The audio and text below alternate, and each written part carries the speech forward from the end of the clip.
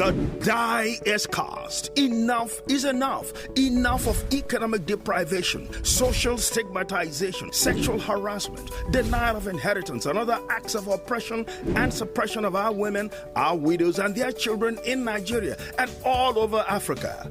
Awla, the African Women Lawyers Association, to the rescue. Awla is poised to fight and defend the rights of women, widows, and their children.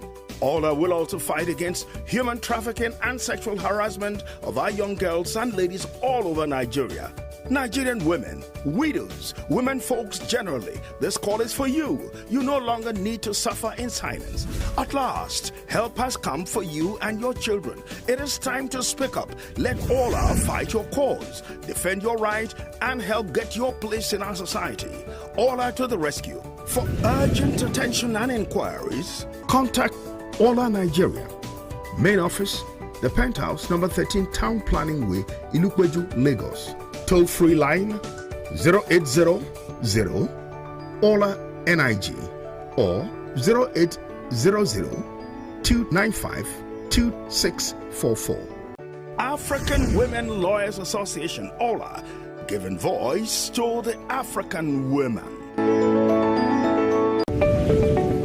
The die is cast. Enough is enough. Enough of economic deprivation, social stigmatization, sexual harassment, denial of inheritance, and other acts of oppression and suppression of our women, our widows, and their children in Nigeria and all over Africa. Awla, the African Women Lawyers Association, to the rescue. Awla is poised to fight and defend the rights of women, widows, and their children. Awla will also fight against human trafficking and sexual harassment of our young girls and ladies all over Nigeria. Nigerian women, widows, women folks generally, this call is for you. You no longer need to suffer in silence. At last, help has come for you and your children. It is time to speak up. Let Awla fight your cause, defend your right, and help get your place in our society. Awla to the rescue. For urgent attention and inquiries, contact Awla Nigeria. Main office, the Penthouse, number 13, Town Planning Way, Ilukweju, Lagos. Toll-free line 0800 Awla NIG or 0800 295 2644. African Women Lawyers Association, Awla, giving voice to the African women. The die is cast. Enough is enough. Enough of economic deprivation, social stigmatization, sexual harassment, denial of inheritance, and other acts of oppression and suppression of our women, our widows, and their children in Nigeria and all over Africa. Awla, the African Women Lawyers Association, to the rescue. Awla is poised to fight and defend the rights of women, widows, and their children. Awla will also fight against human trafficking and sexual harassment of our young girls and ladies all over Nigeria. Nigerian women, widows, women folks generally, this call is for you. You no longer need to suffer in silence. At last, help has come for you and your children. It is time to speak up. Let Awla fight your cause, defend your right, and help get your place in our society. Awla to the rescue. For urgent attention and inquiries, contact Awla Nigeria. Main office, the Penthouse, number 13, Town Planning Way, Ilukweju, Lagos. Toll-free line 0800 Awla NIG or 0800 295 2644. African Women Lawyers Association, Awla, giving voice to the African women. The die is cast. Enough is enough. Enough of economic deprivation, social stigmatization, sexual harassment, denial of inheritance, and other acts of oppression and suppression of our women, our widows, and their children in Nigeria and all over Africa. Awla, the African Women Lawyers Association, to the rescue. Awla is poised to fight and defend the rights of women, widows, and their children. Awla will also fight against human trafficking and sexual harassment of our young girls and ladies all over Nigeria. Nigerian women, widows, women folks generally, this call is for you. You no longer need to suffer in silence. At last, help has come for you and your children. It is time to speak up. Let Awla fight your cause, defend your right, and help get your place in our society. Awla to the rescue. For urgent attention and inquiries, contact Awla Nigeria. Main office, the Penthouse, number 13, Town Planning Way, Ilukweju, Lagos. Toll-free line 0800 Awla NIG or 0800 295 2644. African Women Lawyers Association, Awla, giving voice to the African women. The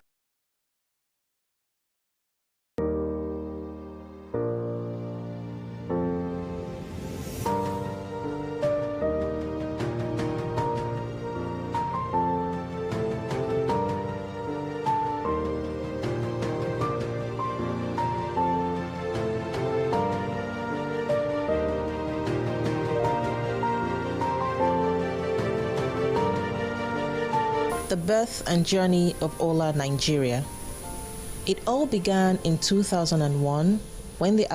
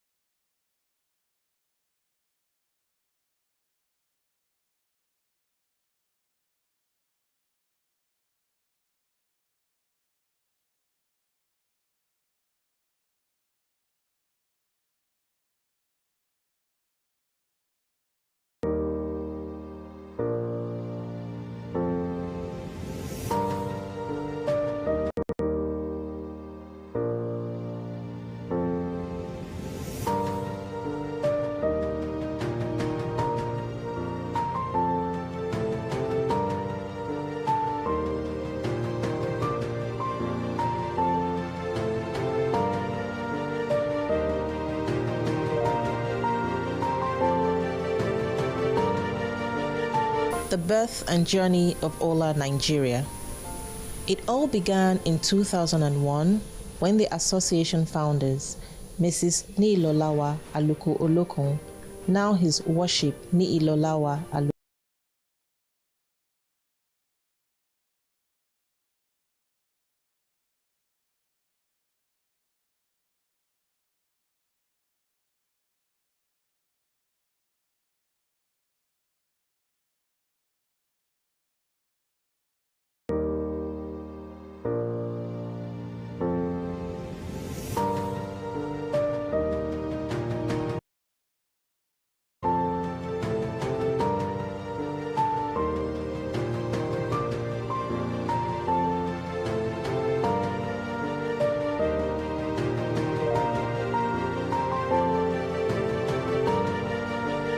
The birth and journey of Awla Nigeria.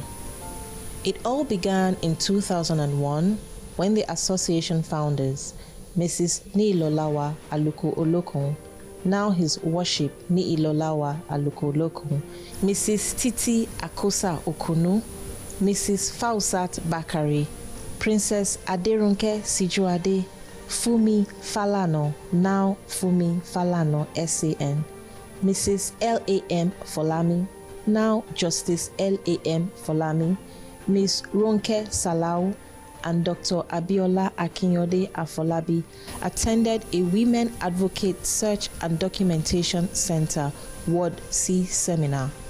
They were driven by the strong push for affirmative action to address gender inequality, bias, and other forms of discrimination against women and children in Nigeria and Africa. It's a non-partisan, non-sectarian not-for-profit professional organization, mainly for the purpose of enhancing, promoting, and preserving the rights and interests of men and children in Africa and Nigeria in particular. Our aims are for enhancing, for disseminating the problems of women in Nigeria. Before now, we had a lot of abuses against women, against children in areas, particularly the girl child, against their education, against their literacy, against their upbringing, and against everything enhanced that makes a woman in Africa.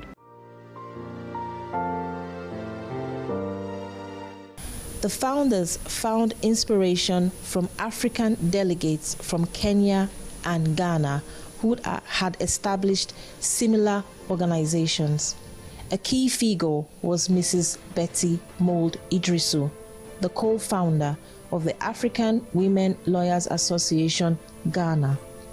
The founders of Awla, Nigeria, then convened for their first meeting in Ward C conference room, generously provided by one of the association founders and executive director of Ward C, Dr. Abiola Akinyode Afolabi.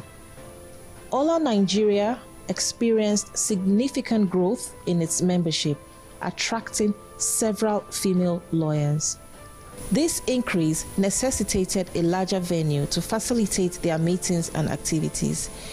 Mrs. L.A.M. Folami, now Justice L.A.M. Folami, the first president of Awla, Nigeria, who served from 2003 to 2005, played a pivotal role in securing a meeting space for their association in Magistrate Courtroom Number 2.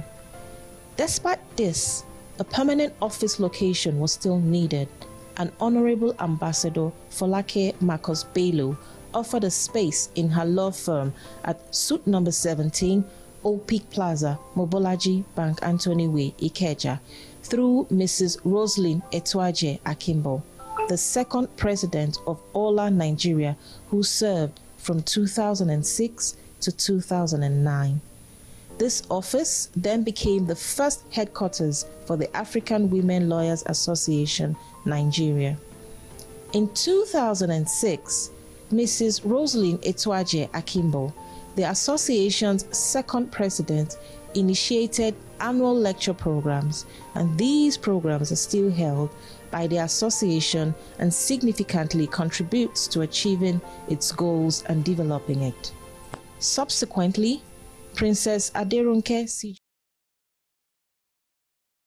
It's great to see all the wonderful and beautiful faces once again. It's nice to be here.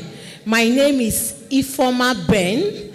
I'll be one of the compare for this great Awla Parley, and with me is... My name is Olua Kemi Oyewo, and it's a beautiful morning in the beautiful city of Enugu. You're all welcome this morning. And if I may ask, how many of us have had okwa since we came to Enugu? I have. I had very beautiful one. And very so sweet. Sweeter than the ones you have in Lagos. I've only taken a bacha, so I'm looking forward to having an okwa this evening. Well, welcome. And if we may ask, can we begin to take our seat? We want to kickstart the event right away. So if you're standing and it's not because you're taking a picture, if you're networking, you can sit right next to the pretty person you're networking with. And we would like to kickstart immediately. I would like one of the facility managers to please come up. Would like to do a bit of housekeeping to know where the convenience is or are, so that if we need same, we can have access to them. If you also look, just turn around and look behind. There is Noble Life. They offer medical services. So if you want to check your BMI, your weight, your height, I'm sure if you quietly walk up to them, they will be able to help you in doing same. Well, welcome. Thank you, Kemi. And before we start, so please, let's just have our seat. We'll take the national anthem as soon as we've been able to establish the necessary protocol. But just to appreciate and recognize every one of us in the room, of course, we have our chief host, who is our president, sitting very pretty in the room. So because she's the host, we'll recognize her subsequently.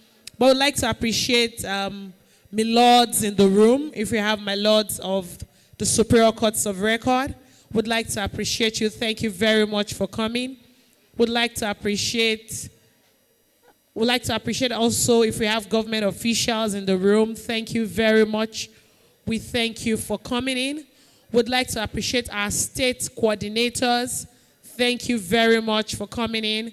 Would like to appreciate our regional coordinators. Thank you very much. The national executive, of course. You are the engine room behind this very beautiful event we're seeing today. So we appreciate you and we welcome you. Thank you very much. And like someone said a couple of days ago, the most important office in any organization is the office of the member. So to every member of Awla present, would like to appreciate you. Thank you very much. And if you do not mind, I'd like us to give a round of applause for the chairman of this Parley. A round of applause, please. Thank you very much. The chairperson of the Parley committee is Mrs. Bibi and Oloba. We recognize you. Thank you very much. Thank you for always putting this beautiful event together. A round of applause for the Parley chair. For our national executives in the room, would like to also appreciate you, our vice president, the general secretary, the assistant general secretary, the financial secretary, the treasurer, the public relations officer, the welfare officer 1 and welfare officer 2. We thank you for the great and awesome work you are doing.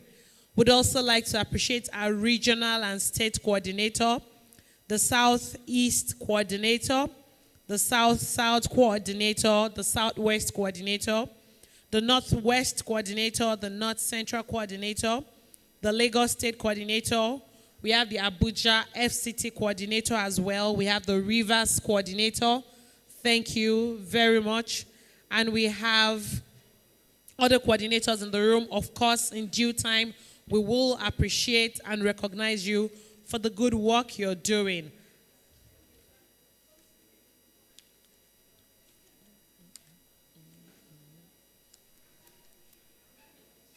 And while we're appreciating the coordinators, our keynote speaker walked in, Mr. Frank Nweke II. A round of applause for him, please. These are the true E for she's. Thank you very much, sir, for coming in. We appreciate you. Thank you for giving us your time and coming into the room this morning. And we're set to have an interesting time this morning. We're also expecting our Excellency to come into the room anytime from now. Our Excellency Nkechire Hioma Mba, the First Lady of Enugu State, who also doubles as the mother of the day. We're expecting her anytime from now. Thank you very much. I believe that we already have the chairperson of the event in the room, Professor Joy Ada Oyeso. Thank you very much for coming, ma. We appreciate you. Thank you very much. As we proceed this morning, we'll of course take our time to appreciate our distinguished guests in the room. Thank you very much. thank you, Kemi. So to also join my voice to recognize the LOC, you can attest that the place is very beautiful. They've done marvelously well. Thank you. A round of applause for our local organizing committee, Awla Enugu. Thank you for this wonderful event center and for all you have done. So we want to recognize our members and distinguished guests who have also distinguished themselves in the legal profession. We have here in our midst officers in the Temple of Justice, in a very special way, members of the bench, and we have the honor to recognize His Worship Uche Jido for a round of applause for His worship. We also recognize His Worship Ijoma Abo. A round of applause, a round of applause. It's not easy to attain that rank. We also have the honor and privilege to recognize His Worship Christy Ejabasi. A round of applause, please. A round of applause for all the magistrates in the house. And for all others who are on their way coming, we have a long list here.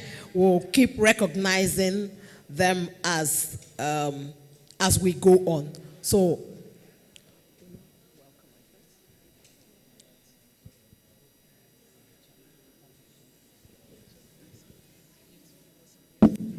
DJ, just give us some background music while we sort out some protocols.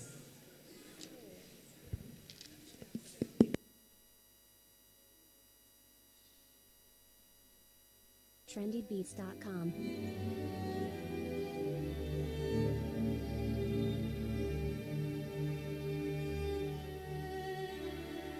I have gone through many problems. I've been hurt so many times through sickness and afflictions, and I felt all hope was lost. Then I look up to the heavens, and I hear a tender voice. I'm the God of time and mysteries, but you may not understand. God of wonder, God of signs, God of miracles, you are the great I am.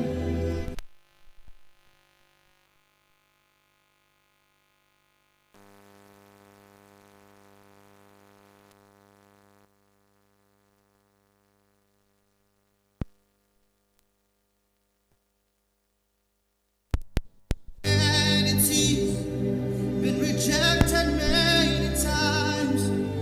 My weakness and my scars seem to get the best of me.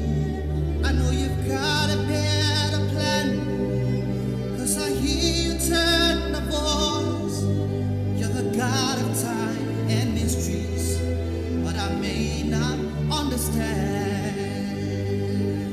Oh, God of wonders, God of signs, God of miracles, you are the great I am. King of all the earth, we worship and we bow to you. You are God, and forever you will be.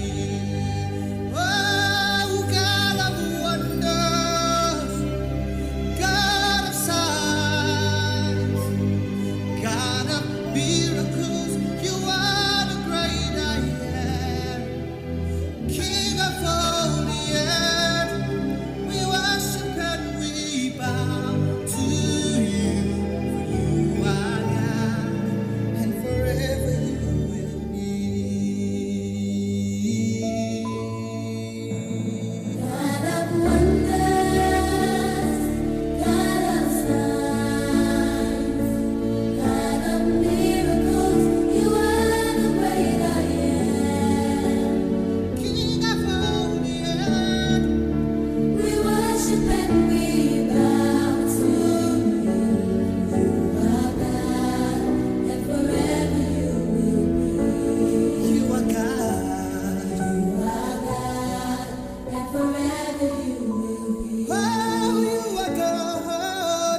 are God, and forever you will be.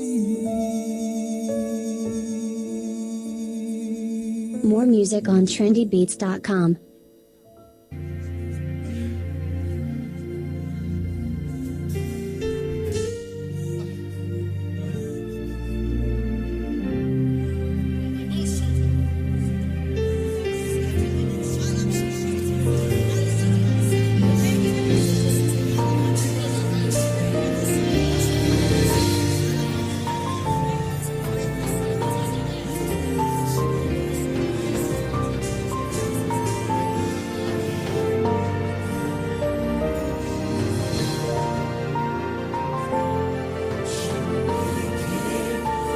birth and journey of Awla, Nigeria.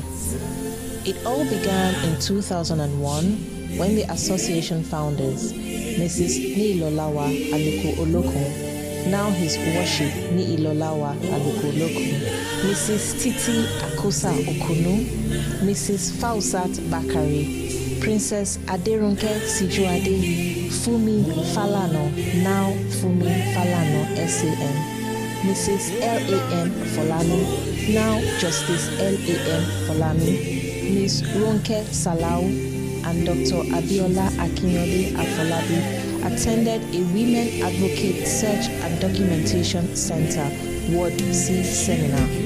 They were driven by the strong push for affirmative action to address gender inequality, I'd also like to recognize the presence and other forms of discrimination against women and children in Nigeria and Africa. A judge of the High Court of Ogun State. My Lord, we apologize very deeply and truly, and we do hope that my Lord will not make an order against myself or Ifoma this morning. We're actually working with the information we've been given. We apologize very deeply and truly, my Lord. We'd also like to recognize the past Parley chairperson, Mrs. Margaret Nwagbo. The past Parley chairperson, Mrs. Margaret Nwagbo. All right, so please, we'll do something very quickly. We're going to kickstart the event right away while we expect the presence of Her Excellency, the wife of the Executive Governor of Enugu State. If you're like me and this is your first time in Enugu, you'll agree with me that Enugu has been it's like truly a city of hospitality. I've had beautiful moments and beautiful time here, and I can see that both the people and the government are very generous. So while we await the presence of Her Excellency, we will take a couple of the itemized program. So if you will turn and flip your program, and in case if you're wondering where your program is in the brochure you have been given. Of course, Awla Nigeria does things at international standards, so you can see how very beautiful and colorful our program is. So if you do not mind, just flip to the last page on the program. It gives you a sense, in the inner back cover, it gives you a sense of the order of program for this morning. Thank you very much. So,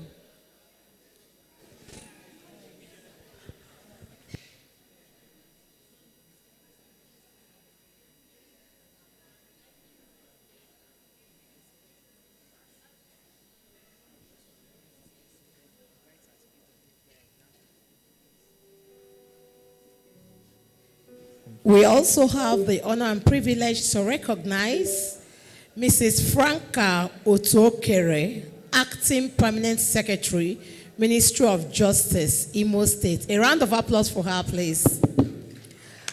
We'll now invite the Vice President of Awla Nigeria, Mrs. Felicitas Nwobi, to lead us in an opening prayer as we begin. A round of applause for Madam Vice President, please. Madam Vice President, oh please, let's clap for her. It's not easy to be Awla Nigeria Vice President. Good morning, everyone. Please can we be on our feet as we glorify God this morning? Let's be on our feet as we worship the King of Kings and the Lord of Lords. Let's be on our feet as we worship the God that has made it possible for us to be here. And so let us pray in Jesus' name. Heavenly Father, we appreciate you. We thank you for yet another Parley. Father, you have run this program for us in years past. And today you have done it again. We return our thanks to you, Lord, in Jesus' name. We appreciate you, Father, because we are alive even to do this. Father, it is not of him that willeth, nor of him that runneth, but of God that shows mercy. It's by your mercy we are here today. Lord, we give you thanks. We give you honor. We give you glory. We give you praise in the name of Jesus. For how far you have led us. You have been our Ebenezer. You have been our helper, oh God. For this we are grateful. We say thank you, merciful Father, in the name of Jesus. We thank you, glorious Redeemer, in the name of Jesus. Father, we thank you for everything we're going to do today. You are going to run the program for us in Jesus' name. We say, King of Glory, take over as the chairman of all chairmen, even of this program, in the mighty name of Jesus. We ask, oh God, that those who are yet to come, bring them here safely in the glorious name of Jesus. Thank you, Father, as we declare this 2025 Parley open in the name of God the Father, the name of God the Son, and in the name of God the Holy Spirit. Praise the Lord, somebody.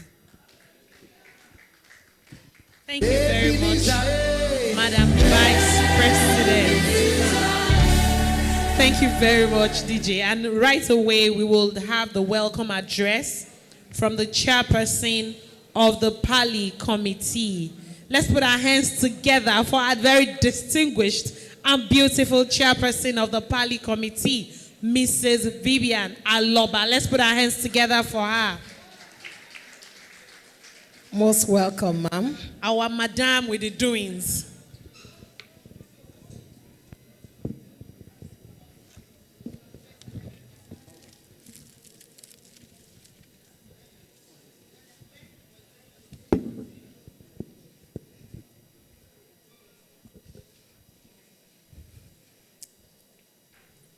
I would like to thank my able compere, Awla Ifeoma Ben, the CEO of Law House, and Awla Kemi Oyewo, she's our Kanu coordinator, and the CEO of Oyewo and Co.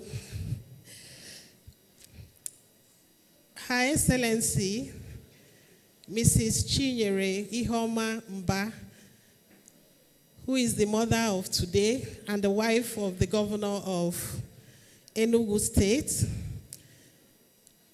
I would also like to acknowledge the presence of our very beautiful chairman of this occasion, Professor Adwa Joy Oyeso. You're welcome, ma. Our esteemed cerebral speaker, Mr. Frank Nweke Jr. You're welcome, sir. We are happy to have you here. I would also like to welcome and acknowledge the presence of Dr. Chidiebere Ojukwu. She's one of our guest speakers. I would also like to acknowledge the presence of other guest speakers and panelists that we are going to have today, to listen today. And our milords, I want to welcome each and every one. Our milord from Ogun State, Mrs. Jumoke. I can't remember the surname, pardon me, ma, you are welcome. My immediate past Parley chairperson, Mrs. Margaret Nwabo, you are welcome, ma'am. I also like to welcome and acknowledge the presence of our president, Awla Caroline Iwarinefe. Let us clap for our president. The National ESCOs, I would also like to acknowledge and say a very big thank you to the National Planning Committee members. Please, can you wave, stand up, let's recognize you. You've done a very good job. I want to thank you for your tenacity, for your diligence, for your commitment towards the association and by extension towards humanity. Let me acknowledge my very beautiful esteemed sister, Awla Chigozie Udemezwe. Thank you very much for your unwavering commitment. You are a woman of honor. For everything, the Lord will bless you. I would like to also show my gratitude to His Worship, Ifeoma Nwabara. Thank you very much for all your efforts. Thank you so much. She's our Enugu Chair Coordinator. I would also like to thank all our Southeast coordinators. Thank you for your commitment, for your show of love. Let me start by thanking the Anambra State Coordinator, Awla Namaka Ezono. Thank you so much. The Imo State Coordinator, Awla Chinyere Ike Ohebunem. Thank you very much.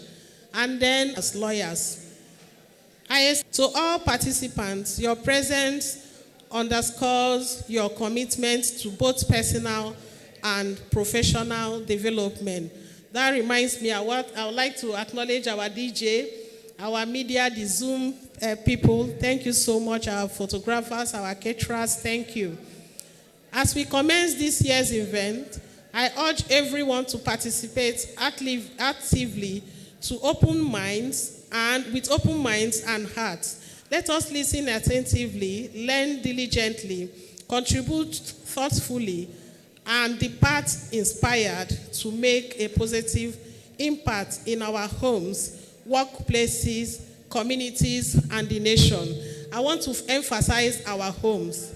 You know, the family is the production factory of every society.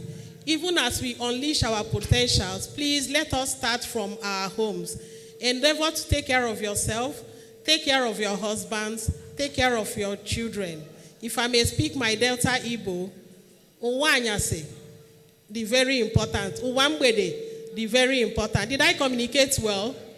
So please, if you look at my article on page 24, you will see what I wrote about the family. As we go out there to unleash our potentials, let us start from our homes. Thank you very much. Let us start now.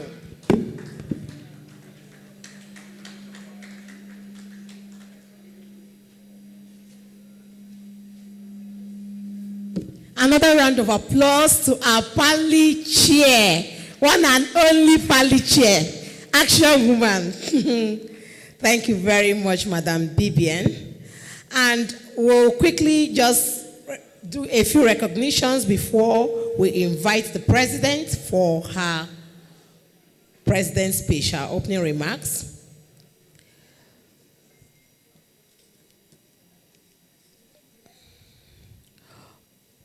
We have our guest speaker, I think we have also recognized her, Dr. Chidebele Petrolina Ojukwu, and we also lead her to the high table. Thank you very much, ma'am. Thank you for honoring us. We've recognized before the coordinators, and in a very special way, recognize once again Mrs. Gozie Udemezwe, the Southeast Coordinator, Awla, Nigeria. Thank you very much, ma'am, for all you do for Awla. We also recognize the presence of Nze Amobi Ede, the CEO of Amoben Group.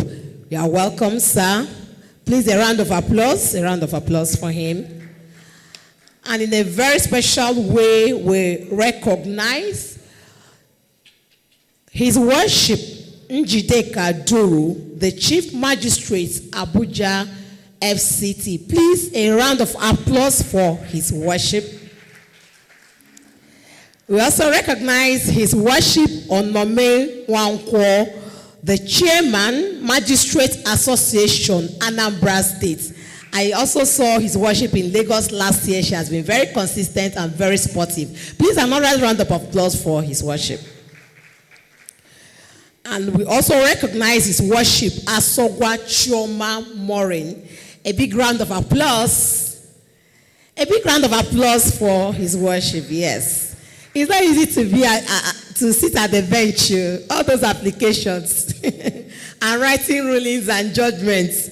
So it's a great work they are doing. We appreciate them.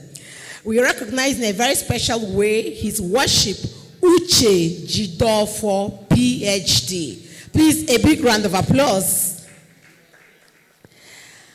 In a very special way, we also recognize His Worship Chigo Nnadi. A big round of applause. A big round of applause. So we'll keep the recognitions coming as we go. And we now invite the Awla Nigeria president, our Presido par excellence, to come and give her. And while we're waiting for our president to come in and give us our welcome speech, we have very distinguished personality in our midst.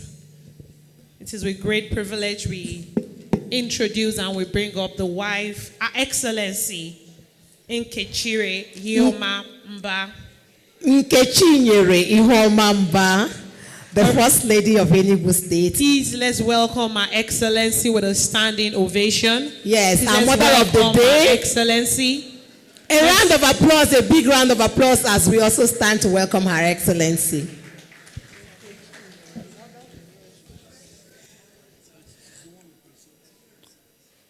Okay, yes, I've just been corrected.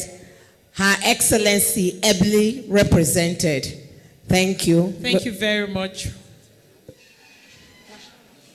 May we now have the national anthem? Let's rise, please.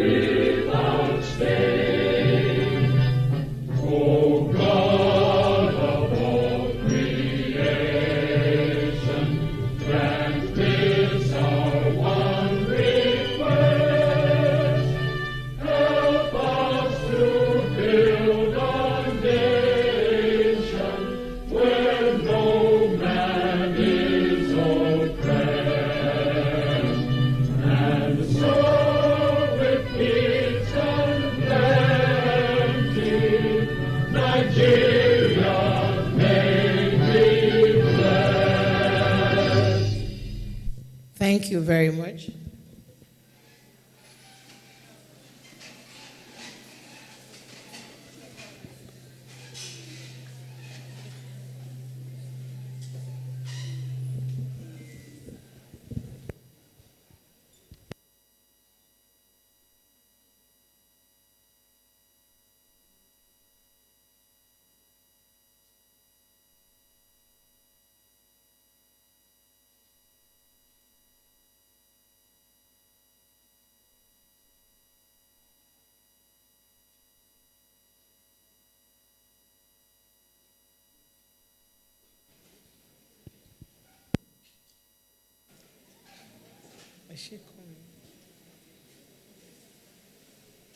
And before the national anthem, we had invited our president, a very distinguished president, very able and capable, very energetic, the type they will call small but very mighty, our president with great doings. I'd like us to warmly welcome the president of Awla, Nigeria, Mrs. Caroline, as she comes forward for our welcome speech. A round of applause, please. A round of applause for our own Madam President. Thank you.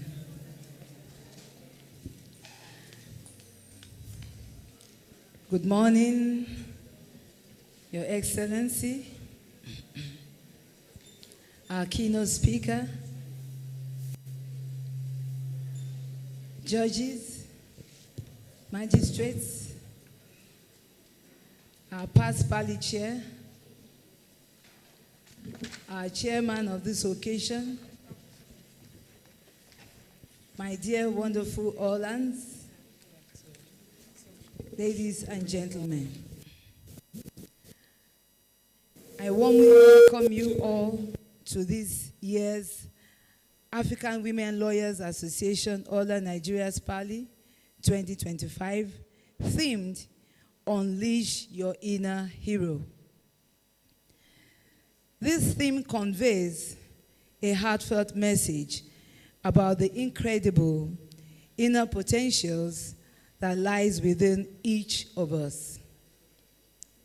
Throughout our life's journey, many of us may overlook this inner hero or seed of greatness that life has kindly placed within us. Sometimes, in the busyness of daily life, only a few recognize this precious gift early enough for growth and fulfillment. This highlights the vital importance of the theme of our 2025 Parley.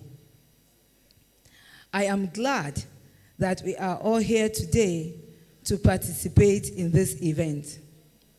And I sincerely hope that by the end of this Parley, we will share a unified and compassionate understanding of the core mission and guiding principles of Awla Nigeria, which will help us achieve it together as one caring community.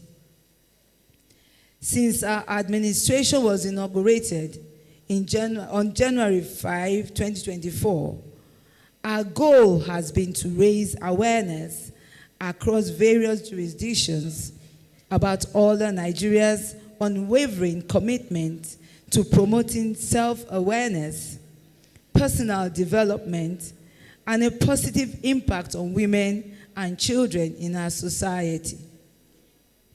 To achieve this vision, we began establishing branches of our association with care and dedication. I am proud to share that we have gradually expanded into the north.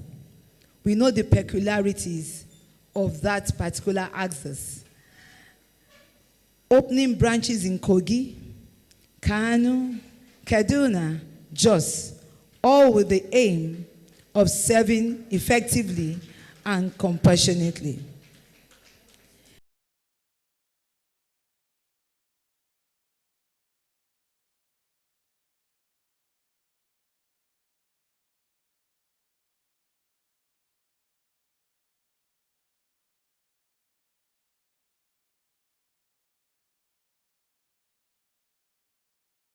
Continually working to nurture and improve them with kindness and integrity.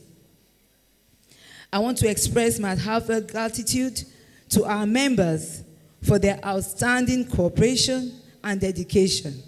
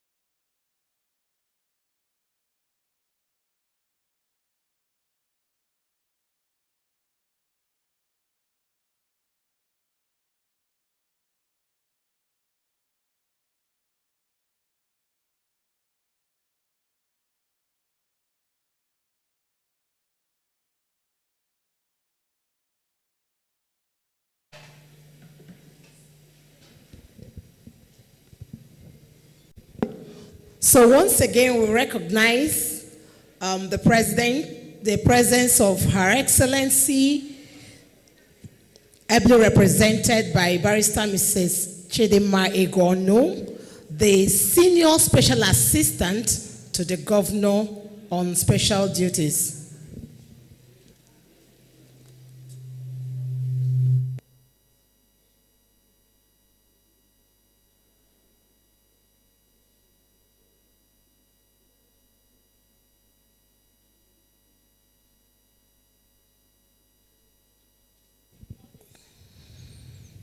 So we now have the introduction of the Mother of the Day. We have done that already. So I will introduce the chairperson, Professor Joy Ada Onyeso. And we have recognized that before, but I'll call her up shortly for her speech.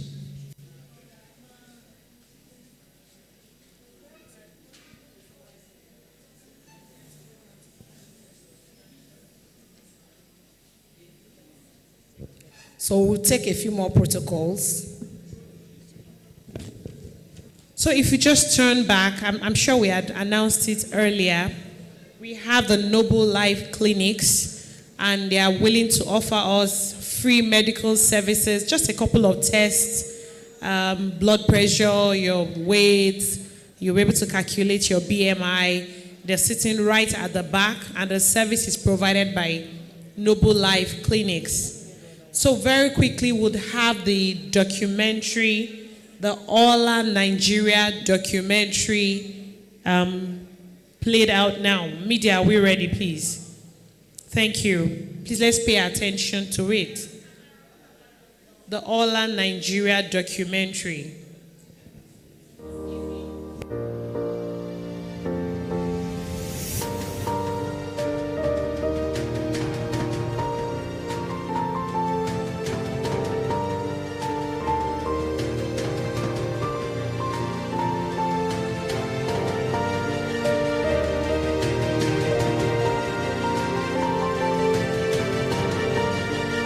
The birth and journey of Awla, Nigeria. It all began in 2001 when the association founders, Mrs. Niilolawa Aluko Olokun, now His Worship Niilolawa Aluko Olokun, Mrs. Titi Akosa Okunu, Mrs. Fausat Bakari, Princess Aderunke Sijuade, Fumi Falano, now Fumi Falano SAN, Mrs. L.A.M. Folami, now Justice L.A.M. Folami, Ms. Ronke Salau, and Dr. Abiola Akinyode Afolabi attended a Women Advocate Search and Documentation Center Ward C seminar. They were driven by the strong push for affirmative action to address gender inequality, bias, and other forms of discrimination against women and children in Nigeria and Africa. It's a non-partisan, non-sectarian, not-for-profit professional organization, mainly for the purpose of enhancing, promoting, and preserving the rights and interests of men and children in Africa and Nigeria in particular. Our aims for enhancing, for disseminating the problems and of women in Nigeria. Before now, we had a lot of abuses against women, against children in areas, particularly the girl child, against their education, against their literacy, against their upbringing, and against everything enhanced that makes a woman in Africa. The founders found inspiration from African delegates from Kenya and Ghana who had established similar organizations. A key figure was Mrs. Betty Mould Idrisu, the co-founder of the African Women Lawyers Association, Ghana. The founders of Awla, Nigeria, then convened for their first meeting in Ward C conference room, generously provided by one of the association founders and executive director of Ward C, Dr. Abiola Akinyode Afolabi. Awla, Nigeria experienced significant growth in its membership, attracting several female lawyers. This increase necessitated a larger venue to facilitate their meetings and activities. Mrs. L.A.M. Folami, now Justice L.A.M. Folami, the first president of Awla, Nigeria, who served from 2003 to 2005, played a pivotal role in securing a meeting space for the association in Magistrate Courtroom Number 2. Despite this, a permanent office location was still needed, and Honorable Ambassador Folake Marcus Bello offered a space in her law firm at Suite Number 17, Old Peak Plaza, Mobolaji Bank Anthony Way, Ikeja, through Mrs. Roslyn Etuaje Akimbo, the second president of Awla, Nigeria, who served from 2006 to 2009. This office then became the first headquarters for the African Women Lawyers Association, Nigeria. In 2006, Mrs. Roslyn Etuaje Akimbo, the association's second president, initiated annual lecture programs, and these programs are still held by the association and significantly contributes to achieving its goals and developing it. Subsequently, Princess Aderunke Sijuade served as the third president of the association from 2010 to 2013, while Mrs. Nilolawa Aluko served as the fourth president from 2013 to 2016. The association's office was later relocated by the fifth president, Mrs. Amanda Dimeji Asaba, who served from 2016 to 2020. After her tenure, she successfully handed over to Mrs. Efe Etomi, who served as the president of Awla, Nigeria from 2020 to 2023. Thereafter, following a successful election, Mrs. Efe Etomi handed over to the current president of Awla, Nigeria, Mrs. Caroline Iwarunefe.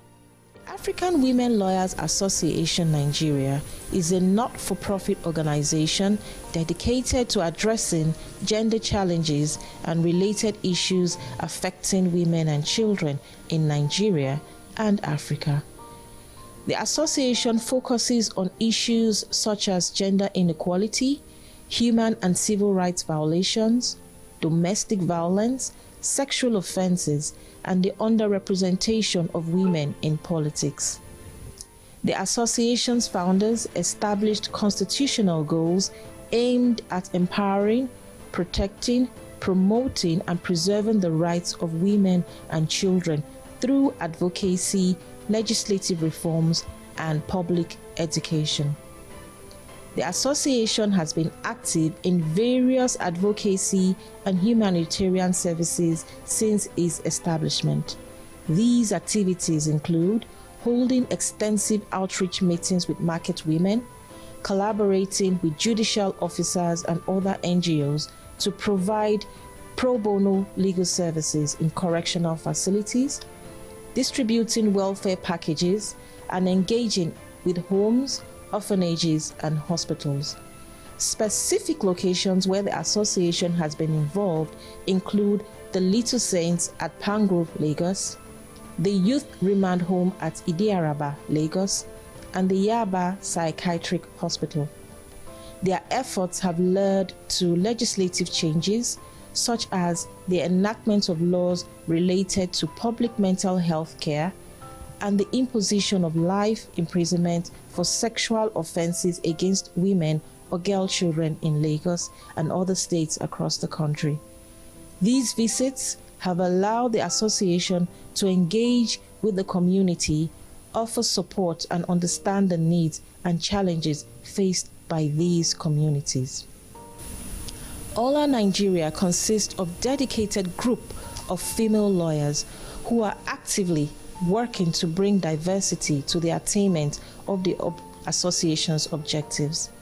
Our future plans involve aspiring to become an exemplary professional NGO.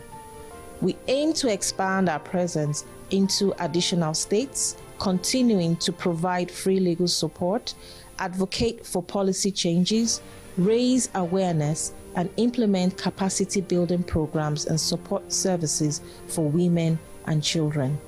Furthermore, the African Women Lawyers Association Nigeria recognizes the pressing need to increase our focus on the unspoken violence and challenges faced by boys in society, encompassing physical, mental, and emotional abuse.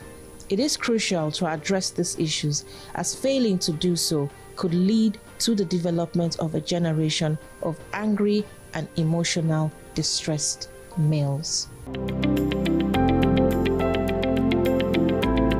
This is a non-partisan body, a non-profit making, and basically to protect, to promote, and to preserve the rights of indigent women and children in our society. The past presidents have been able to do all this over time. And when we came on board, we took it all in its stride and tried to build on what they had started. I must give it to them, and I'm also giving it to the present executives who are doing this at this point in time.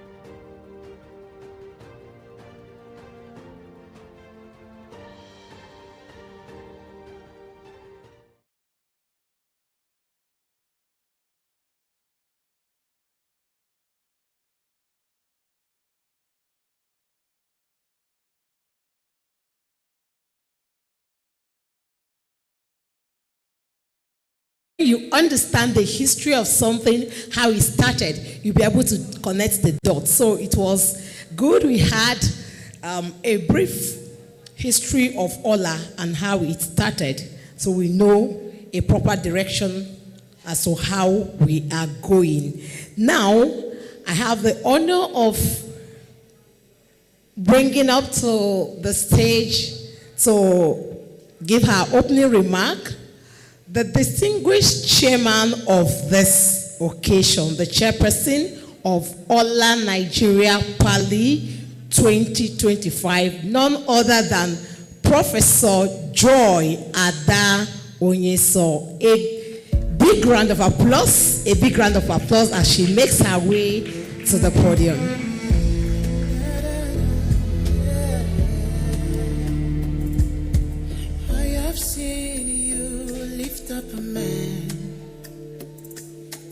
I have seen you turn things around.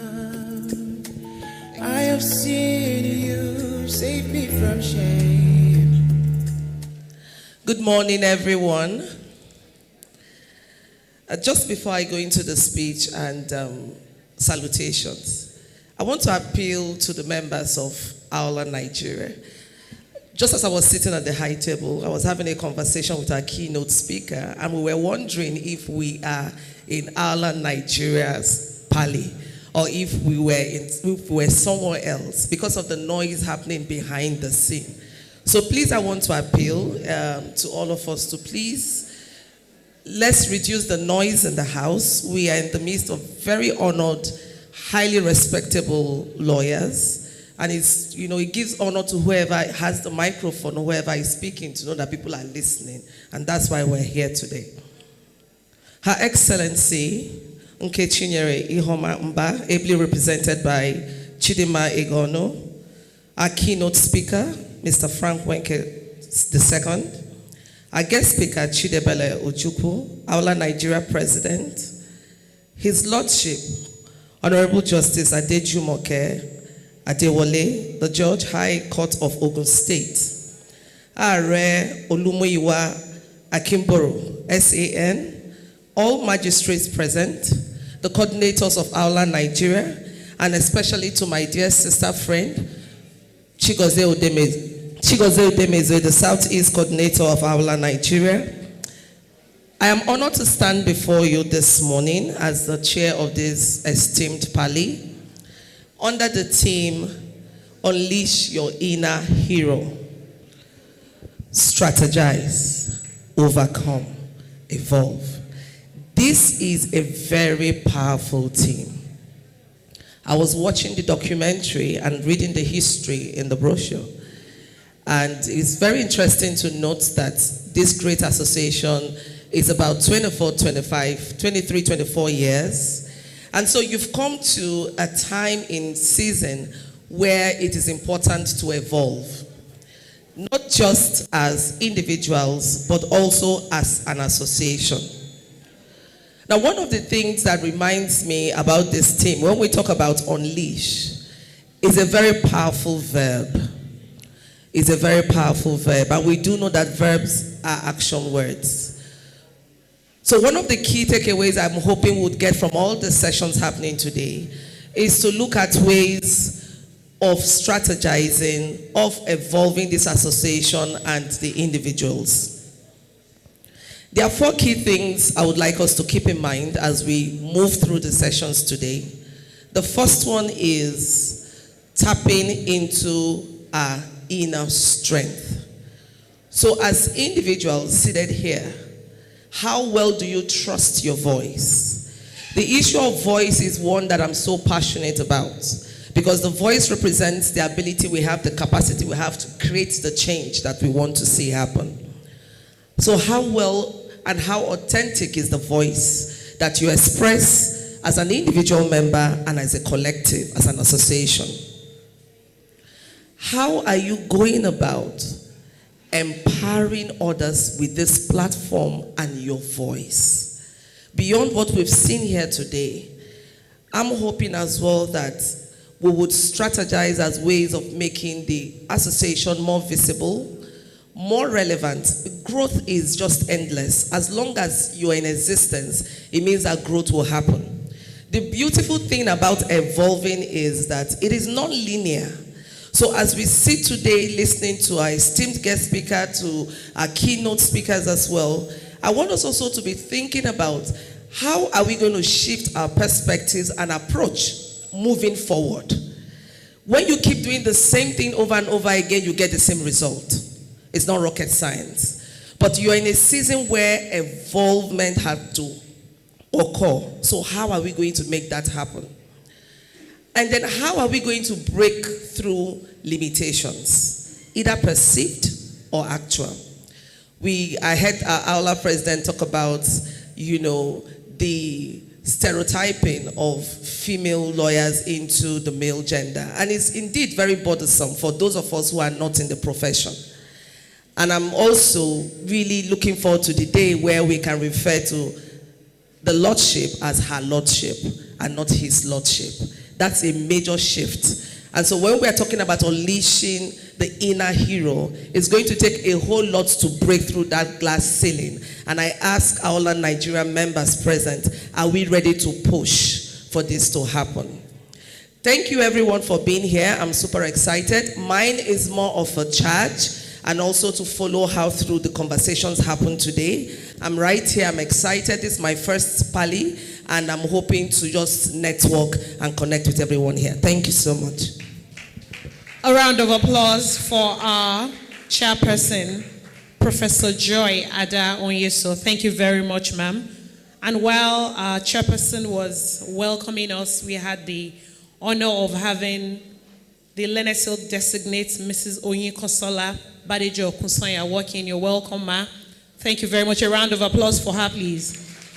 And she's one of the, herself alongside the Leonard Silk, Mr. Akinboro is Are Muiwa Akinboro, SAN, will form the panel eventually. Thank you very much, Leonard Silk. We're indeed honored to have you in our midst this morning. Yes, and also to add that Mr. Akinboro, SAN, is a former former secretary of the MBA, and Mrs. B, heavily known as Mrs. B, is also an SAN designate, and we hope to celebrate her next month. Is it next month? No, September, yes. So a big round of applause for them. It's an honor for them to be in our midst. So before we bring on board our keynote speaker, we'll just take a few recognitions. We have the honor of recognizing Jennifer Ono, MD, Genuine Home, represented by Mrs. Oluchi Ogowa, Manager, Genuine Homes. Please, a round of applause for her. And we have also more magistrates in our midst. In fact, Awla has the honor of always welcoming his worship or her worship. Oh, sorry, they said her worship now. Yes. So we have his worship, Ifoma Odo. Please, a round of applause for her, please. We'll just run through that quickly. His worship, Onyinye Odo. I'm curious, are they sisters? So a round of applause for them. We have his worship, Eze Gertrude. A big round of applause. Yes, we have his worship, Celestine Ada Mba. Another round of applause. We also have his worship, Naji Judith. Another round of applause. And his worship, Onyinye Enechonya. I hope I pronounced that. Enechi Onya. So thank you all, your worship, for being here and for honoring us, Awla Nigeria, with your esteemed presence. We also acknowledge the presence of Dr. Olan Grace Dafiel, the facilitator of sessions. Will be making the proper introductions later. We also have Professor Joy Obunnaya of Abraham University hosting.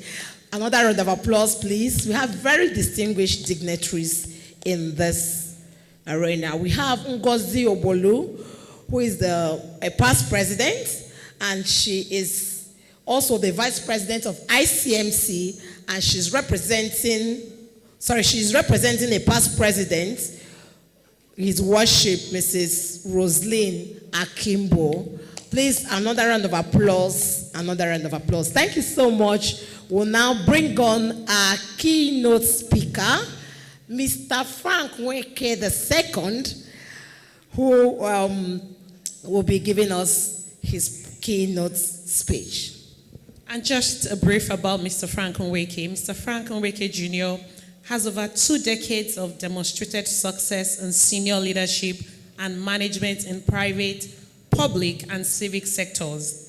He brings extensive expertise and in-depth understanding of development policy and planning and the challenges faced by African countries and emerging markets. He has a proven delivery record in government and business, and is an astute and consummate builder of strategic partnerships across sectors, nations, and regions.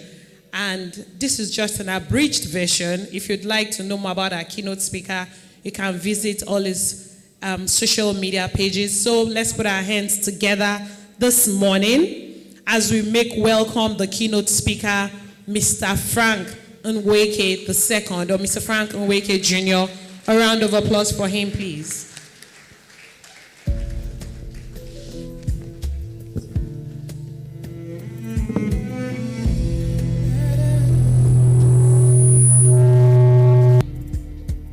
I have seen you lift up a man. I have seen you turn things around. Thank you. Thank you so much. Thank you. Good afternoon. Good afternoon, everyone. Let me start that way. DJ, Are you the one in charge of the sound? Let's not fight, right? The sound has got to be right. If you need to take down the volume, please take it down. But no interferences. Do we agree? Fine man. Do we agree? We'll have a deal? Thank you. The deal is falling apart. But honestly, let's manage the sound, please. Let's manage the sound, please. No interferences, please. Thank you. My dear ladies, it gives me great pleasure to have the opportunity to address you. And I do know that a couple of people have spoken before me. And an order of precedence has been established. We say order of protocol, order of precedence has been established. So I'm just going to be very, very light on the matter of protocol. But I will acknowledge most respectfully Her Excellency, the wife of the governor of Enugu State, Mrs. Kechi Remba, represented by Barrister Chidima. You're welcome, ma'am. Thank you so much. Let me also recognize our esteemed chair, Professor Onyeso. Thank you so much. And of course, the very senior members of the bar and the very eminent jurists that are in the house. I'm going to rebel. I'm not going to address any of you as his worship because you are not men. I had a small chat with Madam President of Awla, and I asked her, what is the practice in other jurisdictions?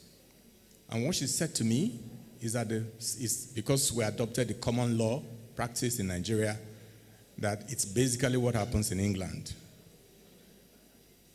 I also hope that our ladies would please be quiet.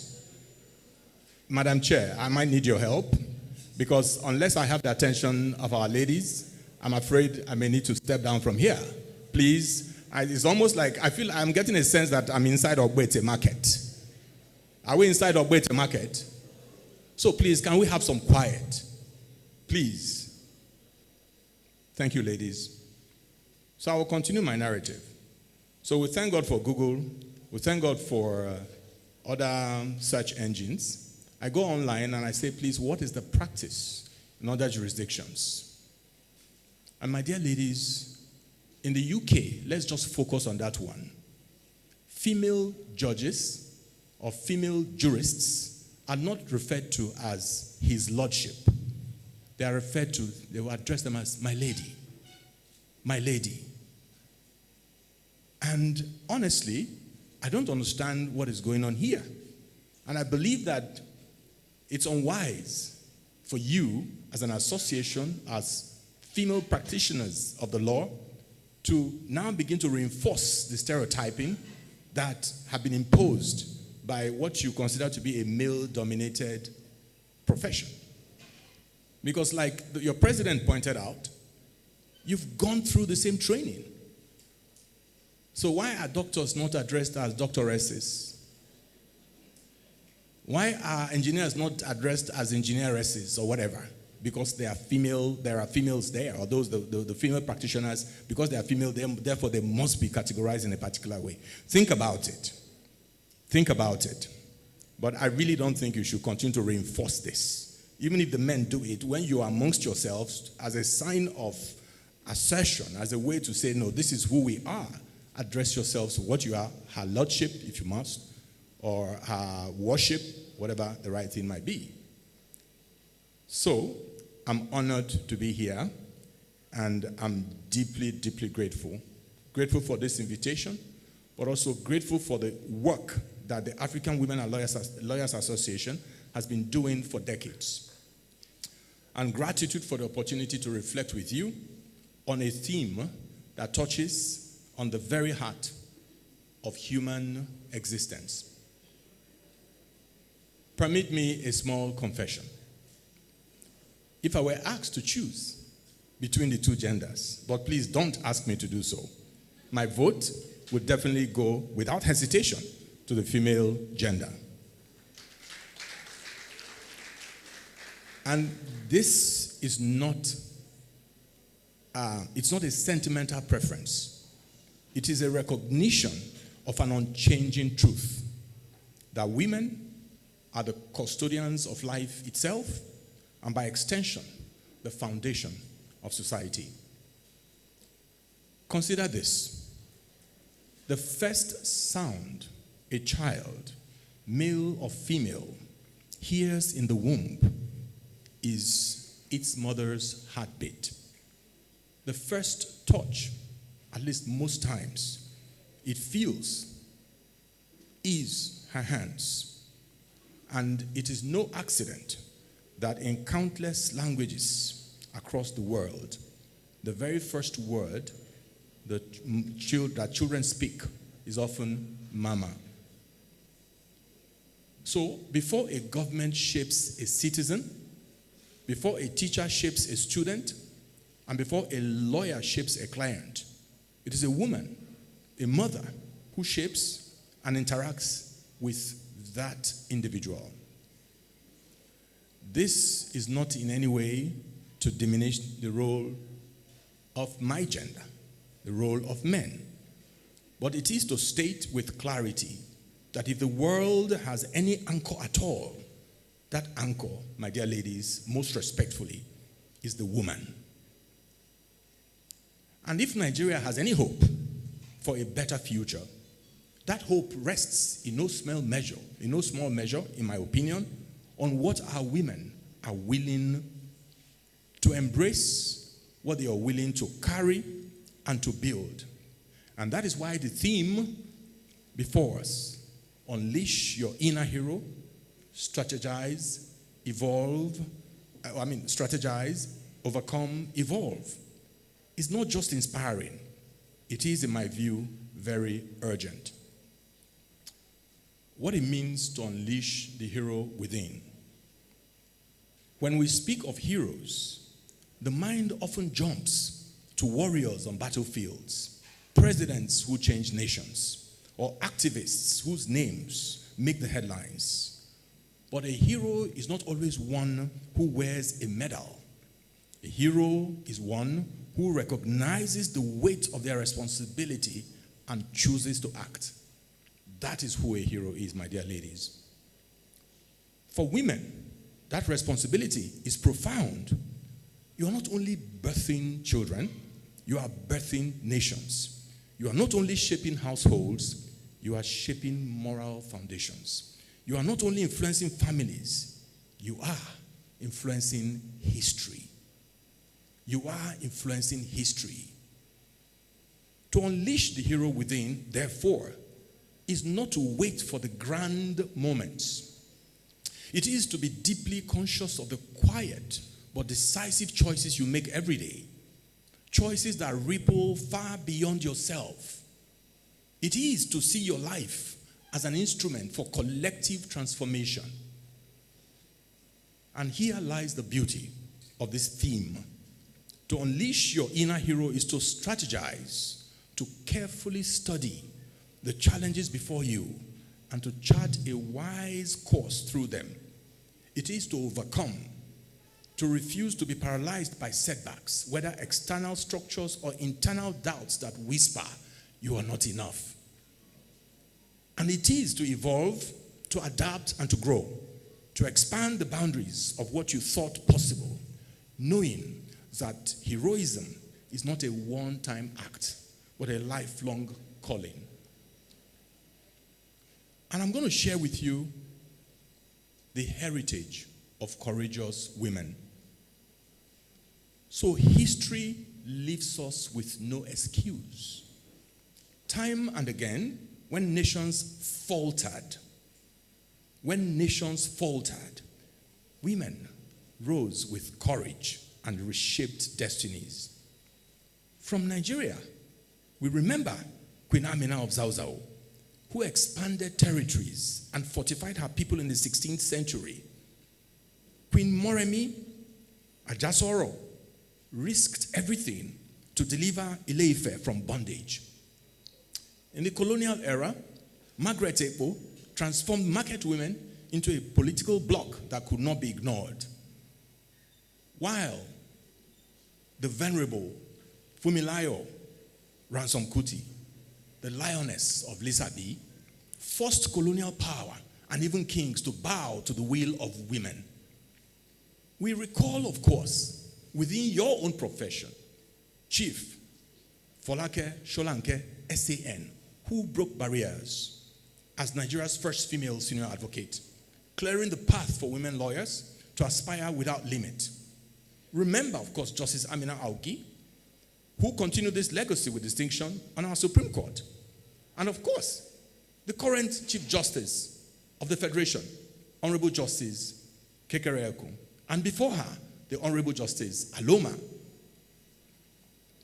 Across Africa, the same thread of conviction runs deep. The Agodje of Dahomey stood as an all-female army feared across West Africa. And in South Africa, Albertina Susulu led the 1956 Women's March of 20,000 women, declaring to apartheid, you strike a woman, you strike a rock. In our legal profession, we celebrate Biens Gawanas of Namibia, who served as African Union Commissioner and later as United Nations Under-Secretary. We celebrate Fatau Besauda of Gambia, former Chief Prosecutor of the International Criminal Court. Unity Dao of Botswana, the first woman High Court judge in her nation. And Yvonne Magoro of South Africa, whose constitutional court judgments advance human rights across the continent. Around the women, my dear ladies, women also carried the same flame. Harriet Tubman risked her life to guide enslaved people to freedom. Rosa Parks ignited the civil rights movement by refusing to surrender her seat. Sojourner Truth demanded recognition of black women's humanity. In Britain, Emmeline Pankhurst and the suffragettes endured prison until the ballot was won. And let us not think this is only history. In our own lifetime, we have seen women break boundaries that once seemed immovable. Gambo Sawaba, Nigeria's most jailed woman, that's the way she was described, as I prepared this paper, demanded education and political rights in northern Nigeria when it was dangerous to do so. The Honorable Justice Aloma Mukhtar became the first female Chief Justice of Nigeria, and the current Chief Justice of Nigeria, the Honorable Justice Kekereekun, now carries the torch as our current one. On the global stage, of course, Amina Mohammed serves as Deputy Secretary General of the United Nations. Ngozi Okonjo-Iweala leads the World Trade Organization. Obiye Ezekwesili stood as Vice President for Africa at the World Bank and remains one of the continent's fiercest voices for democracy and education. Beyond Africa, my dear ladies, Hillary Clinton broke precedent as the first female flag bearer of a major political party in the United States.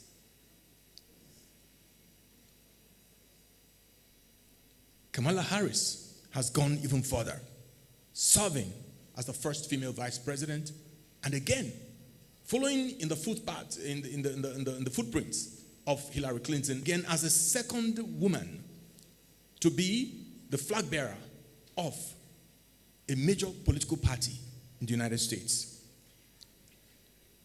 So, the question is not whether women can lead, whether they can fight or transform societies. History and even our present experiences has already answered this question with a resounding clarity. The real question is whether the women of today, here in this hall and across Nigeria and across Africa, will take the same mantle with the same resolve for the battles of our own time. That is the real question. And I'm going to speak to this question of today.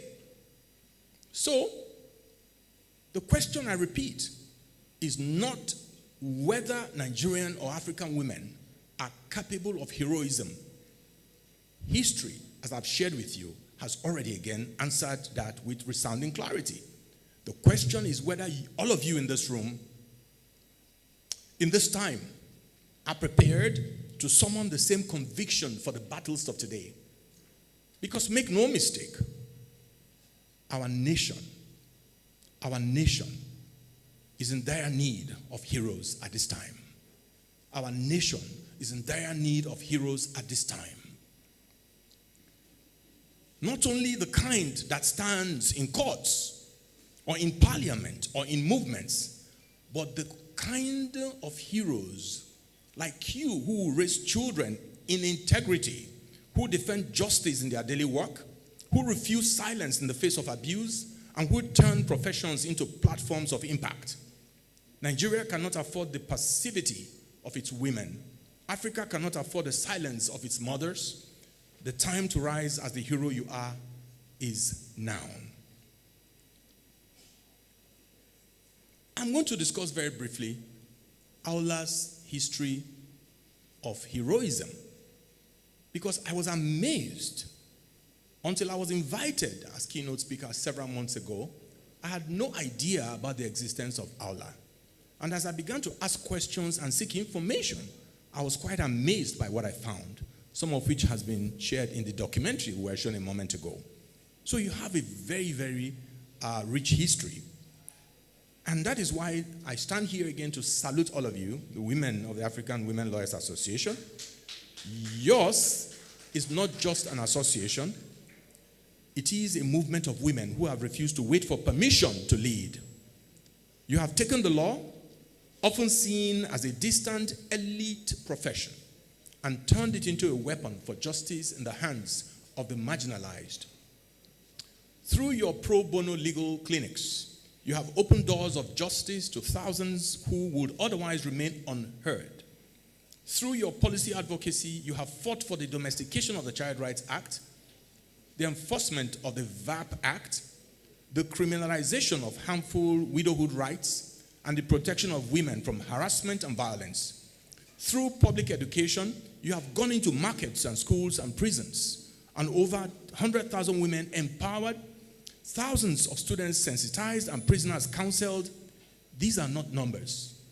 These are lives you have touched, destinies that you have altered just because you showed up.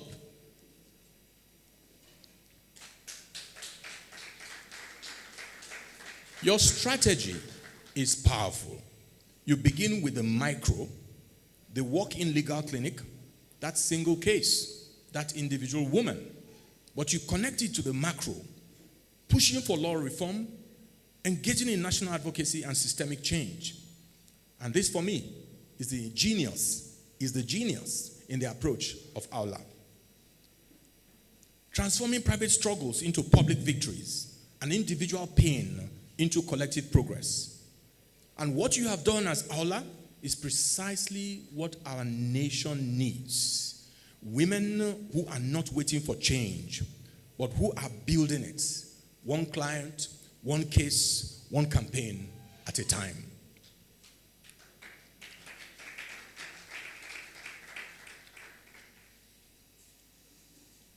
I am chairman of Kunye Foundation. And I will ask your indulgence to just share briefly from what we are doing at the foundation, which I have the privilege to lead. Our focus at the foundation is on women and families in Nigeria's urban slums, places often overlooked by policy and society. And there, I have seen heroism in its rawest form. Mothers who wake up before dawn to fetch water, trade in markets, and ensure their children attend school. Mothers who face deprivation daily and yet carry a dignity and resilience that humbles me every time. At Kunye Foundation, we provide skills, resources, and networks to these mothers, not out of charity, but out of conviction. Because when a mother learns to read, she becomes the teacher of her children. When she gains economic resilience, she uplifts her family. And when she's empowered, her entire community changes. And again, it is women who stand at the center of transformation. If the family is the first school of values, then the woman is the first teacher. And if nations are built on values, then women, all of you seated here, you're already nation builders.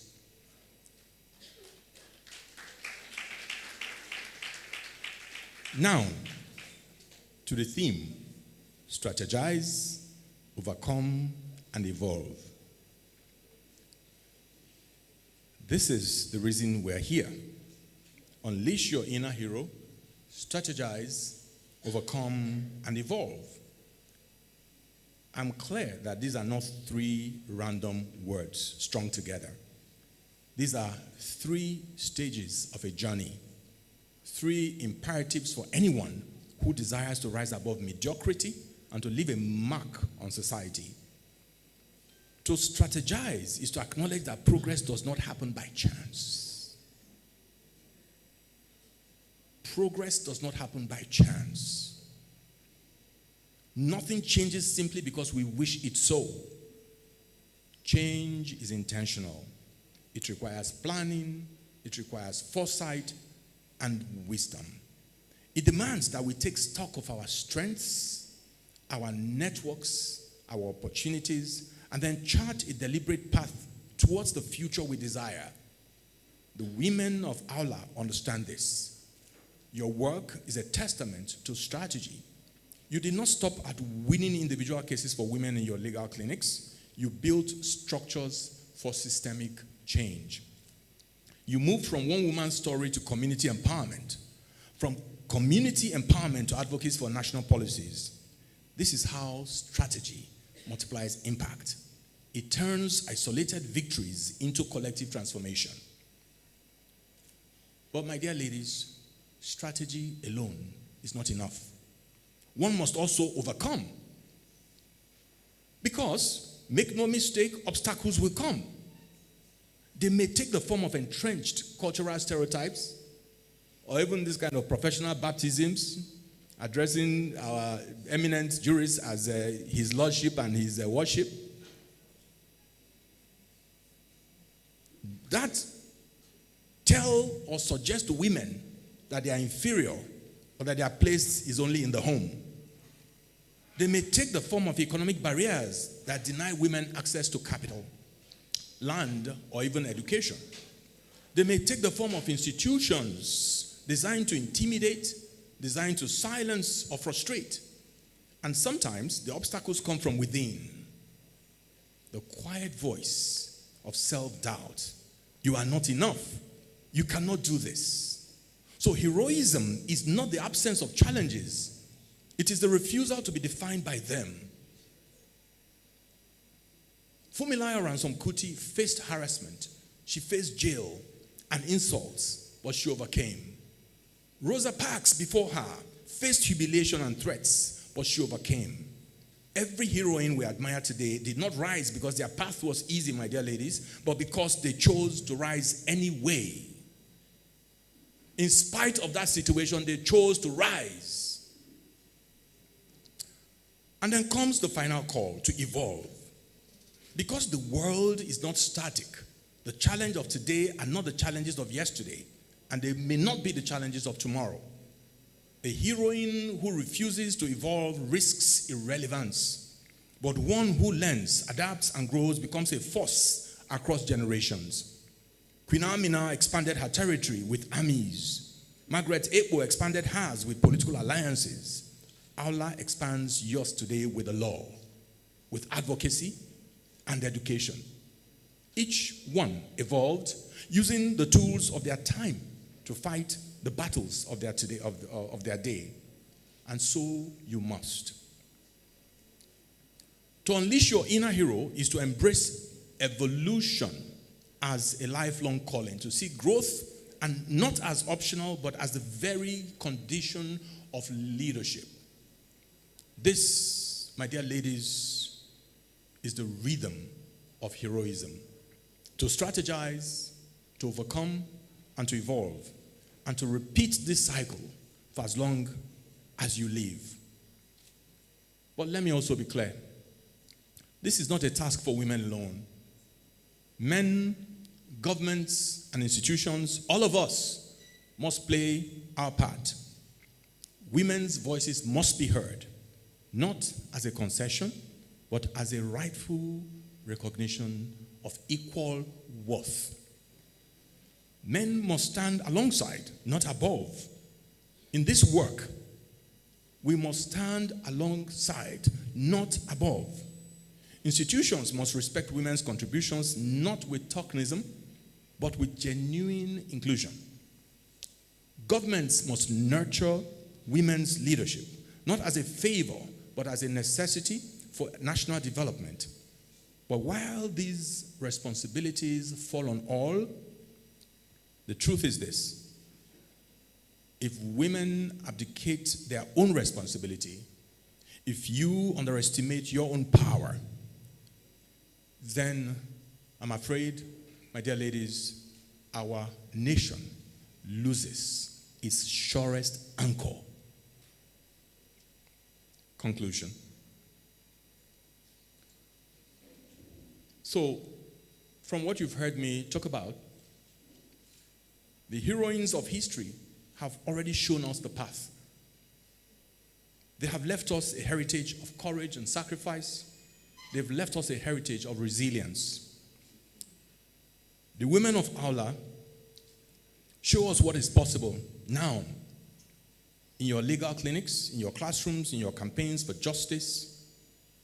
And the Kunie Foundation, in its work with mothers and families, remind us that even in the most deprived communities, heroism is alive. It is well. If you've never gone to any urban slum, I beg you in the name of God, go and see what humans in the 21st century, what children in the 21st century have to contend with. The only offense is that they were born, they are alive. It's a very sobering experience. The only question left as I conclude is, will you rise, my dear ladies? Will you rise? Will you rise?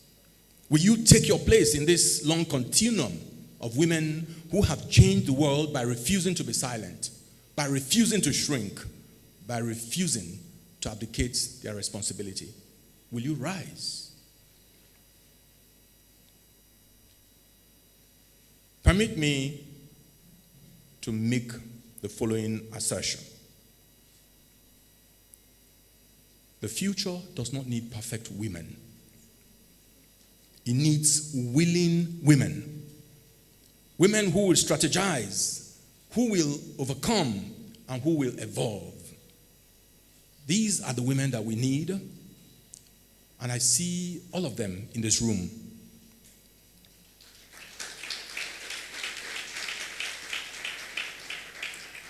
And so, Madam Chair, Her Excellency, very respected jurists, Mr. President of Awla, the very distinguished and eminent jurists in the House, Nigeria is waiting for you. Africa is waiting for you. The world is waiting for you to rise again, like your peers before you, as you have always risen, waiting for you to shape the destiny of our children, to build societies that honor justice, that honor integrity, and human dignity. We are waiting for you. I am deeply grateful for the opportunity to speak to you, and I thank you, and I wish you great success as an association. Thank you.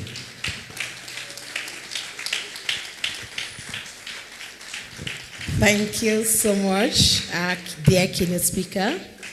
Thank you for that wonderful keynote presentation. Please, another round of applause. Thank you so much. In fact, I've picked a lot of nuggets from that presentation. Kemi, what about you? Thank you very much. It's indeed a it's a challenge to all of us. It's a call to action. And we deeply, deeply appreciate you. Indeed, you've set the right tone for today's gathering. And just in case you've not heard the word enough, today's theme is Unleash your inner hero. Strategize, overcome, and evolve. Thank you very much, keynote speaker. We thank you. Thank you. Before we'll be going into the main presentation, the panel discussion, but before we call up our distinguished panelists, we will just do a few recognitions for the dignitaries, so many dignitaries we have here.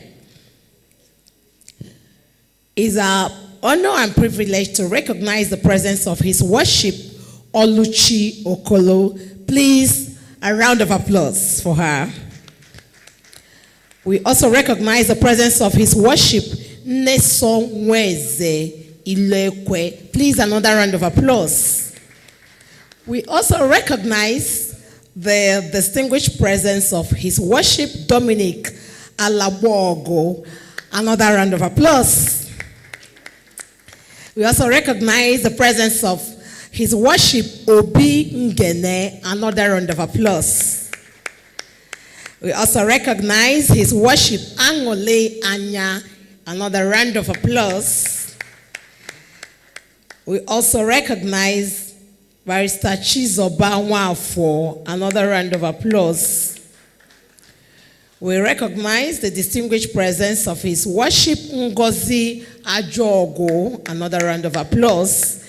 And also the distinguished presence of His Worship, Mrs. Ibidapo Grace.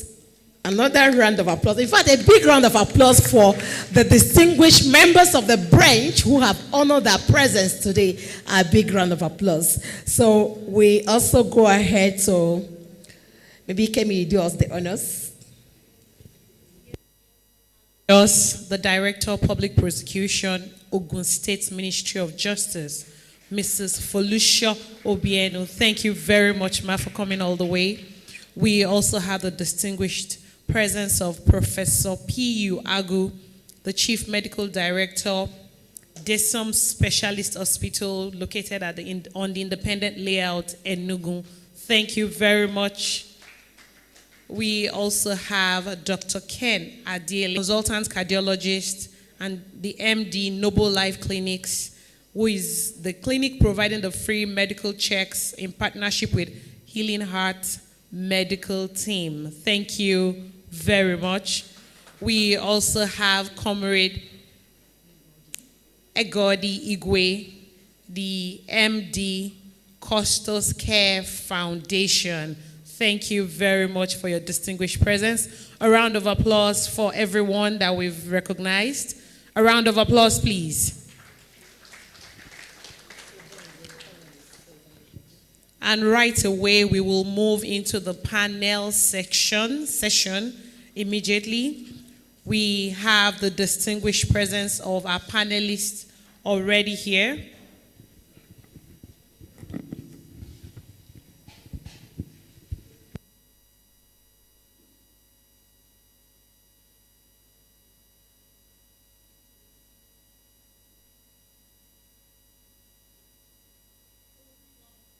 We'll bring up our panelists right away, as well as the moderator of the panel session. I believe the moderator of the panel session is right in the room. And we've also recognized a distinguished presence before. Dr. Grace Perpetual Dafe. She will be the moderator of this session. A round of applause for Dr. Grace, please.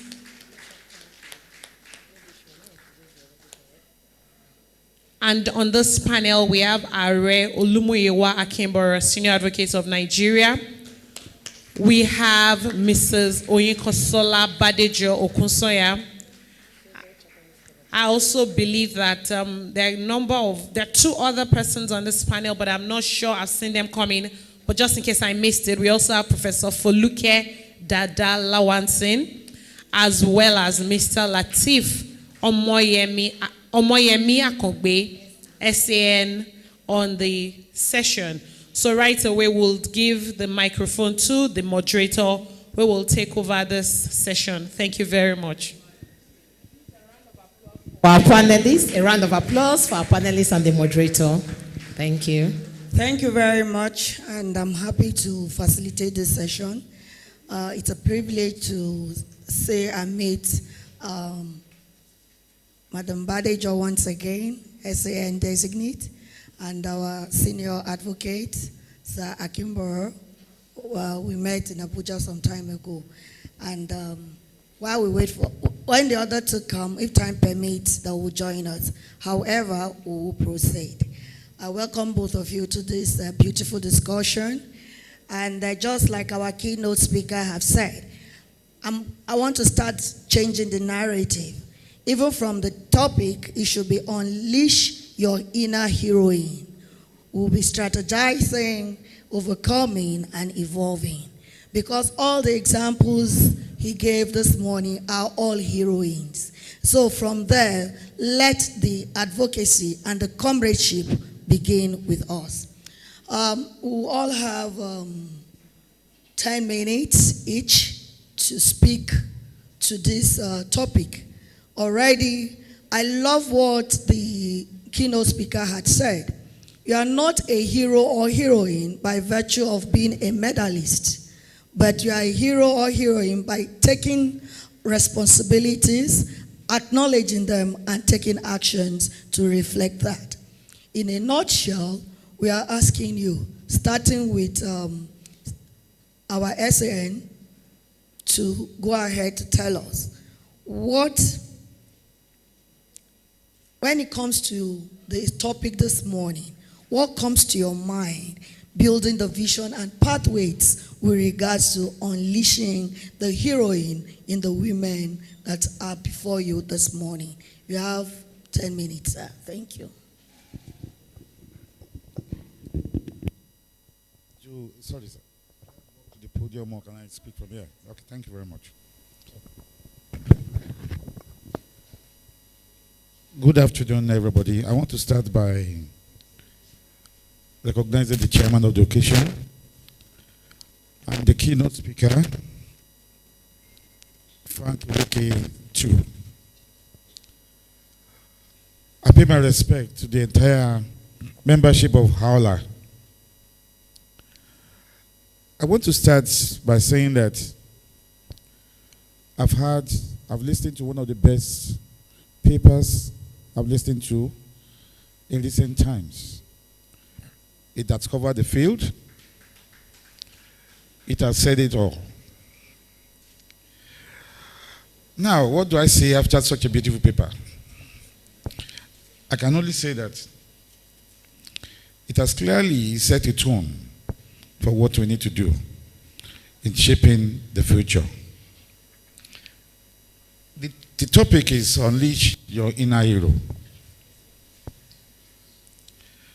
The paper has identified women who has achieved great milestones at their own times. We heard about Margaret Ekpo, Boydamina, Moremi, Fumilaya Razankuti, Folake Sholanke, Priscilla Kuye, my Lord, Other Justice Aloma Mokhtar, my Lord Justice Jekiriakon, etc., etc. One thing I want to say, and that connects with the topic that you have said today, is that the truth is that some of these women we mentioned, some of those did not even meet them in this world. And at the time that they existed, there were men. So, the presence of a man cannot limit a willing woman. We need to appreciate that. In the times of Moremi, I'm not sure that platform like this existed. She broke out of the norm and she did wonders. How did she achieve that? You see, the topic you coined for this Parley covers everything. And the first thing and the most important thing that you said is that, and which the paper clearly clearly analyze are those three key things that you stated in topic: strategize, overcome, and evolve. Strategy, I would take as the most important. How do you strategize? Strategy, I don't think that when Moremi was putting together a army that went to war, she woke up one day and just said, oh, let's go to war. She prepared herself. So we have a responsibility to make sure that whatever we want to do, we need to prepare ourselves. If Moremi had gone to war and has failed woefully, she will, on her own, have impeded the growth and respect of other women that may be more prepared coming after her. I'm sure that part of the problem that we have today was because some of us refuse to prepare. We refuse to strategize. Awla is a perfect platform for strategizing. How many of us attend function are ready to learn on how to strategize and know the key issues that are involved that will prepare you for higher grants? But what we have today is that we want, we are in the era of fast food, fast this, fast lane, fast that. We don't want to prepare. I thank Awla for providing this platform for women. I'm telling you, when Moremi went to war, there were men. And I'm sure that she got the support of men. Because they saw her prepared. They saw her capable. They saw that she can lead. She has all the potentials. She has demonstrated it within before she could go outside. In the Nigeria Bar Association, Priscilla Kuye was president of the Nigeria Bar Association. I'm not sure that at the election, it was only election of women. Men voted in that election. And she was elected. That tells you that what a woman needs to really evolve is preparation, is strategizing. If we can imbibe that clearly and let us understand that, you see, I don't believe in tokenism. I don't believe in, we have to give it to you because you are this, you are that. I have a daughter. I gave my daughter the best education that I can afford. And she can stand and own anywhere. I prepared her. I'm preparing her for the future. So I don't believe in my daughter should be made given a position just because she's my daughter or because she's a lady. I believe, and I train her. She practices with me in my office. She goes to court. I could have gotten her employment in a soft environment where she could maybe rise through the rank, close her tree. But she said she wanted to be a lawyer, like her dad. And I'm providing her the platform. I go to court with her every day. She writes brief. She argues cases. That is what I call preparation. If my sister is going to be SDN designate, she didn't get it it was not a gift to her. She must have done her cases. I've been a senior advocate for upward 10 years. And I know that whatever anybody may say, they don't just hand it out. You earn it. Because there are criteria you must make. Those are the things we are talking about. Women must prepare themselves. The top is there for all of us. I want my daughter to get to the top. So there's no way I will impede any woman. I will rather support women. And I mean, the reference is there. I've always supported women. And I will continue to support a woman.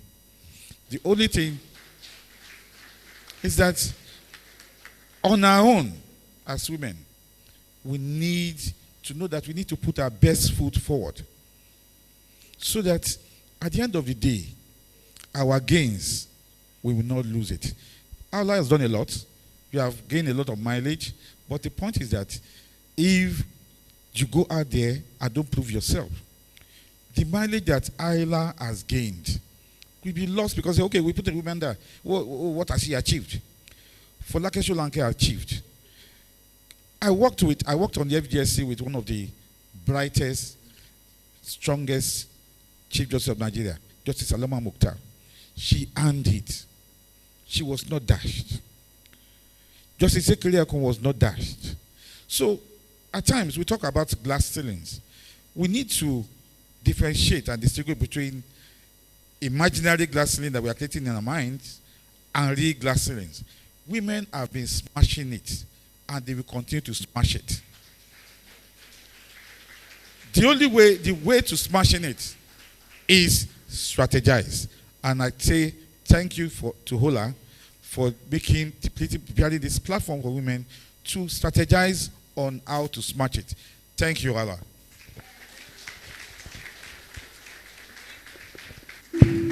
Thank you very much, sir, for that beautiful contribution. For him, strategizing is the bedrock for whatever evolution or victory you intend to achieve to unleash the heroine in you. There's a popular saying that if you fail to plan, it simply means you plan to fail. That is what our learned silk has just reiterated, buttressing what the keynote speaker has said. So preparation, which is a key strategy for continuing to smash the glass ceiling. Thank you very much, Leonard Silk. Over to you, our sister, SAN designate. Thank you. Do you mind if I stand? I prefer to stand. Let's allow her to stand. Thank you. 10 minutes. Thank you.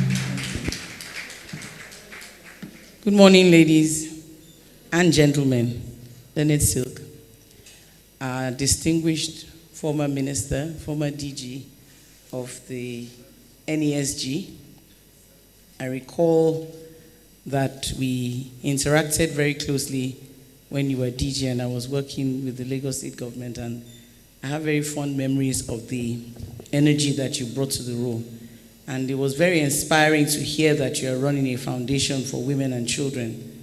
Thank you very much for that. I think he deserves a round of applause. I admire anybody who puts together a foundation because it's a very selfless task. So thank you very much for that.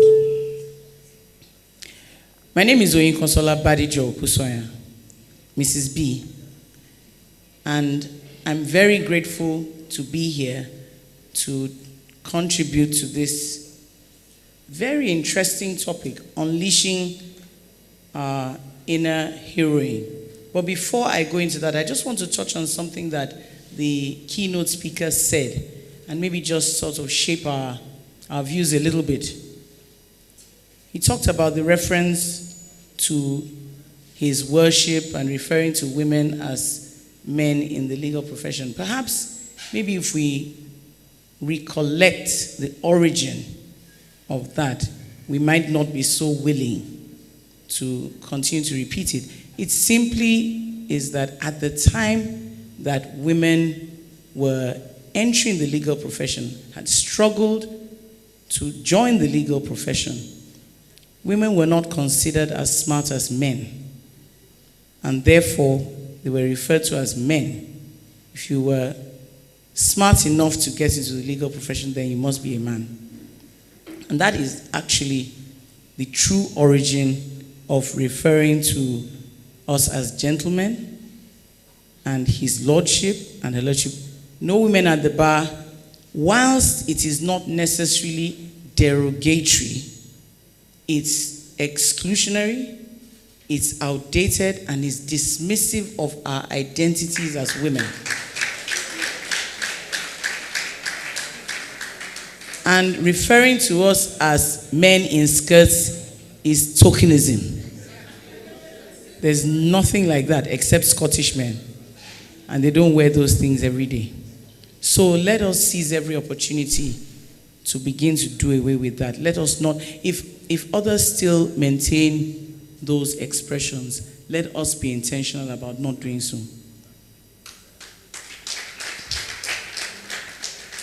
Thank you very much. Just like RS said, what more is there to say after such an excellent paper that has covered the whole field?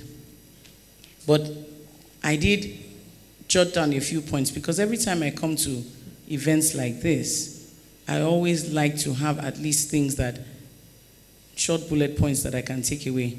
And I think that it bears reinforcing because we have talked about this long enough.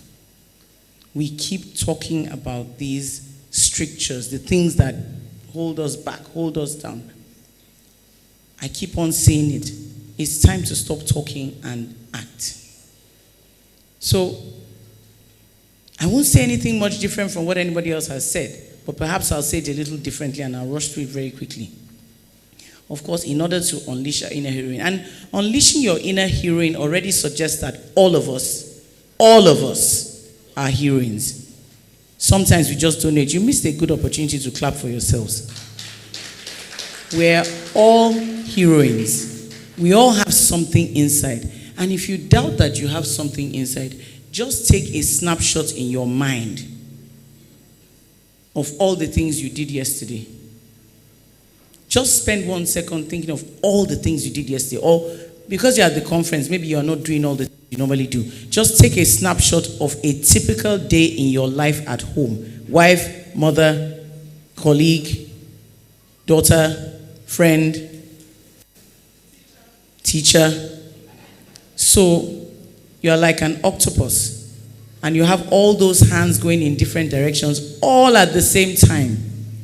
You're definitely a heroine. But unleashing your inner heroine suggests doing something more. Breaking out of the mold. Moving beyond doing what we do so effortlessly. So, in order to do that, I think one of the first things is to define the vision. Define what you want to be, the goal that you're aspiring to, and create a clear roadmap for where you want to go. Because strategy starts with clarity of purpose. Even in the Bible, it says, write down the vision that you may run with it. You have to define it. Whether you write it down or, as Gen Zs would do, put it on the phones. I don't think I can get around to that. I need biro and paper. It must be written down. Sorry, I'm still in that generation. Face the challenges head on. Again, that suggests that there will be challenges. Nothing good comes easy. This I know. But I'll keep on trying till I succeed. So you have to face the challenges. Embrace these challenges, the obstacles as opportunities to grow stronger and wiser. No win or lose. Win and learn. And learn one more way not to make a mistake. And of course, in the process of embracing challenges head on, we cultivate resilience. We must embrace that resilience as well. We're already halfway there. Because it takes a very resilient person to do all the things we do on a daily basis. But sometimes we don't give ourselves enough credit. Cultivate resilience. And then innovate. You know, innovation sometimes can sound like a very techie thing. Something that is coming from a tech expert or something. But you know, some of the most profound innovations come from just simple everyday things. And I'll give you just one example that comes to mind right now. Somebody one day decided that she was tired of always going to court and then finding out that the court is not sitting. After leaving all the thousands of things she was doing, getting to court and finding out that the court is not sitting. So what did she do? She just collected the registrar's number and said, okay, you know what, please, if the court is not sitting, call me ahead. I want to form a WhatsApp group. And then the WhatsApp group grew and grew and grew. And now, at least for those of us that practice in Lagos State, most courts have WhatsApp groups with lawyers that have cases in those courts and the registrars. So when the court is not sitting, or if there's something to say, you just drop it on the platform. That's using technology right there. That's innovation. Because we've been waiting forever for the court to digitalize and put it on a board or something, or send emails. So somebody took her destiny in her hands. Of course, the regular things: seek mentorship, build networks, take bold, informed risks, evolve continuously while you are unleashing your inner heroine, and celebrate your progress along the way. I want to, just as I move to conclude, just talk a little bit about myself and the elephant in the room. It's not a secret to most of us sitting in this room, the aspiration that I have sometime next year to become the first female after 35 years to lead the bar. Thank you for the hand clap. Why did I decide to do this? Because I wanted to unleash my inner heroine.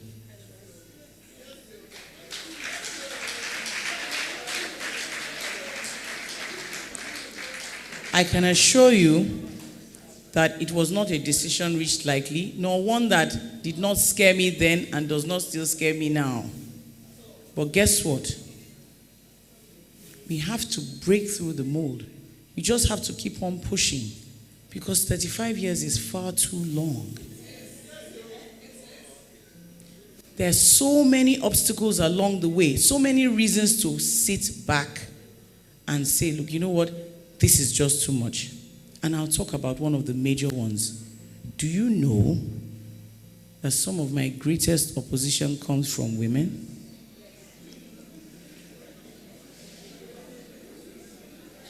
Yeah. I get a lot more encouragement and support from men. And I believe that perhaps it has to do with the fact that sometimes we don't understand that we rise when we rise together. Now, I want to piggyback on something that RS said. I don't believe in tokenism either. I don't even like tokenism. I've always wanted to prove my mettle with men and women. But the deck is certainly stacked against women, even women with capacity. And sometimes those obstacles come from here. I will go to the other elephant in the room. When I bother to interrogate, why, what do you have against me? I have to say this because I need the opportunity to explain myself. You say, you this woman that you chaired last year's conference and you didn't give us bags. You are the wicked woman that did not give us bags. We are not going to vote for you because you will not give us bags. In fact, you won't even give us anything. Even the exercise book that we got, you won't give us again. And I will say to you what I said a few days ago. I'm an agent of a disclosed principle. Just 2 minutes to round up. I will round up in 1 minute. I was an agent of it. Let me rush through this. I say I was an agent of a disclosed principle. I was not the president. I followed the instructions.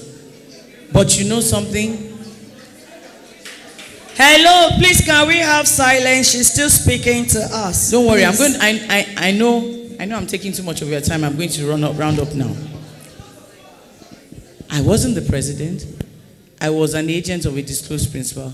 But nevertheless, you see, unleashing your inner heroine means when you experience challenges, you face them head on. So as a leader in the making, I take responsibility for it. And I can tell you for free, if I knew then what I know now, it would never have happened like that. I would have killed myself looking for the money to make sure that we had those bags. Not because people don't have money to buy bags, but perhaps I underestimated the attachment that people have to taking something home from a conference. So that's one mistake I will never make again. Certainly. But I would also like to end by saying, let's cut ourselves some slack.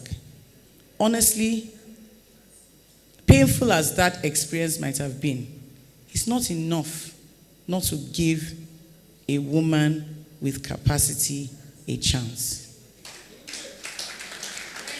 I'm not campaigning.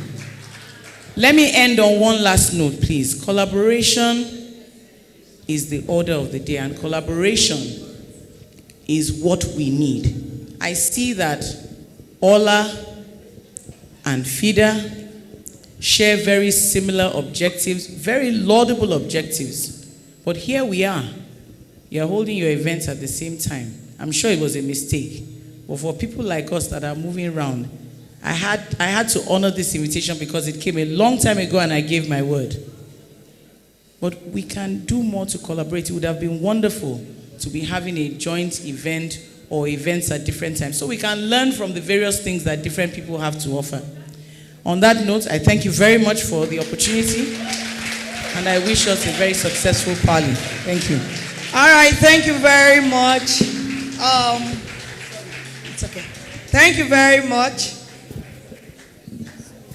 Going to quick question and answer now. In a nutshell, she has said, define your vision, face the challenges head on, be innovative, and be able to cultivate resilience. That way, you will be able to unleash the heroine in you. So now we are going to open floor for question and answer briefly before I now summarize those questions by throwing them back to them. But before then, I want to say that she wasn't campaigning. She gave example of herself and the challenges that she's going to still speak to later of what will hinder her from unleashing the heroine in her. And also when I read the Lionel Stick was saying something earlier about the daughter, he had already prepared her mind to understand that he's a he for she by building the capacity of the daughter. And so looking at that, he's also telling us that he is one person that is there to support women to unleash the heroines that are daring. Because when you are adequately prepared, innovative technology, and well as cultivating resilience is going to help you to be that woman that is willing to take that risk to ensure you make your impact.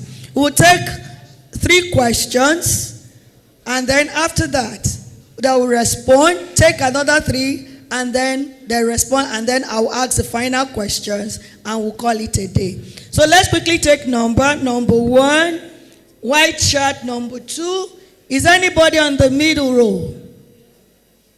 All right, so can a microphone be passed to the first person to my left? Yeah.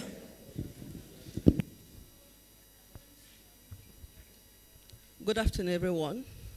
Let me start by appreciating our keynote speaker, the former Minister of Information, Frank Nweke Jr.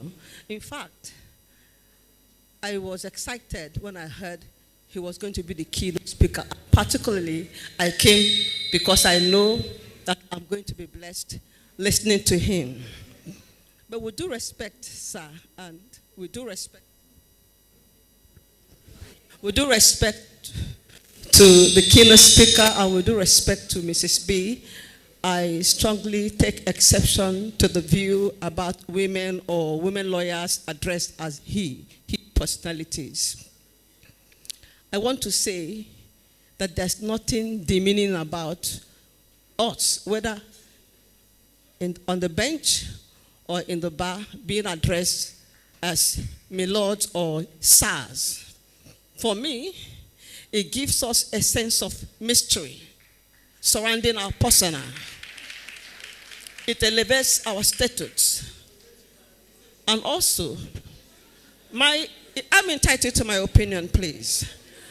My suggestion is premised on some fundamental facts. Please, can we allow her to land? Everybody have the right to their opinion. Please, one house. There are some fundamental facts. 1, The God Almighty that created everyone is a He persona. He made us in His own image and after our likeness. I am an imago Dei, Latin word. I'm an image of God. Everyone here is an image of God. So we are He persona. Eve, the first woman, was made from the man. There was a surgery, a heart surgery. And from the heart of Adam, the woman was made. So we are He. I do not support us not being addressed as He. Okay, please, can you round up? That's It's just a comment she's making, and it's her opinion. Please, number 2, you just have 30 seconds. The white shirt to my extreme left. You have just 10 seconds, please, to ask your question so that we can go around on the key issues.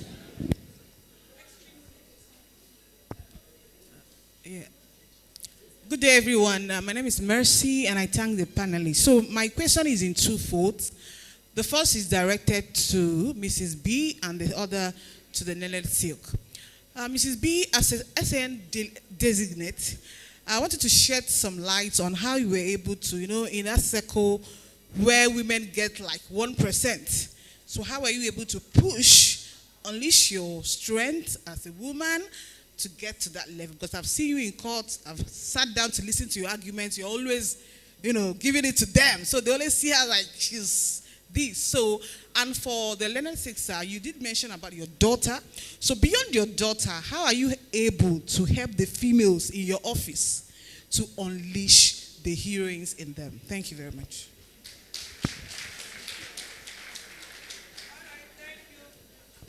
All right, there is no third hand. So, okay, where is it? I didn't see the third one.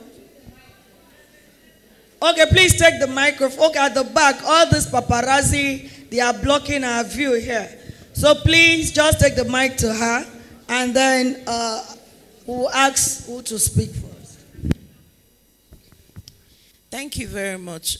My name is Judith Olise. I just wanted to point to the comments made by the first person who made her observation. So, oftentimes we want to change something in Nigeria and we don't go to the root cause of it.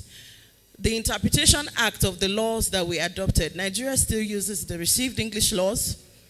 And in the Interpretation Act, it says, words importing the masculine gender includes females. And because we have adopted that, all of our laws are written in that drafting style. So I think that rather than having that argument of saying that using the he or him to describe a woman is derogatory, why don't we look at amending those laws and putting the drafting wordings of our laws as appropriate before we can have the conversation. And as a drafter, for instance, I am a legislative advocate, so I also draft some legislations. And I know that certain times when laws are drafted, it goes to the intent of the draftsman. Using him, he, in those laws were not used as a tool of exclusion. They were mainly used to describe humans because we borrowed the colonial laws. Of course, Nigeria is used to borrowing things. So we borrowed those laws. And then definitely it transcended into the language of those laws. So we have to also look at the holistic conversation around those laws before we can make those arguments. Thank you very much. All right, thank you very much. Okay, the last hand up before I make a comment and then ask the questions to what they are going to be responding to.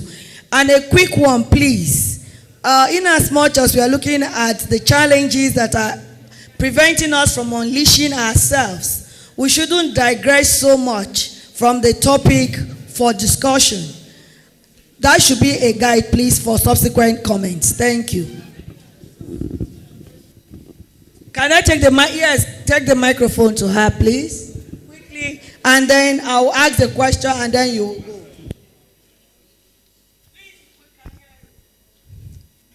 Good afternoon, everyone. All I have to do now is just, I have a short song for the women. That is all. There's an hero. Hello. If you look. Hello, please. We can do that after this panel discussion. Thank you very much. All right, before I give the microphone to the Lionel Sick to respond. Hello. Are we in Ogwete Market? We are having a panel discussion, and the topic is Unleash the Hero in your. Please, can we have one house? That is not how to unleash the, because part of what the Lionel Sick and Madam B have said is for you to be able to plan, look inwards, and also be coordinated. Because when she gave the example of the octopus, she was trying to talk about the coordination. And if you are coordinated, you'll be structured. And we will not go outside when it is not necessary for us to do that.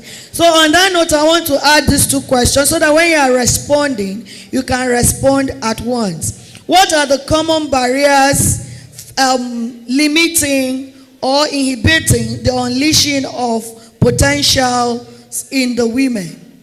What are the barriers, common barriers? You know, somebody has asked Are, what about the other women? So when you are not responding, you can just quickly speak to that. And then how can we help to overcome, or what are the strategies or recommendations you'll be making towards that? So I would think we'll start with Are, and let's make it very short because I know you have other things to attend to. Thank you. Over to you, sir. Thank you very much, ma'am. I want to start with the question from the lady that asked me that apart from my daughter, what have I done for other women? I'm happy to tell you that my office in a short lifespan, the head of chambers of my office for the larger stretch of the time that my office existed is a woman. I will tell you her name so that you can verify. So that it will be as if I came here to come and tell you something that is not correct. Her name is Dorothy Achumba, Mrs. You can call her, you can ask her. She left my office to establish her own practice with my support. And with my support to set up a standard practice of her own. We still collaborate up till today. So it's not about, and I've been opportune to serve in many environments. When I was at the FGSC, sorry I will not mention names now, there was a time we want to appoint the president of a court. And the competition was between a man and a woman. And the panel, because we sit together, all the members, especially from the judiciary, were in favor of the man. But, and the reason, I will not go to, the reasons were not relevant to our criteria, because we have guidelines. I stood up for the woman. And I have a witness that you can ask, because we served together on the FGC at that time. Adia Fatima Kwaku, you can ask her whether I'm lying to you. And what did I say in standing up for the woman? Something that is extra, that is not within our purview. What we deal with is your fire. If you are saying, we don't think that somebody is competent, I don't think that is something you tell us out of our documentation. You must have queried her. I don't think somebody is firm. When you notice that, you are giving me the file to assess in appointing somebody. But it is not in the file that she was not firm. You are telling me in the meeting that she was not familiar with this. I said, no. Those are things that we are not privy to. And if we are telling us that to use objective criteria, we must be objective in whatever we are doing.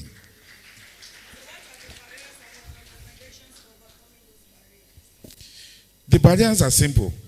And you see, Awla has done that. Strategize. Strategize.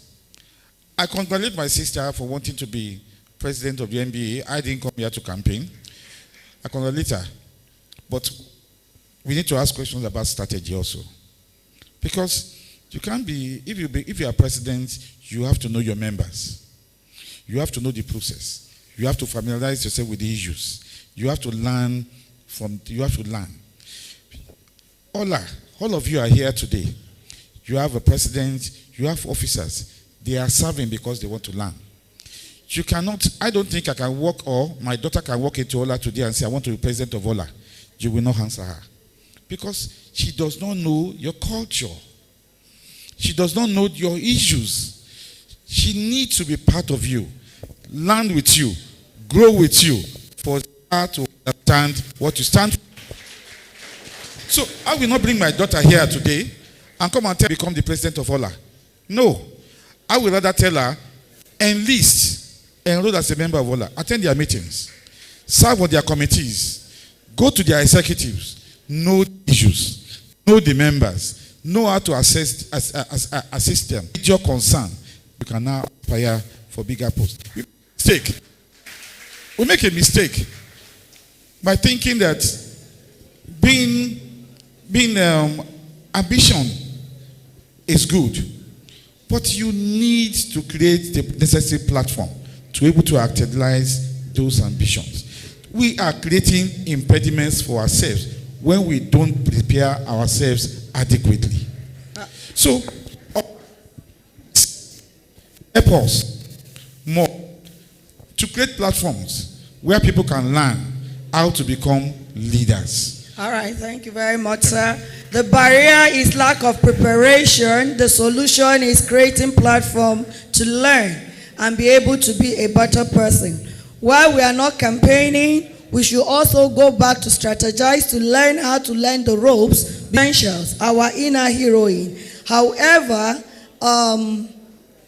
want to say that preparation should be a strong strategy. Thank you.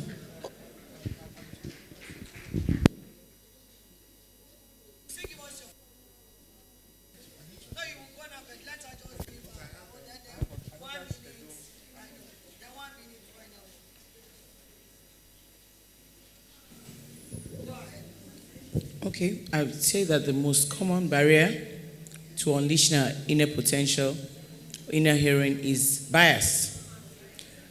Unconscious, subconscious, conscious bias, both from we ourselves and the other gender.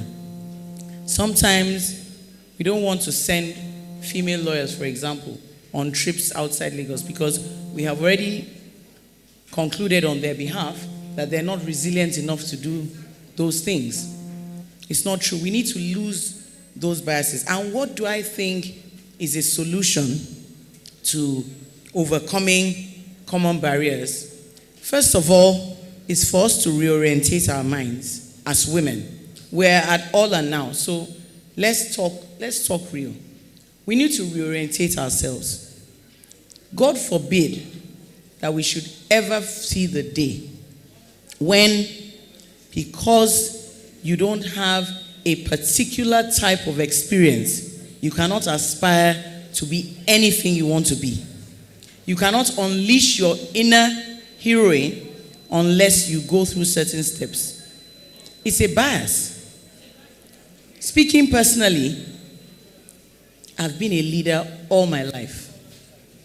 And I don't agree that in order to lead, you must have occupied certain positions. These are some of the biases that is had against us and that we have against ourselves. Because when Are said it just now, there was a round of applause. So we believe it. But it's not true. It's a bias. I'll piggyback on the example that Are gave. He said he stood up for the female candidate to be president of the court because all the others based their decision on parameters that were outside of the parameters under consideration. But he, being a he for she, stood up. That's a bias. Perhaps if he didn't stand up, the majority might have had their way.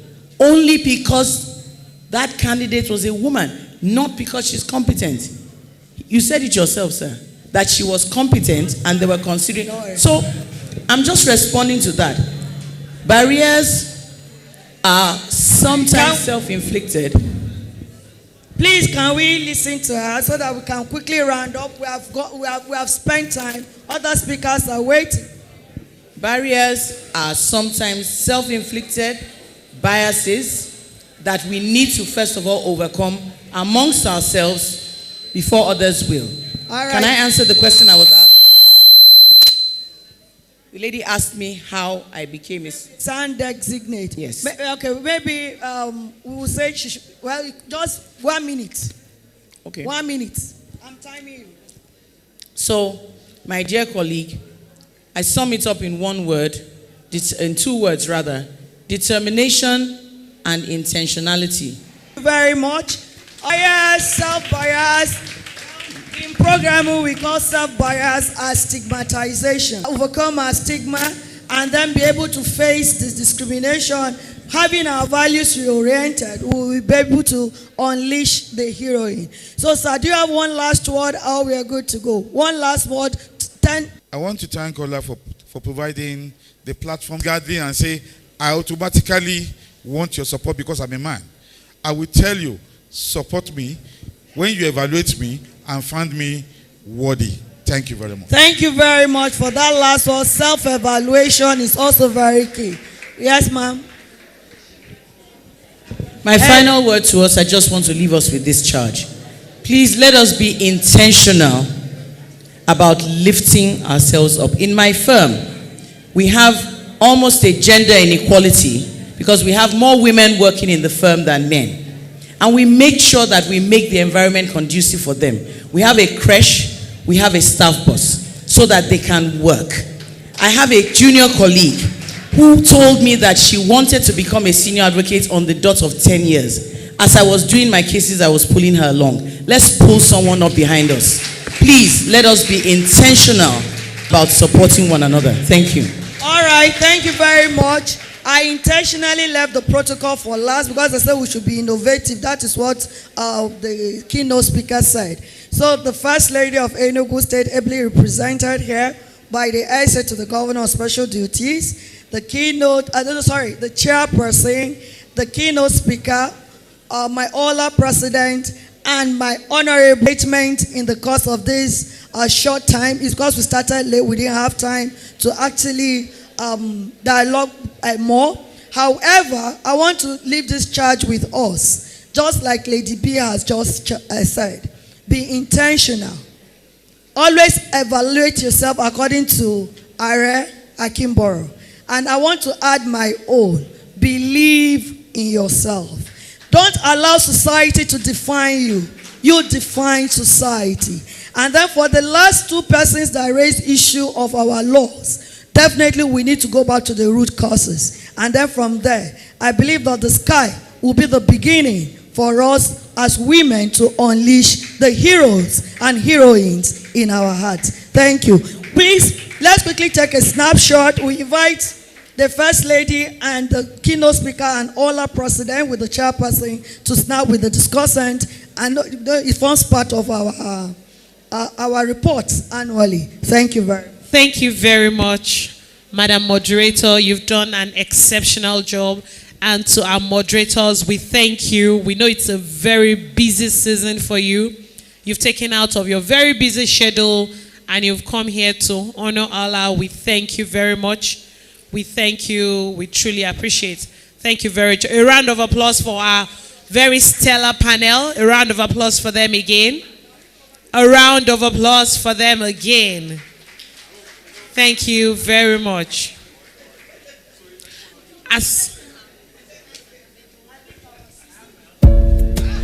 as soon as the picture session is over, very quickly, we'll do a couple of things immediately. We will have the appreciation plaque presentation.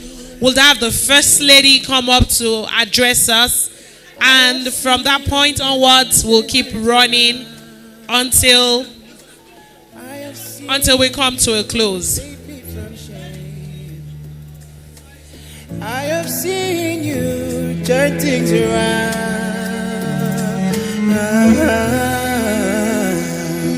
Helper of my life, anytime, anytime. And so when I call, Lord Jesus, with you I'm not alone. Anytime, anytime. I believe it's a good time to network.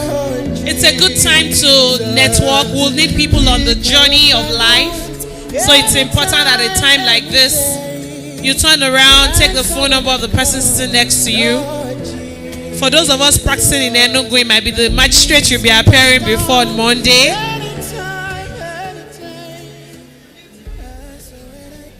We will immediately appreciate our panelists. And so we'll bring up Mma Ogbonna, the Awla Enugu treasurer, to immediately come and present the appreciation plaque. Sorry, please, Are, please just a second. We have an appreciation plaque for our panelists. Mma Ogbonna, please come forward quickly.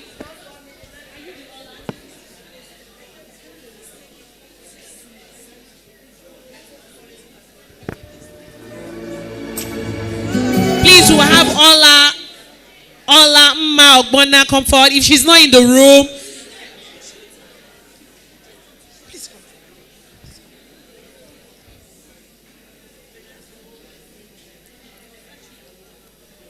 so we have the first plaque here to be presented to Are Olumuyiwa Akinboro, SAN. Are Olumuyiwa Akinboro, SAN.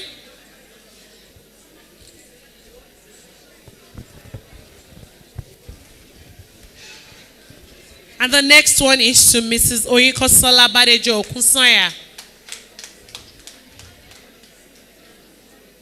Mrs. Oyinkosola Badejo Okunsanya.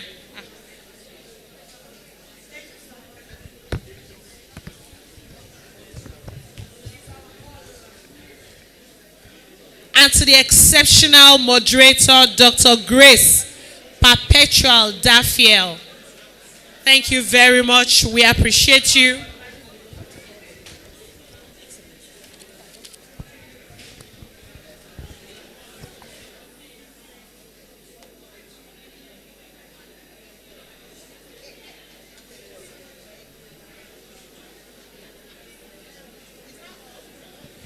Thank you very much. Thank you very much. And right about now, we will have to come speak to us Our Excellency, the wife of the Executive Governor of Enugu State, ably represented by one of our own.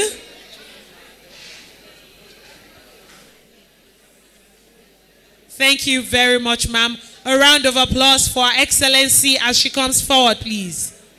A round of applause, please. A round of applause, please. Can we have some silence in the room, please? A round of applause for Her Excellency as she comes forward.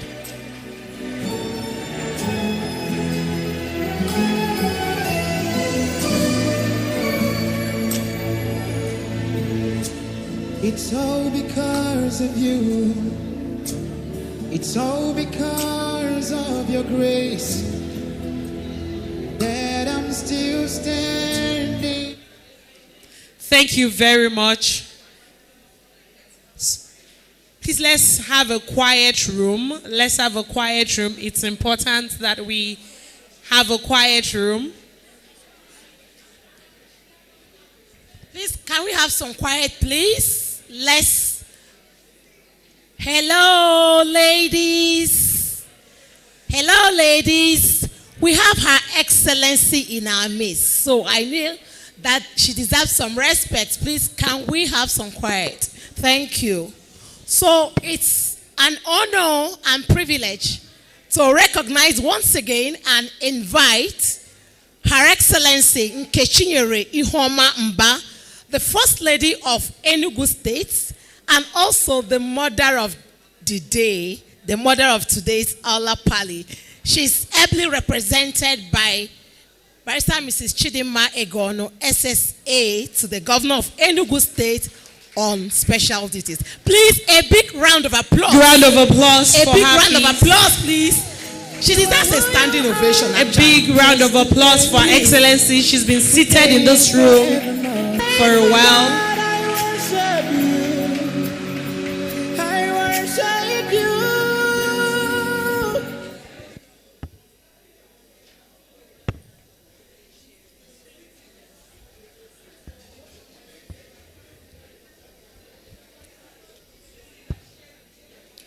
The President, African Women Lawyers Association, Mrs. Caroline Ihamefe Esquire. The chairperson of the event, Professor Joy Ada Onyenso. The keynote speaker, Honorable Mr. Frank Weke Jr.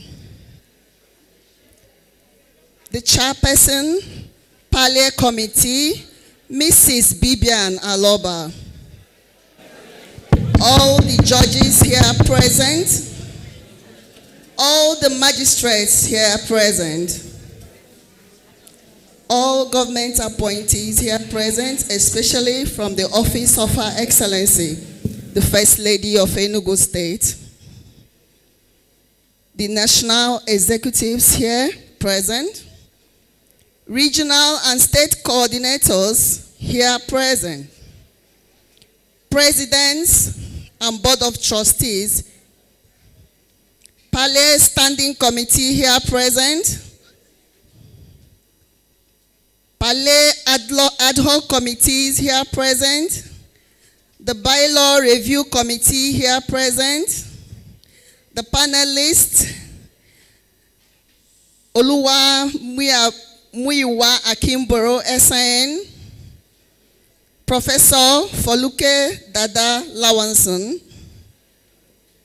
Latif Omoyemi Akimba SIN, Mrs. Oyi Kansola Badejo Okunsayo, Dr. Grace Perpetual Dafil, the MD Custos Care Foundation, Comrade Egodi Igwe, which is the foundation of the First Lady of Enugu State, Her Excellency, Mrs. Nkechinyere Mba, my learned colleagues, distinguished guests, gentlemen of the press, ladies and gentlemen.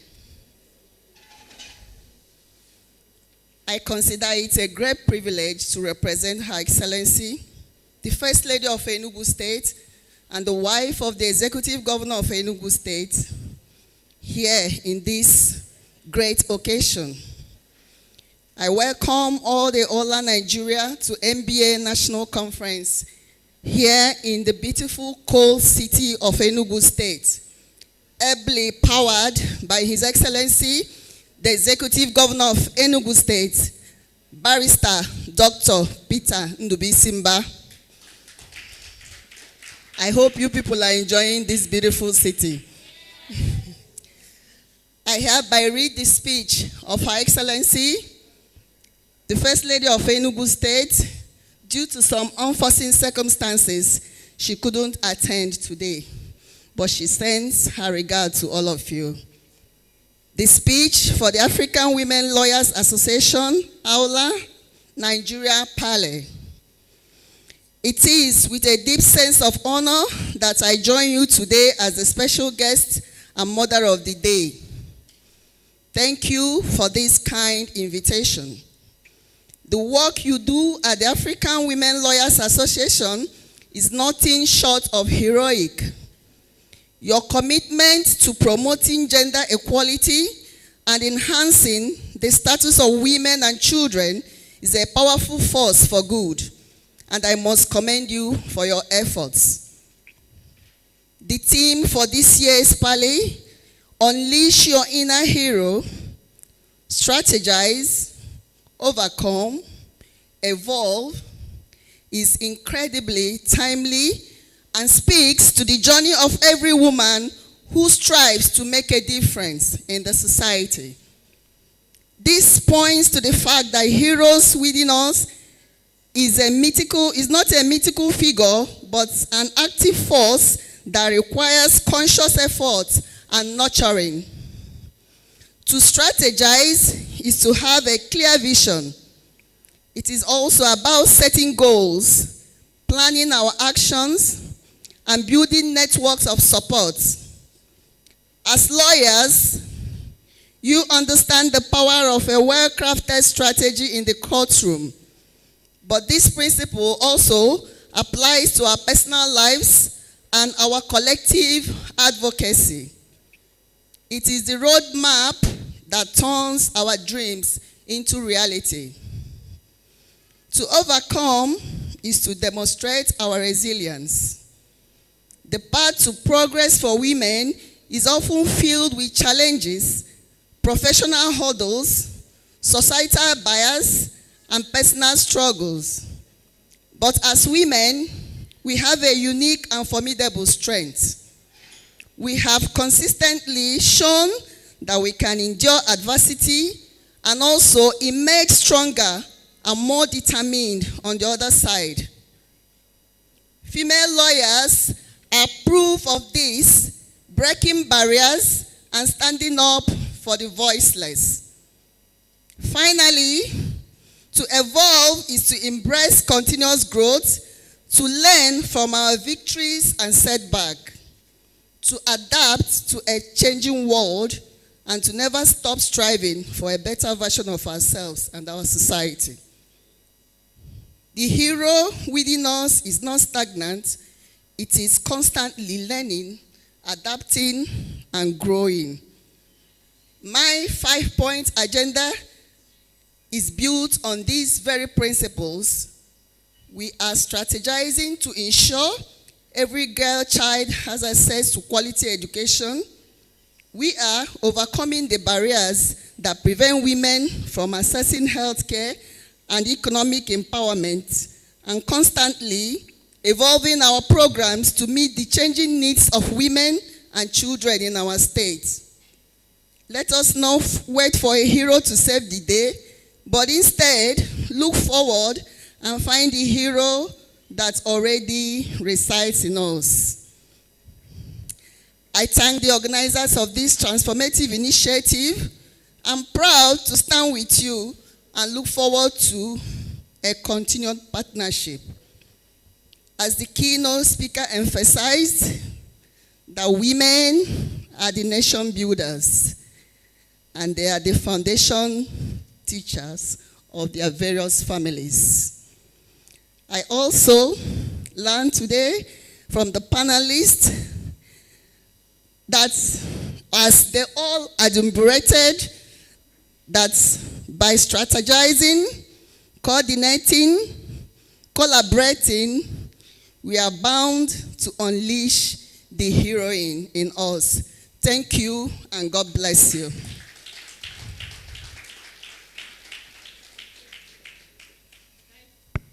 Thank you so much, Her Excellency, Mrs. Chinyere Mba. Thank you so much for that wonderful speech. Thank you so much. Kimi. Very quickly, the appreciation plaque will be brought forward. I will have Madam President herself come present the appreciation plaque. What you say is what you do. You never fail, you never change. You are faithful till the end. Faithful God, I worship you. I worship you. You're too faithful to fail. On behalf of the African Women Lawyers Association, Nigeria, I hereby present this plaque to the mother of Enugu State, Her Excellency, Mrs. Nkechinyere Iheoma Mba. Thank you.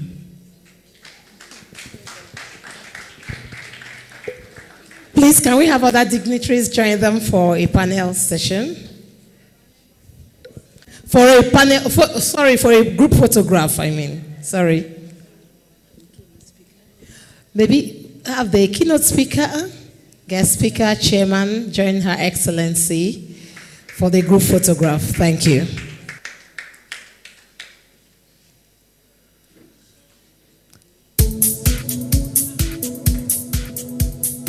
We also have in our midst now the Leonard Silk, Mr. Latif Akogbe.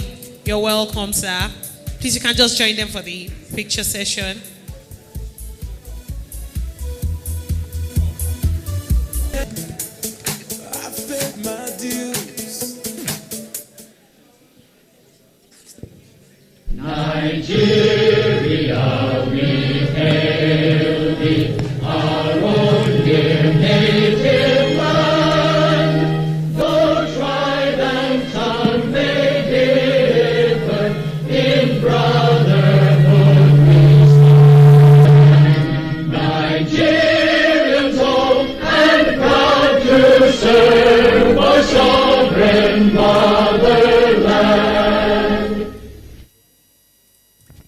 Thank you very much. It's part of protocol when you have government officials like His Excellency in the room. At the point of exiting, the national anthem is also taken. I apologize, it caught us by surprise. It's part of protocol protocols for them. Thank you very much, Your Excellency. We truly appreciate your presence. And while the photo session was ongoing, we have the distinguished Leonard Hill coming, Mr. Latif Akogbe, SAN. We thank you for a round of applause for the Leonard Silk, please. A round of applause for the Leonard Silk. We thank you.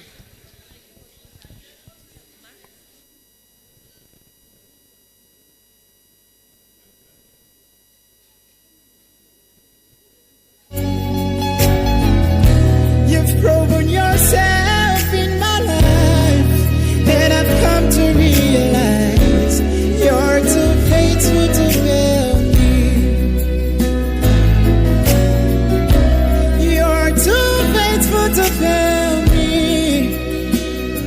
Oh Jesus, you're too faithful to disappoint me. Please, if Mr. Jeff Iwu is in the room, would like you to come forward for your poetry presentation. And immediately after that, we'll have the health talk by Professor Agu. The health talk by... So we'll just go ahead and take the health talk right away. Professor Agu would like to take the health talk right away. A round of applause for Professor Agu, please. A round of applause, please.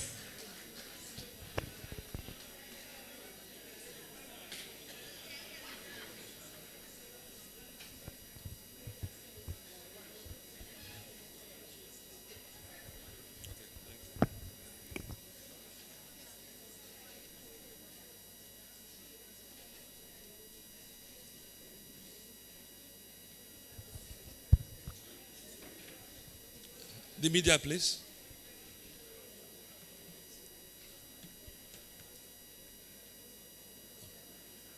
The chair,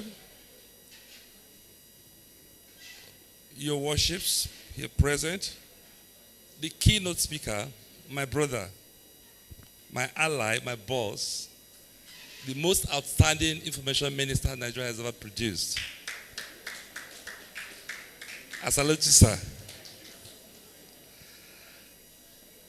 And the Awla, I want to thank the Awla especially for giving me this opportunity to share this experience and the knowledge with you. Next slide, please. Okay, I was asked to speak on health, and I thought about what to speak on. I felt infertility, which is a plague, in many homes, it would be ideal to discuss here. Unfortunately, the time allotted to me is too small. 15 minutes is there enough to discuss infertility? About 6 hours is there enough? But what I'm going to do, I tag this snippet, just a snapshot of infertility. That's what I'm going to do, and probably after that, some of you can meet me outside and as well, so that to expand some of the things we're going to discuss now.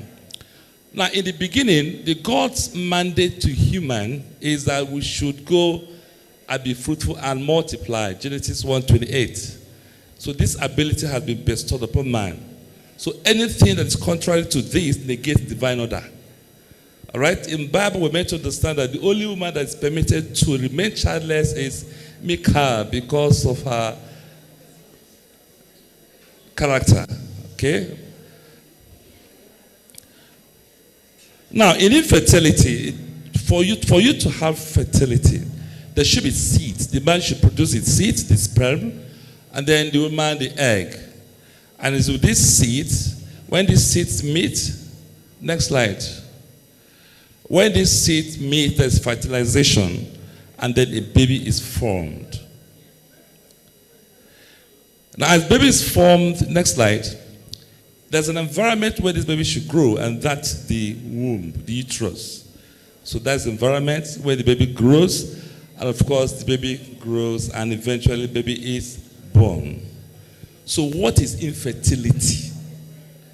Now, infertility in gynecological parlance is defined as the inability of a couple to achieve pregnancy after 1 year of regular and unprotected sexual intercourse. Now, this plague affects about 10 to 15% of couples globally, and even in Africa. Now, but we should know some of these considerations. There are considerations are put up here that we should be mindful about. It's not just to say that just after that 1 year that we expect every couple or every woman that is married to a fertile man to be pregnant. Now, the considerations are these. Within 6 months, there's an overwhelming evidence that about 70% of women get pregnant within 6 months. And after that 1 year, even with that, when we define infertility, it's not even 100%. Just about 80% get pregnant. And within 2 years, not even all of them will get pregnant. 2 years, 90% gets pregnant. So we should be mindful of this. And this is what drives people into unnecessary worries and all that. And eventually, when they relax, by the time they relax, all the systems, the hypothalamus, the pituitary, the ovarian systems, when they resettle, they do not get pregnant. And probably give glory to someone she must have met somewhere that saw her last. And that's why the story goes this way, that she actually got pregnant when she wasn't expecting it. That she was just fine, she had forgotten about everything. She wasn't even thinking about her menses, nothing. And suddenly, that she took ill, and she was even taking anti-malaria, not knowing that she was pregnant. It's because at that point, that the system had settled and relaxed. And that goes to show that 12 months that we've even described as the period for infertility, if a couple doesn't achieve pregnancy, is not really 100%. There is just about 80%. That those people that still fall within that 20% still get pregnant, by just that. Next slide. Now, what are the causes of infertility? I put up this for us to understand what happens. In Africa, when a couple is infertile, it's usually blamed on the woman, that the woman is the cause. But we have a compelling evidence now that in 30% of infertility is caused by the woman alone. And another 30% is caused by the man alone. And then both of them can cause infertility in 30%. And the remaining 10% is one we regard as we don't really know what is happening.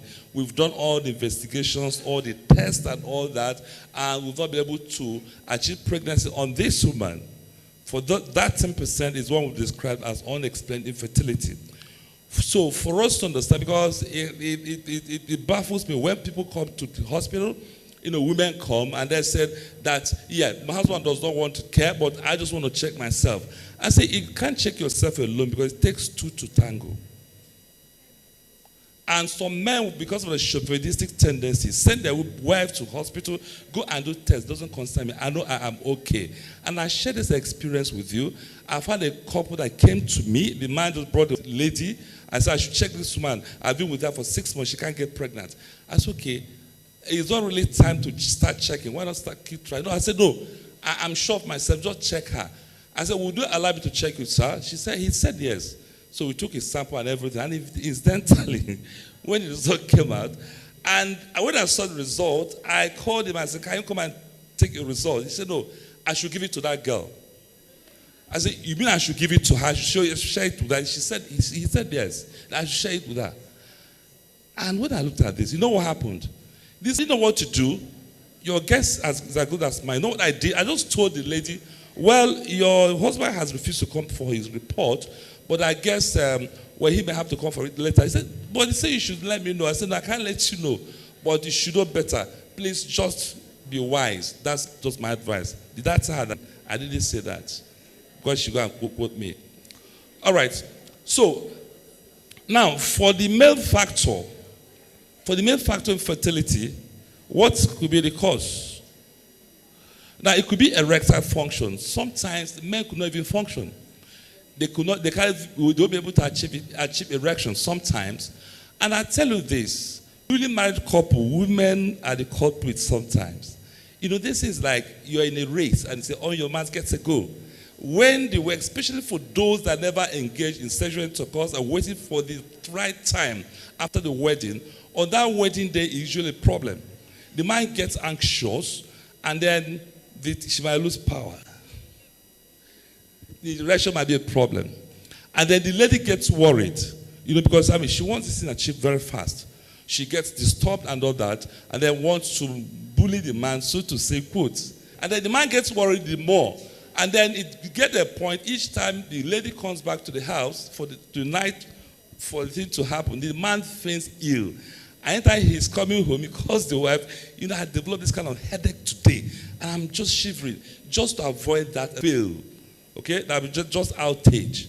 So these things are just psychological things. So it doesn't mean that the person should go all out to start. The man gets well, so we should be mindful of this. Now, for the women, the ovulation issues and all that. Now we should know that. Now, next slide, please. Next slide. Now, for the pregnancy to occur, now look at this simple diagram. Now, this is ovaries and ovaries. The ovaries must be working. It must be able to produce eggs, and then these tubes must be patent, all right? And then here is the vagina. Something good must be deposited here. That's the sperm, and then it must go this way, and lesion takes place here, and then comes down here to get implanted. So anything that disrupts this process could cause infertility for the woman. Now, for the next slide. Now, for ovulation factor, let me just say this. You see, for women, a newborn baby has a higher number of eggs than a mature woman. In fact, from birth, when they were still in utero, in the womb, 20 weeks, a girl child or a fetus has about 7 million eggs. They are at 4 months in the tummy, in the womb, in the uterus. 7 million eggs. Then when she's delivered at birth, she has about 1 to 2 million. All right? 1 to 2 million at birth. And then this, you see, eggs in women is the only cell, one of the cells that keep declining, not regenerate, doesn't regenerate at all. It declines in number until menopause, when it disappears. And that's when the woman goes into menopause. And that's why they say that women have time to start producing mature eggs that will achieve fertility. The number of eggs reduces to 400,000. And every month, chunks of them, a lot of them is churned out. Eventually, 1 or 2 gets matured and released as matured egg that will achieve fertility if a good sperm comes in. So when this happens every month, it keeps declining, until it gets to like 50 years, 49, 50, when it reduces to like 1,000 or less than 1,000. At that point, again. Next slide. So, with all this, it's just a snapshot of infertility. Now, how do we manage? It is important that the couple understand this. It takes two to tango. The man should not push you to go to the hospital to just check yourself alone. Remember the considerations we made. Remember the percentage of the causes of infertility. That it is equal 30, 30, 30, and 10. So when the man pushes you to go to the hospital, you should also encourage him to come. Because most times, the woman is checked and everything is okay. Call the man to come. The man tells you that he's okay. Nothing's wrong with him. And when a man starts giving that excuse, just know that there's something wrong. Probably had got somewhere to check himself and he doesn't want to expose himself. And the next thing that will happen is, at the end of it, probably that the relations, and we kick the woman out. And then a woman is by the side to come in, and knowing the history of that man, she becomes wiser. And your guess may be as good as mine. All right, so that's what happens. So it is important that the couple gets to the hospital on time and to consult together. Because so that you be on the same page, it helps a lot. Now, for the males, it's simple. It's just the semen, the sperm that is analyzed, that's all. Once the man produces, just once he comes, just drop your sperm, and that's when he goes his way. Once the sperm is okay, that's fine. If there's a problem, then the problem will be sought, and then solution will be sought as well. Now, for the female, for women, it's a little bit complex. Because a woman has to produce eggs, the tubes have to be patent to allow the eggs to move and allow the sperm to move in to fertilize along the tube. And also the uterus also has to be accommodative, because if you have fibroids or masses in that womb, inside that uterus, I tell you, by the time even there's a fertilized ovum, there's an embryo that comes in. If it wants to attach on that place where the fibroid is inside, it just it falls away, because it is not a good place for it to attach. So when all these things are analyzed, the woman, the eggs, the ovulation will be analyzed, and then the tubes will be checked, and then the uterus itself will be checked. So the woman is more invasive in women. So that's why for us, we insist on checking the man first, so that he can go his way. But most people will always push women to go through all these problems when they are the problems themselves. So we should know this. I'm talking to the women now to empower you. Okay, so that's that. Next slide. Next slide. Okay, Okay. So, the treatment, we have so many options, right? Pregnant, naturally. There's so many options now that a woman should not be left childless. No woman is permitted to be childless now, I can tell you. There's so many viable options, ranging from IUI, that's simple assisted reproductive technology, intrauterine insemination, where you just help nature. The woman is okay, the tubes are okay, the uterus is okay, and then she's ovulating. Once you have all these things, whether the man is good or not, we can have a donor sperm. And this has helped a lot of families. If the man does not have a viable sperm, we can get someone that he doesn't know, to donate sperm for him. And use that sperm to inseminate the woman, and she can get pregnant with it. So that's the simplest form of assisted reproductive technology. And then the IVF, that is popular one that is making waves now. A lot of women are having triplets, quadruplets, and all that from IVF. And then surrogacy is one that is also in the air now. The woman cannot bear her children. She doesn't have uterus, or that she's too old to bear a child. Someone else can carry the burden for her. A surrogate mother can carry the burden for her. It's done everywhere now in Nigeria. So a woman does not have any reason. Whether you have eggs or not, someone can donate your eggs for you. Whether the man's sperm is 0 or not, someone can donate sperm, and someone else can carry the baby and baby is born to the family. All right, so now this other one, garment preservation. Sometimes a woman may have a condition that treatment may jeopardize the capacity of the ovaries to produce eggs. Like a woman that has cancer. When you subject a woman to radiations, that ovary is gone. So before the radiations, what we do is we harvest the eggs and then preserve the egg or a donor sperm to produce babies. And the woman has her babies. All right? And then the next one is adoption. That is quite common. So a woman does not have reason to be childless now. So my conclusion, infertility negates God's mandate to man. And is bane of marital disharmony. No woman should be allowed to be childless. Viable options now available to put smiles on couples. This one specialist hospital can help make this happen. Thank you so much.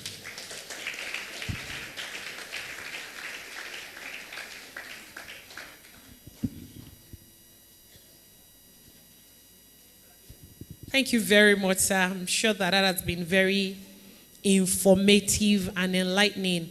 And like Prof said, is available for question, right?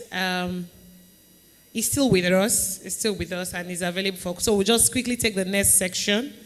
We'll have our guest speaker come up, speak to us very quickly. Our guest speaker is Mrs. Chidebele Petronila Ojukwu, PhD. She's an associate professor of women's health and pelvic physiotherapy and the head department of medical rehabilitation, Faculty of Health Sciences and Technology, College of Medicine, University of Nigeria, Enugu campus. Indeed, you will agree with me that we have very sterling speakers in the room this morning. Thank you very much, ma'am. And just before she starts her speech, would like to recognize Mrs. Teresa Ibas. She's one of us, the immediate past president of Awla, Nigeria. Our Excellency is the wife of the sole administrator of Rivers State. We thank you very much for coming. Thank you. A round of applause for Our Excellency, please. Would also like to recognize and make welcome.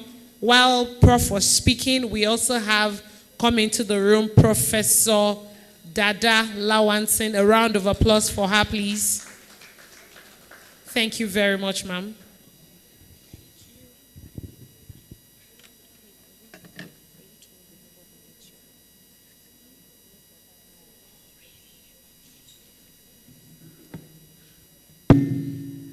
Good afternoon, ladies and gentlemen. I'll be standing on the existing protocols for the sake of time. And I thought I had 15 minutes, but I've just been told that it's less than that. I'm Associate Professor Chidebele Ojukwu, a women's health physiotherapist. I'll be speaking on Move to Thrive, lifestyle modifications for managing stress, burnout, and improving performance in law. And stress is not something we can discuss in 10-15 minutes, but I'll try as much as possible. And first of all, is though that stress is a life. Please, can you move the slides? Okay. So stress is a fact of life, and everyone grabs an experience of it. I don't know if there is anyone in this room who has never been stressed out or who is not currently stressed out. Is there anyone? So I want to believe that we're stressed out, particularly females, because so, but I also want to let us know that stress is, you know, when we say stress, people think that stress is, I go to work, I cook, I come back, I do this, I do that. No. Stress is the way we react to every situation, both physically and mentally.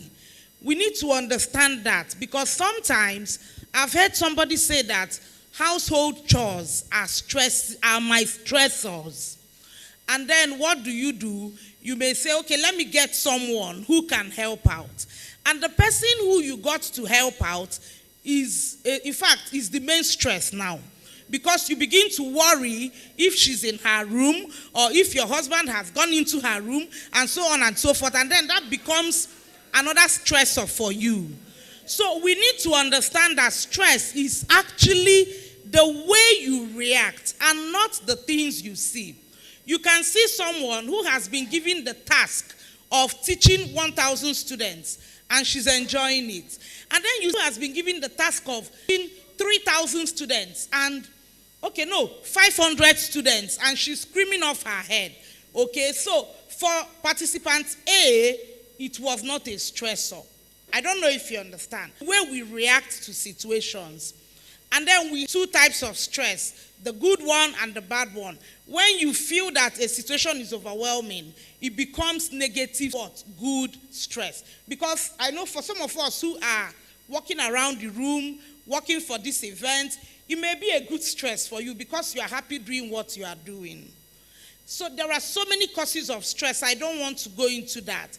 But most commonly, stress is as a result of, next slide please. Stress is as a result of unsettling effects of change. Maybe you got into a new role, or when you feel that a situation is challenging or threatening, or you are losing your personal control. There are so many things that can cause stress. So in view of this presentation, I had to interview some female legal practitioners who I know. I didn't just want, next slide, I didn't want to be talking out of inexperience.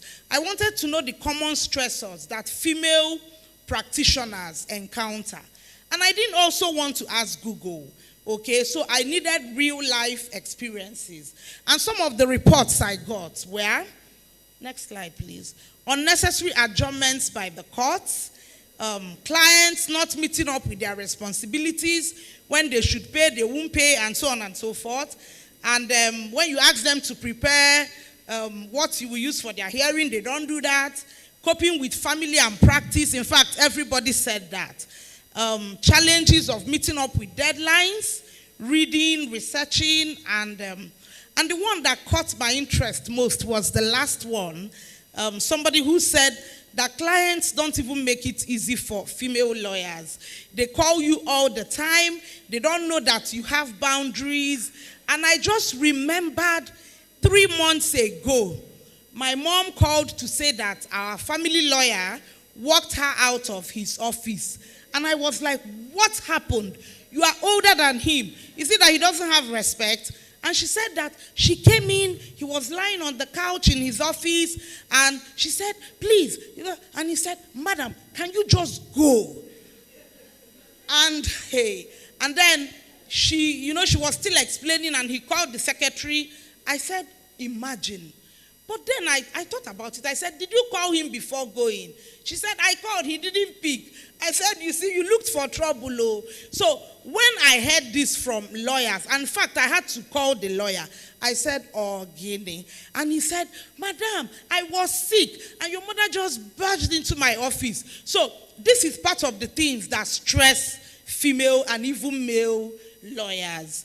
And now we need to know where the path of stress leads us. It leads us to a lot of physical problems, hypertension, diabetes, headaches, body pains, and so on and so forth. And then we also have mental and emotional symptoms. And you see yourself shouting, screaming, you want to get this, you get another thing, you want to eat. Instead of taking the spoon, you take the knife, you are confused. Okay? So that is part of it. And then we just want to quickly look at how we can manage stress. We may not have enough time to look through, but I'm just going to drop a few points. The first point we need to note is that you need to study yourself. That is what we call self-study. Understand yourself, understand what works for you. If somebody works with a deadline of 2 weeks and it works for them, that might not work for you. You might need to tell your senior, please, can I get an extension? I'm unable to, So understand yourself. If people attend some sorts of events and it's a relaxant for them, it might be a stressor for you. I know somebody who doesn't go to, Me, I don't go to Facebook very often because there's a lot of negative news out there and I can't handle it. So you know what works for you and you begin to do that. Then the second point is lifestyle modifications, which is the main onus of our presentation. You know, when we say lifestyle actually refers to the way you live, including your daily habits, your behaviors, and your choices. And then there is always need to modify your lifestyle if you need to manage stress. And most times when we hear lifestyle modifications, the things that come to our minds are improving your sleep patterns, which is very important, and so on and so forth. But you also need to know that the choices you make every day are part of your lifestyle. And I want to start by saying, please, can you go to the next slide? I want to start by saying that we should understand the differences between needs and wants. There are things you need to do. There are things you want to do. I would have just, because we don't have time, I'll let you go back home with this little assignment. Write out the things you need to do next week. Tag them, needs and wants. We all know what needs are. Needs are necessities. If I don't do this, it's a problem. If I don't do this, it may be a life-threatening matter. Or wants are, I really want to speak to him face to face. That is want. You may have another option. You can put up a Zoom call or you can call him on the phone. Okay? So when you are able to needs and wants, it helps you to also set realistic goals. Sometimes we may have a lot of meetings in a day, okay? Or you overbook cases and you don't factor in the time you need to prepare for these cases. These are the things you need to consider as female lawyers. Also, prioritize tasks. You don't necessarily have to do everything. You have to use your planners. In the Western world, they use electronic planners a lot. When somebody calls you and says, electronic planners a lot. When somebody calls you and says, can I see you tomorrow? They will say, wait, give me a minute. They look at their calendar. You look through, oh, no, I won't be free tomorrow.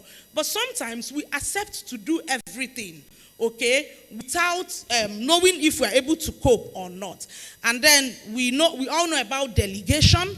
We know about setting boundaries for clients and so on and so forth. Now, the next thing I want to talk about, which centers on my profession, I'm going to skip every other thing I have here and talk about physical activities as ways of managing stress. When we hear physical activities, we think it's only when we go to the gym. No. Physical activities refer to any bodily movement. You know, I was sitting at the edge of the desk, and everybody had to say, excuse me, before they pass. I'll stand up and sit. In fact, I think I've stood up and sat down for over 50 times today, and they keep apologizing. Sorry. No, it's not punishment. We need to be active. That is part. In fact, I was happy to be doing that because my tracker is already counting. I stood up, I sat down for me. So when we say physical activities, not necessarily only when you go to the gym to lift weights. And it's not always when we say physical activity, we need to be intentional about it. Sometimes we take a walk. But while we are taking that walk, we are discussing on the phone with somebody who is even stimulating stress in us. What we should be doing is mindful activities and not mindful. You know, you are taking a walk, you are discussing, you are planning a wedding with your sister and all that. So you need to do what? Focus on what you are doing. Take deep breaths. Make out time to think about things outside work. Music that reminds you of maybe when you were in school or, something that will make you laugh. These are parts of guided imagery. And then make intentional efforts to stay active. Once you are active, your body releases hormones called happy hormones, endorphins and all that. And they put you in a very happy mood, okay? Instead of sitting down all the time or maybe sitting in your office and ringing the bell, take the menu or secretary. Go to the next office. Just walk around. Okay, I have a new secretary in my office. And I'm sure that if I finish signing anything, I'll take it to her. And then she'll be like, hey, Ma, go and sit down now. Prof, I said, leave it. It's part of what? It keeps me in a better mood. Instead of just sitting down on your table and dealing with everything. When you are taking phone calls, make it a habit to walk around. When you are on a Zoom call, nothing says you should sit on your chair. Walk around while you are on Zoom meetings. If you want to talk, you can stand at a place and talk. And then so on and so forth. But then before I go, I'll teach you what we call breathing exercise. I don't know if you've heard about it. It is magical. When you are, even when you are not stressed out, just do it the way you drink water. It even helps to regulate blood pressure. We've done a lot of researches on that. So, guided breathing or intentional breathing exercises entails taking in air and breathing out. Breathing in and out, but with some intentionality. When you want to breathe in, please, I want everybody to do this. If this is the only thing you go back home with today, I'll be okay. You put your hand on your tummy. Put your hand on your tummy. And when you want to breathe in, one hand on your tummy. When you want to breathe in, you breathe in through your nose. And when you want to take out air, you take it out through your mouth. You open your mouth. So put your hand on your tummy. And when you are breathing in, make sure that your tummy is pushing out. Because when it pushes out, that means that air is going in. And when you are breathing out, your tummy should go inwards to push out the air. So put your hand on your tummy, and at the count of 4, we take in air. 1, as I'm counting, you are breathing in. 1, 2, 3, 4. And then you begin to breathe out through your mouth. 1, 2, 3, 4. Thank you. You can do this for as much as you want in a day. Thank you. Thank you very much. Thank you very much, Prof. We truly appreciate you. As happens in very exceptional programs like this, we're running out of time and would like to still do a couple of things. We have a consultant cardiologist in our midst who will give us a very abridged version of a health talk. We've talked about fertility, we've talked about the women, and now we want to talk about our children. So we'll have an abridged version of that. As Dr. Ken Adiele comes up, I'd like to draw attention to a book, The Older Branch, and the coordinator emeritus, Awla Rivers. She's here with us. And with her depth of experience in protecting women and children's rights, she's written a book titled Restoring Women's Rights, A Practical Approach. We're encouraged to get a copy outside. The book goes for 30,000 naira, but for today, because this is she identifying with us, with our own, the book is being sold for 25,000 naira for only today. Restoring Women and Children's Rights, A Practical Money. Thank you. Yeah. Thank you very much for this opportunity. I want to welcome all of you, the African Women Association, to Enugu. I know you have time is already well spent.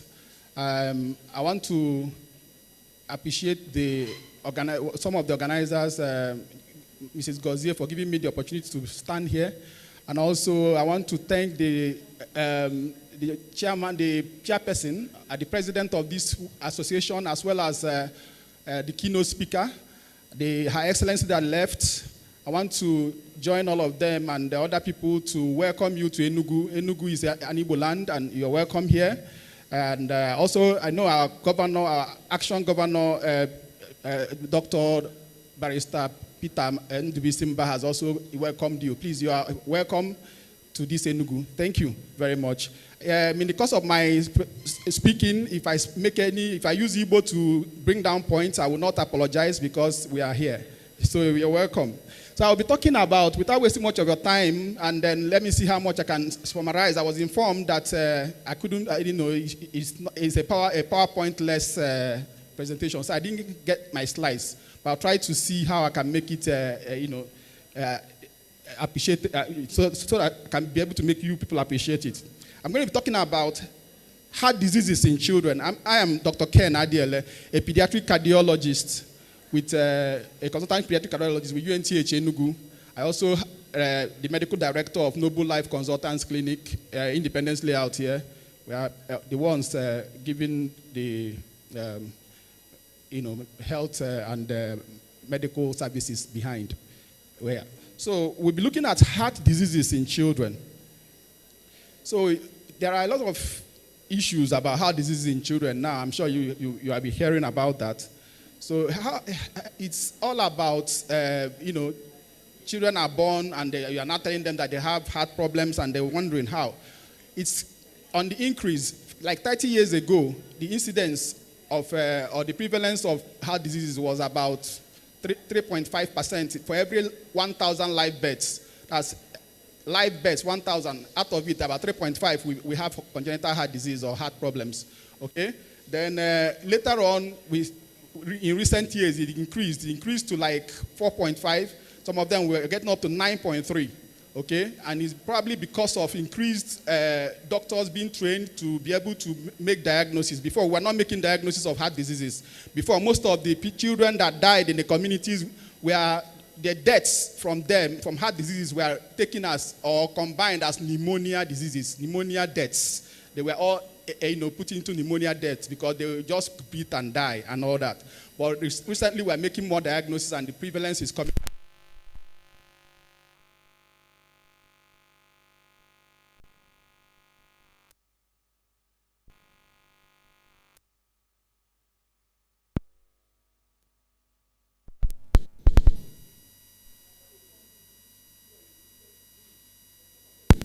Pink, but they cannot breathe well. So these are the acyanotic and then the cyanotic congenital heart diseases.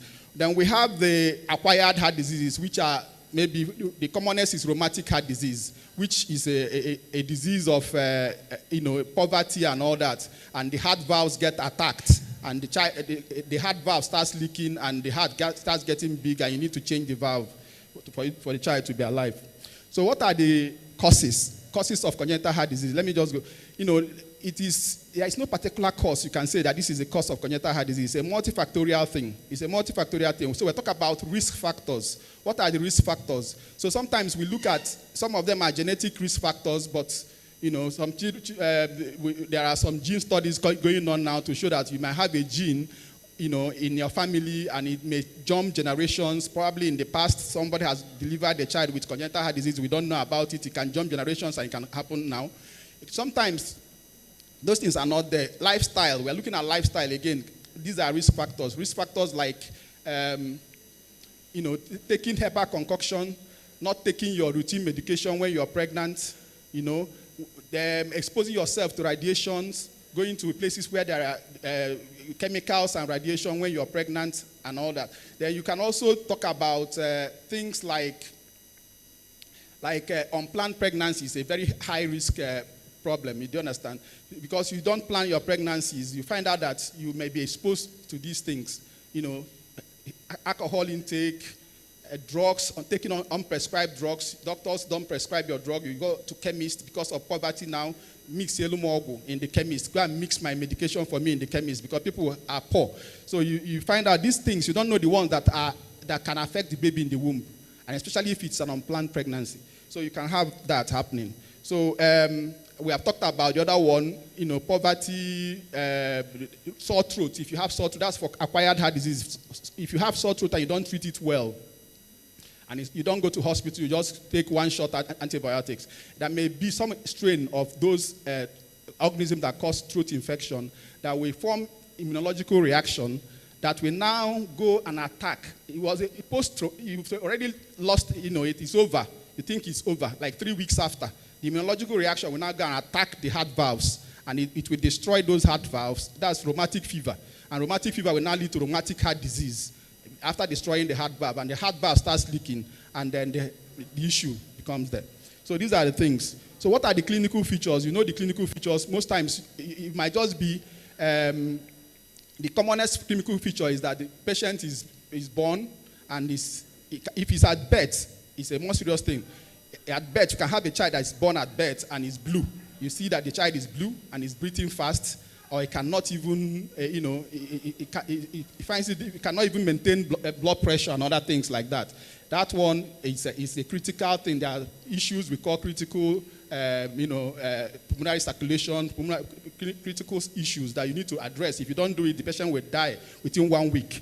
But those are those ones. Then there are some that we wait till around 3 months, around 3 to 4 months. That's when they will now present. The shunt lesions. They will start breathing fast. Initially, they will be fine, or they will just say nothing serious. But now, after 3 to 4 months, you start breathing fast and then coughing and all that. Coughing, it becomes that. You think it's pneumonia, but it's a heart disease. And sometimes it will just be, they now go to the hospital and the doctor will pick a momo and say, okay, go to a cardiologist, and they will now know the problem. Now, okay, which other one? Some of them will not, presentation may be not being able to grow, failure to thrive. In Igbo land, they call it nta. The child you are giving food, is eating very well, despite good appetite, is not adding weight. You'll be wondering, what is that? Some of them will not present at birth. They wait around 6 months. Around 6 months, they will now start presenting. You now start noticing that they are blue. These are cyanotic congenital heart disease. You notice that they start changing color, changing body color. Their lips start getting darkened. Then some of them will now be weak. When they are playing with their other siblings, after some time, they start squatting. They're taking that particular position all the time. Even when they are lying down, they are lying in a squatting position. They just get weak. And that is the next thing. As they are growing, their nail beds get darkened, and some of them will, the tips of their fingers will start getting ballooned out and look like that's too soon. It's not up to 15 minutes.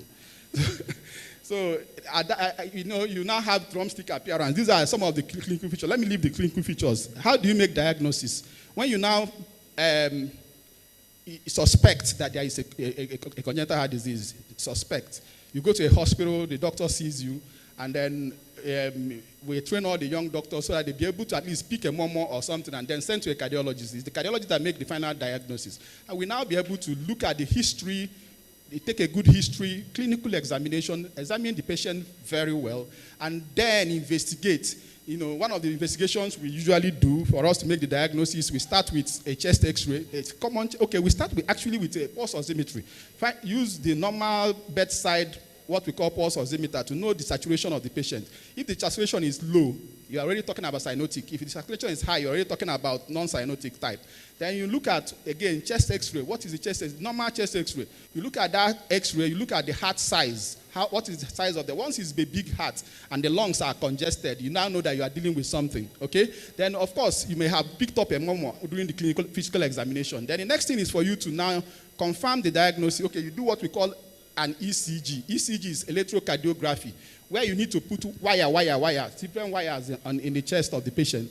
And then it brings out some tracing, which gives you the electrical function of the heart. And that electrical function helps the doctor also, the cardiologist, to know where it's going. So if you get all this, then the next thing, you already have an idea. You already have differentials. Then you now go and do what we call the echocardiography. Echocardiography is like an ultrasound. Normal ultrasound that pregnant women do. It's non-invasive. It's not associated with radiation. You just put your probe there and all that. But you need to be trained to be able to do a good echocardiography. It's a lot of things. You open up a lot of things. Open here. Be able to now tell you which exact heart disease are we talking about. There are so many of them. If I had pictures, I'll show you. So you'll be able to make the real diagnosis, and then you can now plan, educate the family and plan for intervention. What are the possible interventions? It could be some that you cannot do anything about. Some of them you cannot do anything about. I'm not trying to say, but those ones are few. You'll not be able to do anything about, and you counsel them about that, and it will just be management, taking drugs and all that. Then some of them have treatment. You may initially optimize them with drugs. After optimizing them with drugs and they get fit for surgery, they can be offered surgery. Surgery open heart surgery can be a treatment for some of those. And then we also have some that have hole outside the heart that you do a closed heart surgery to be able to go. Then some of them, it may not be just surgery. We have what we call interventional cardiology, which we also offer here. You know, interventional cardiology, you can, some of these things, if you choose them correctly, you can actually close the hole inside the heart without opening up the patient. You go through the vein and get into the heart. Get into the heart, watch it on a screen, in a cath lab. You'll be seeing it on a television, and you see yourself enter, get into the heart, see the hole, measure it. You must have done all those studies, then come in there, confirm it, and then put a device, what we call a device, close up that hole, you know, and then come out, test it and be sure everything is perfect, and then you come out. And at the end of the day, the child is healed. It is perfectly corrected, and you don't need to. The next day, the patient goes home. The next day, the patient goes home, stops taking all the medications, and it will look like miracle. It will look like magic. And it could be done in less than 1 hour in the cath lab, depending on the case that we do. So we have done that in Nigeria. We've done here. You know, it's something we have gone abroad to learn, and we are doing. Recently, we did some in Southeast here, Southeast Nigeria, under the auspices of VOOM Foundation in America. We've done at Dame Marina Ekosa Memorial Hospital. We did one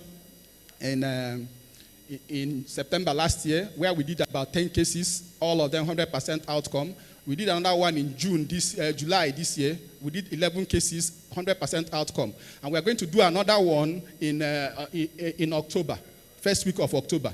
By the grace of God, we will also have that. So, yeah. So, what are the ways to prevention? Prevention. Let's look at prevention. How do we prevent congenital heart diseases? You know, I'm sure mothers are here. You are all mothers, and you'll be wondering, is there a way to prevent this thing? Yes, because of the little information we have about the risk factors, okay, you can actually help to reduce these congenital heart diseases and acquired heart diseases. What are the things you can do? One is that you have to, we advise that if a woman has had a previous, has had a child that has a congenital heart disease, because there is risk of having another one. But it increases once you have one. If you have two, it decreases more and more. So what we do is, if once you have had or we have such people, we ask them to have their next pregnancy planned. It has to be planned pregnancy. Like 3 months before they plan pregnancy, they have to start taking their folic acid. Folic acid is one of the, the routine drug we've seen that helps in formation, baby formation. Now, I forgot to mention something, that the heart forms very early. I forgot to mention it. The heart, in the formation of the heart forms starts forming as early as 10 days. 10 days. And then it starts beating as early as 21 days of pregnancy when you have missed your period. And then, from conception, the doctor talked about fertility. He talked about fertility. He talked about the egg and all that meeting up. And then you can imagine, at 21 days, at that 10 days, the woman has not missed her period. So she doesn't know she's pregnant. She doesn't know she's pregnant. So what she does is, her lifestyle, what is her former lifestyle?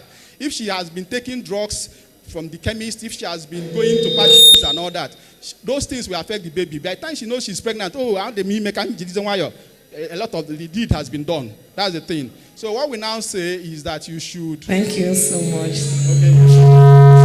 Okay. Pregnancy, okay? And that is it. And then as much as possible, we'll try to follow up these patients. Thank you very much. Maybe there is more to it. Thank you so much. Right. A very big round of applause. Thank you very much. I know he has a lot to share with us. He has quite a lot, and he's making a huge lot of sense. He's around. We can still meet him for further information. Thank you so much. Another round of applause for that very insightful discussion. Thank you. Thank you once again. We have recognized the Leonard Silk, Mr. Kombese, and Professor Dada Lawansin. We'll be calling them shortly for their goodwill message. But before we do that, please, we'll have the poets. We have had a lot of discussions and mental, things that our mind is processing. So we just have the poets come up and give us something that would excite us more. Then we now have the Leonard Silk. Let's encourage him, Mr. Jeff Iwo. Let's encourage him.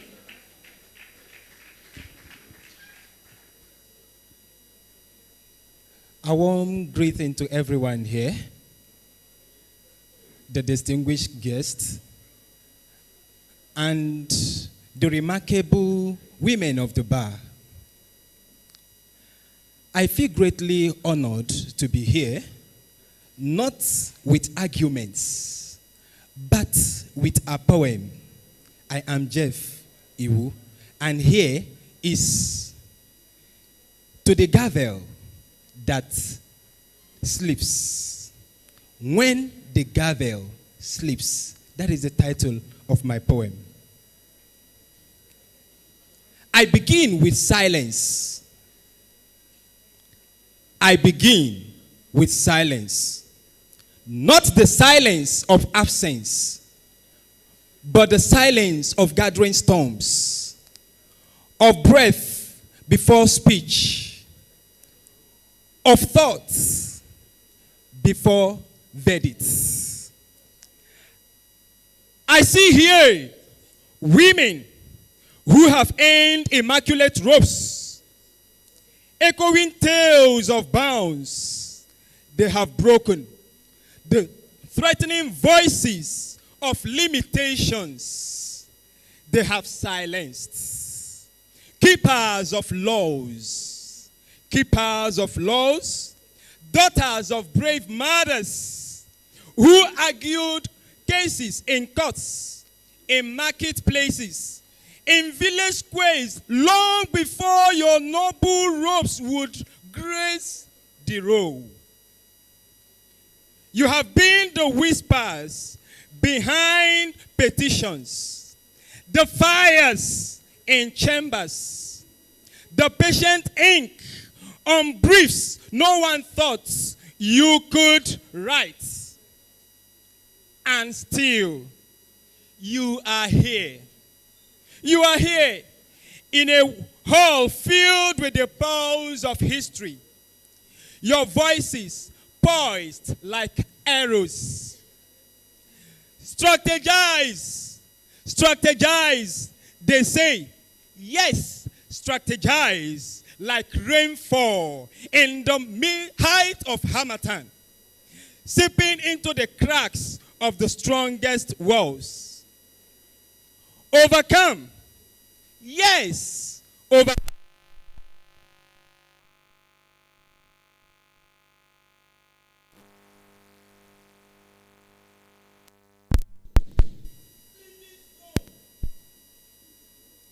To touch the sun. Evolve, they said. Yes, evolve like the moon, changing shape, but never losing its lights. Even when the world pretends not to see. But I beseech you, women, heroes are not born in applause. They are fought in the slow hours, in the nights when the gavel sleeps. And the law is nothing but your conscience asking, will you still fight when no one is watching? Will you still rise when the rising costs you everything? I think of your journeys. Yes, I think of your journeys. Of the day they called you too young, and you learned to age in wisdom, not in bitterness. Of the day they called you too woman, and you showed them that justice wears every face. There are battles, no status covers. Wars without witnesses. Cases where the judge is your own reflection. And sometimes, the verdict is delayed for years. But the courage still rings loud even in the wait. So I ask you women, when the world calls you to choose, between comfort and truth, between safety and justice, between the silence they love and the voice you owe to the future. Oh, tell me, what will you say in the moment when the gavel wakes and finds your hand upon it? Thank you.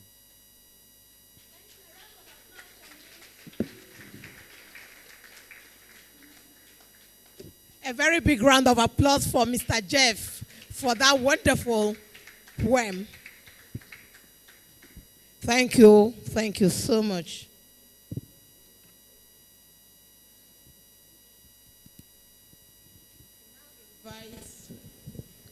We'll now invite the Lynette Silk, Mr. Latif Omoyemi Akombe, Senior Advocate of Nigeria, for his goodwill message. Please, a round of applause for him as he makes his way.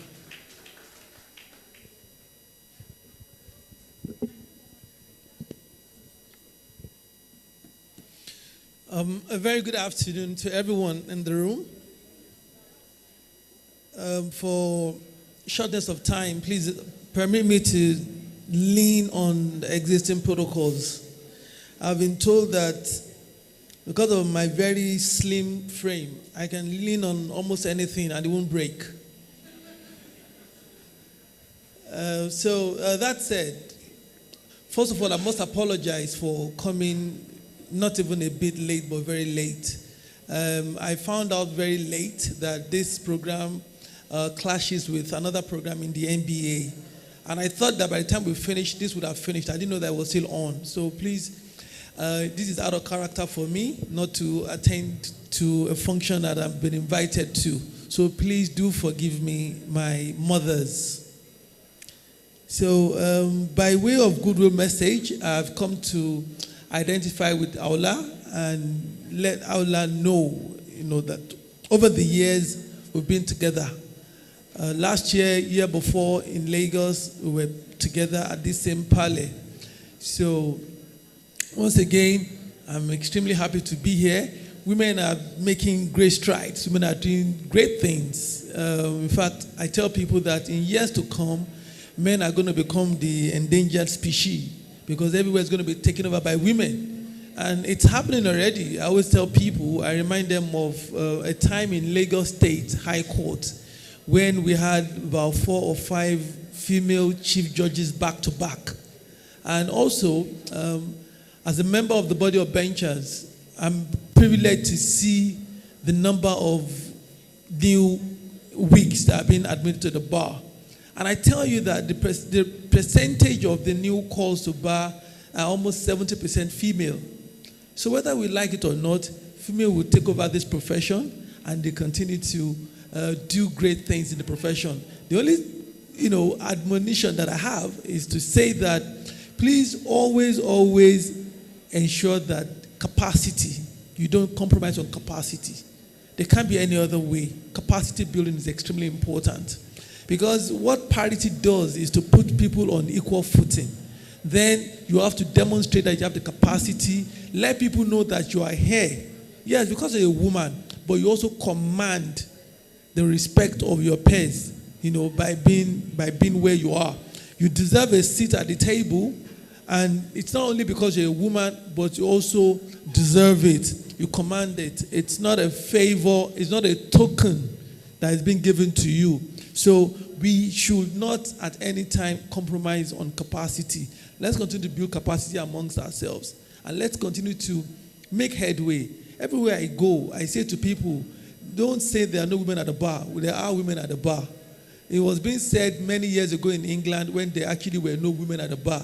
But after that, everybody has come to realize that there are women at the bar. And for the female judges, also allowed to be addressed as my lady.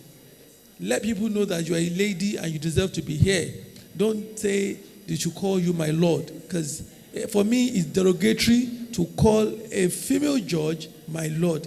Am I saying that you don't deserve to be there except you're a man? No, you're a lady and you should be addressed so, my lady. Please, let's accept that. So I leave you today with a framework on Unleash.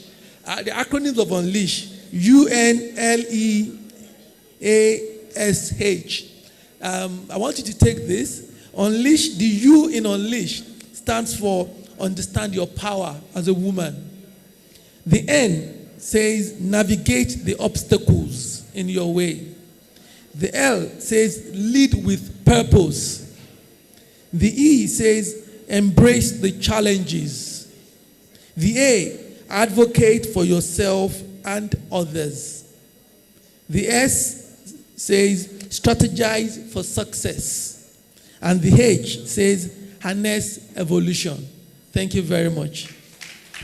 Thank you so much. Another round of applause for the Leonard Silk. Thank you very much for honoring us despite your other engagement. And as I invite Professor Dada, Professor Foluke Dada Lawansin, to come and give her goodwill message. A round of applause for her, please. Thank you very much. Good afternoon, everyone. Yes, let's cheer up a bit. Don't mind my voice. Good afternoon. I believe we're all happy to be here. It's our event, and we should give it life that it deserves. Okay, I've been introduced. My name again is Professor Foluke Dada Lawansin. I'm an Awlan. I have not been too active recently, and that's because I am going around the country doing the needful, consulting for the necessary office that I think women need to be. For so many years, we have not done much, but by the grace of God, women are coming out, and I appreciate the leadership of Awla. Mrs. Caroline, you're here. Mrs. Ibas, our mother in Awla, Fida, I appreciate you. And I appreciate every great woman present here. I appreciate the men who are standing up for us, the he for she's. And you see, we're at that point now that as women, we need to raise the bar. The theme this year for the agency is stand tall, right? Stand high, stand up, and stand tall. That theme is a little shady, but for short people who are vertically challenged like me, it doesn't really mean a thing. And what it means is that I must come out as a woman and be the woman that I am. And I get the message. I understand the theme. And I encourage you all, as women at the bar, we really need to do more. We have established the fact that there are ladies at the bar. And Latifa Kongbe SAN just said that it shouldn't be tokenism. It shouldn't be by tokenism. But the days of tokenism are gone. Now we have women of capacity. We have women who can do. We have women who have traversed far and near. We have women who are educated and can bring to bear the basic values in that education, the basic values in that knowledge and the experience we have. And as women, I see as a professor several girls achieving so much in class. And when you look at the law school results, you are so proud to be a woman. But has that really translated to economic and political empowerment of women? No. So this is the stage that we are now, a stage where women now are bold enough to come out, and we are standing tall. So let us support each other. We just left a session at FIDA where we talked about, one of the things we talked about was about supporting each other. You see, we come to these conferences, we say a lot, and the next conference will come, we'll say so much, but have we been able to transform those talks into action? That is where we are now. Between now and July next year, we should elevate ourselves and ensure that as we do that, we are tagging the young girls along. The young girls, by next year, it should be an interesting session to see how many girls you have mentored by next year. And this is my message to you. Thank you very much. And please let the women support the women. I am saying this by next year, July, as we come out, now we have female candidates going for the office of the president of the Nigerian Bar Association. I'm one of them. So please, let us do the needful. Let's stand tall. Thank you. Thank you so much, Professor Dada. Thank you. Thank you very much. Thank you, Prof. And if you could just wait for a second, we'll just do a couple of things back to back right now. Yes. As we draw a curtain. Would ask the Leonard Silk, Mr. Latif Omoyemi Fagbemi to come forward. Omoyemi Akombe, SAN. Yes, Omoyemi sorry for Akombe, that mix SAN. up. We'll be having a presentation of award plaques and also group photograph. And as we do that, I want to recognize the presence of the NBA Lagos branch chairman. Women are actually doing well and will do well. So the first female chairperson of NBA Lagos, Mrs. Uchenna Ogunedo Akimbade. Thank you for coming. You're welcome. So let's have... let's also have my Lord join them for the group photograph. Please, let's come forward. Okay, we'll take their words. Then right after that, we have the group photographs immediately. Please, if the ushers can bring the plaques forward. If you can have the ushers help with bringing the plaques forward.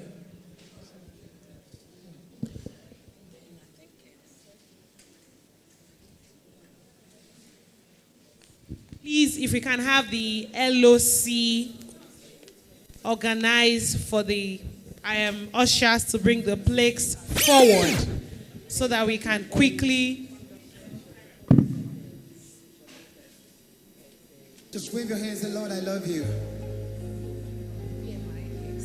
Okay, we also want to announce that there is opportunity to do your BMI. Please, you can just go to the back and meet the medical team.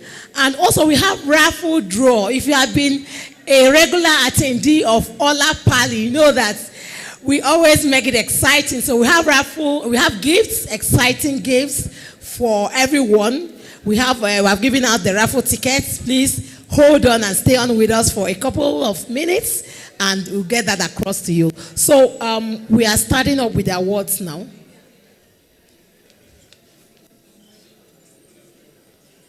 All right, so to present the award very quickly, would ask my Lord to come up.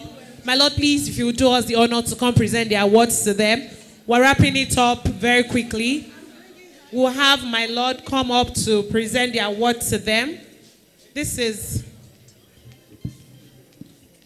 for Mr. Latif Omoyemi Akongbe.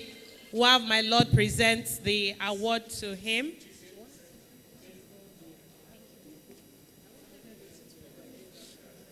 Wave your hands and Lord, I love you.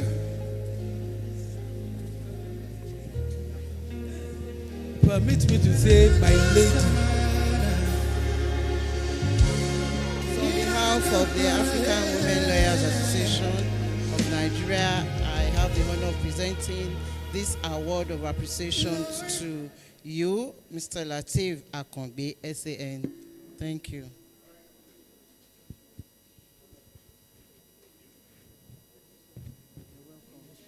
Precious words from my heart to tell you how I feel for you. You obsessed my mind. You come to my heart. On behalf of the African Women Lawyers Association of Nigeria, I have the honor and the privilege of presenting this award of appreciation to you, Professor Foluke Dada Lawansin. Congratulations. That's why I sing this song to you. He says, I love you, Lord. I will have Our Excellency come present the award to our keynote speaker. Our Excellency, ma'am, please, if you would do us the honor to come present the award to our keynote speaker. And in the same stead, if our keynote speaker and our guest speaker would please come up very quickly.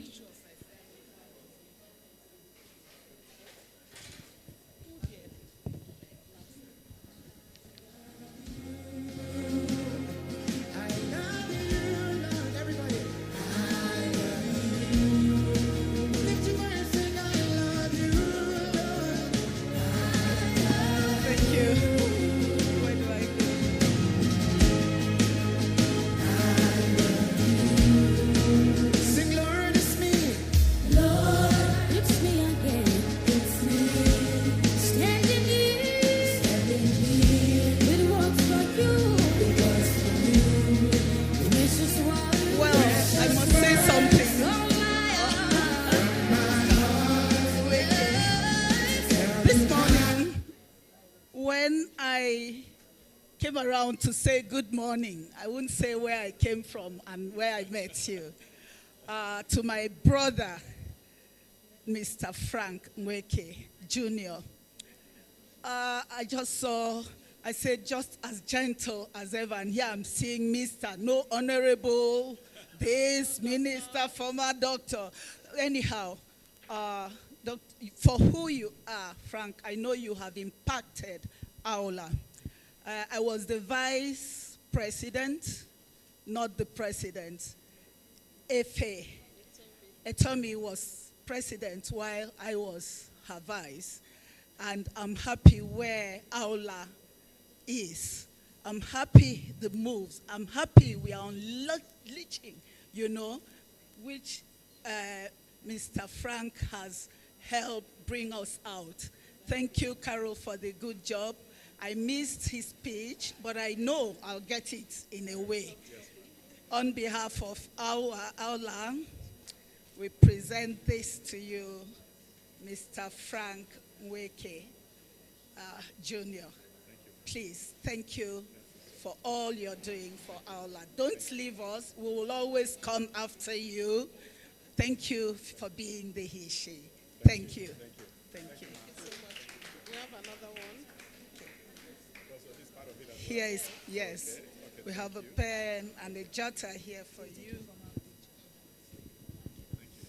Okay, I should do it. Nothing can take your place. Nothing compares to you. Who is like unto you? I love you, Jesus. Who else can die for me? Who else can shed his blood? Who else can give his life? I love you.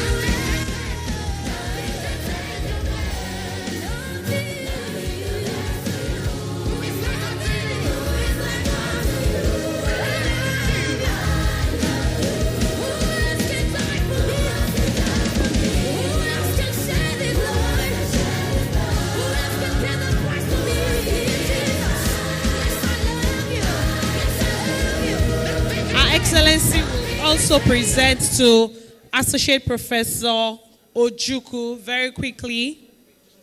Associate Professor Ojukwu's picture will be taken, award will be presented to her as well.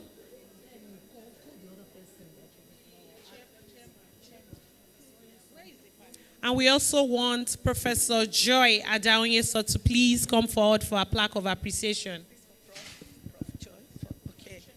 Okay, darling, I listened to you. That was powerful.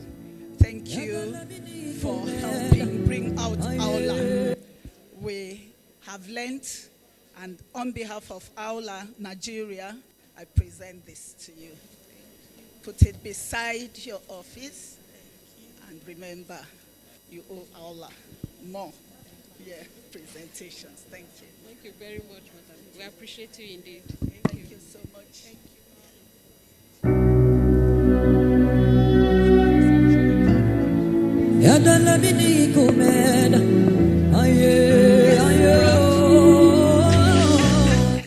I just met Prof, and I was just admiring this professor. I took her number. Little did I know I'll be doing more job here for you. On behalf of Awla, I present this to you, Professor Joy Adaonyeso. Thank you for the good job. Thank you for encouraging Awla. Keep it up. You're one of us, so you have no choice. Thank you very much.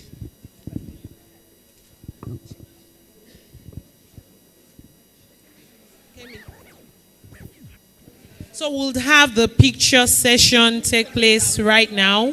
Please, my lords, would like you to come forward. Would like the keynote speaker to also come forward. We also have in our midst Honorable Justice Nkem Izukwa of UN Tribunal. I am sorry if I've pronounced it wrongly. Thank you very much, my lord, for forgiving me already. We'd also like my lord to join the picture session. We'd like the keynote speaker to come forward as well. We also have Mrs. Noye Madubuko, who'd also like you to join the picture session, please. If we have any other judge of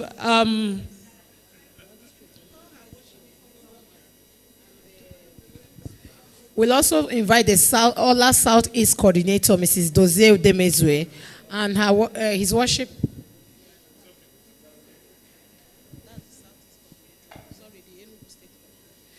And the Enugu State Coordinator, his worship, Ifoma Wabara.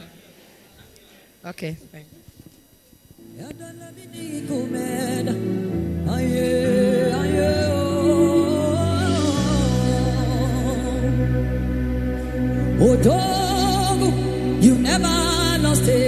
we still have our food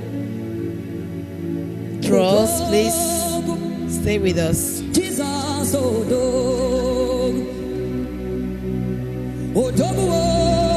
You never be defeated. Please would like profs to please join the photo session as well. Please join the picture sessions as well. I've just been told by the chair of LOC that the plaques for prof, they're on the way. So if we get them before we leave this place, if not, it will be delivered right at their doorstep. Thank you very much for the invaluable knowledge shared with us.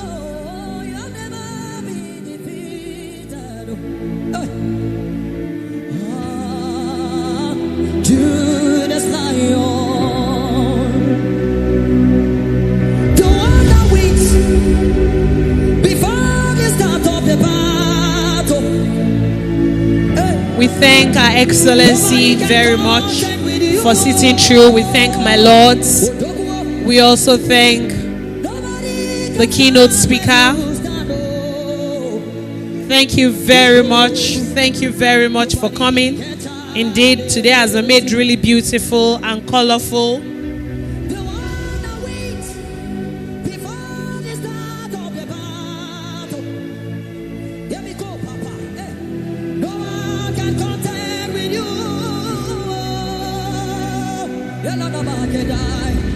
Nobody can stand where you stand. Oh, Odogu is your name. Oh, nobody can challenge you.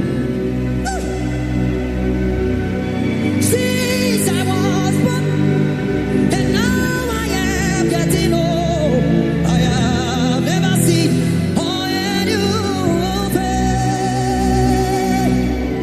Since I was born, and now I am getting old, I have never seen or heard you fail.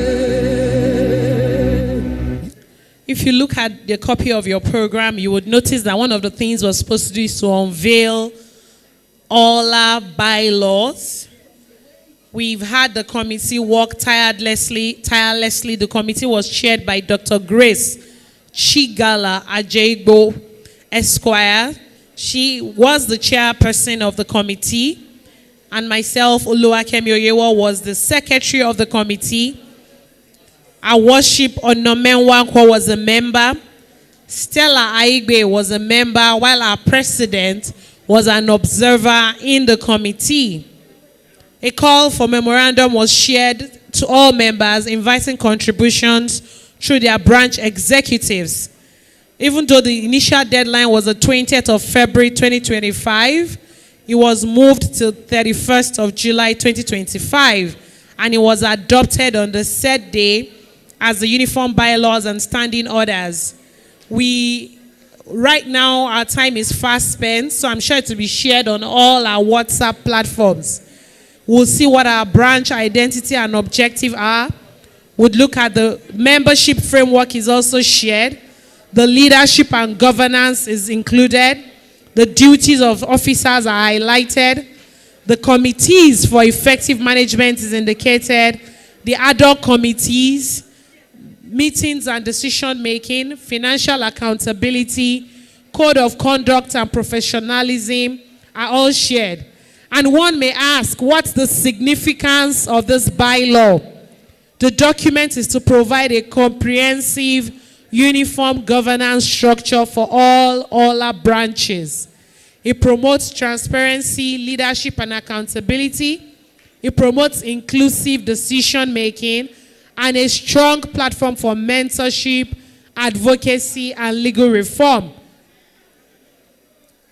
Our chairperson, who is Dr. Grace Ajegbo, would like to express deep gratitude to Madam President and the national executives and to every member of Awla Nigeria for their contributions, feedback, collaborations, which were vital to achieving the historic milestone. We thank you dearly and truly, and we look forward to an implementation of the bylaw. Thank you very much. And with that, we'll move on very quickly to the next agenda. I'd like Ifoma to come up.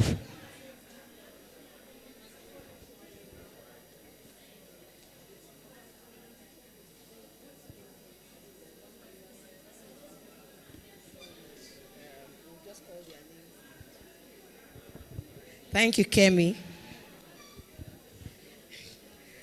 Please, like I said earlier, Awla always recognizes and appreciates all the attendees. And in particular, we lovely recognize our guests, that's non-members.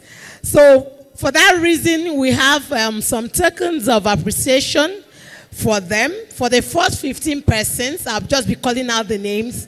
Please, can we have the gifts here on the podium? Can we have the gifts? Please, if you hear your name, quickly make your way to the stage and get a gift from Awla. Chukwu Gloria Nkiruka. Please, if you don't come up on time, we will just bypass you to say, it will just deem it that you are not here. Chukwu Gloria Nkiruka. Okay, please, let's appreciate her. Wabara Fechukwu. Please, Wabara Fechukwu W. Wabara Augustine. Nwachukwu Cecilia. Onyechere Ifesinachi Joy. Nwoji Doris C. Ohabuyiro Edna.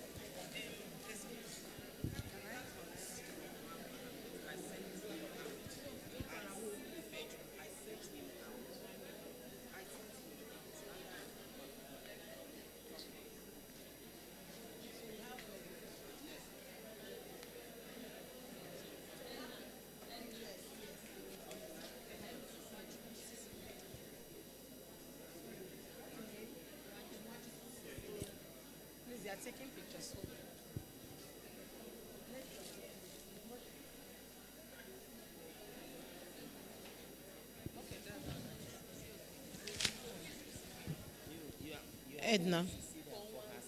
Nwachukwu Cecilia is here. Congratulations.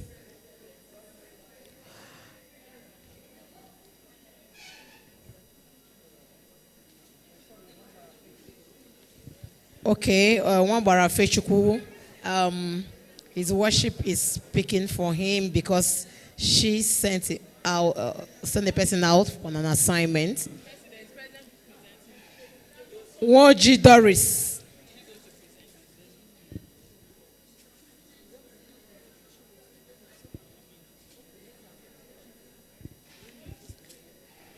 Juliet Peters. We have here Henry. I don't know why Henry. One name is not first name is not just enough because there can be more than one Henry. But Henry from Coniet Foundation. Juliet Peters, Ihuama Eke, Ihunanya Onuaga.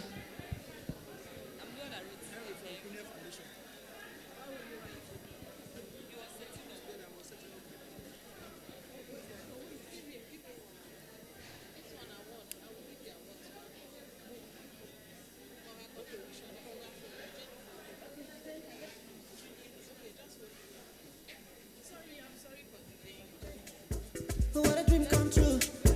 I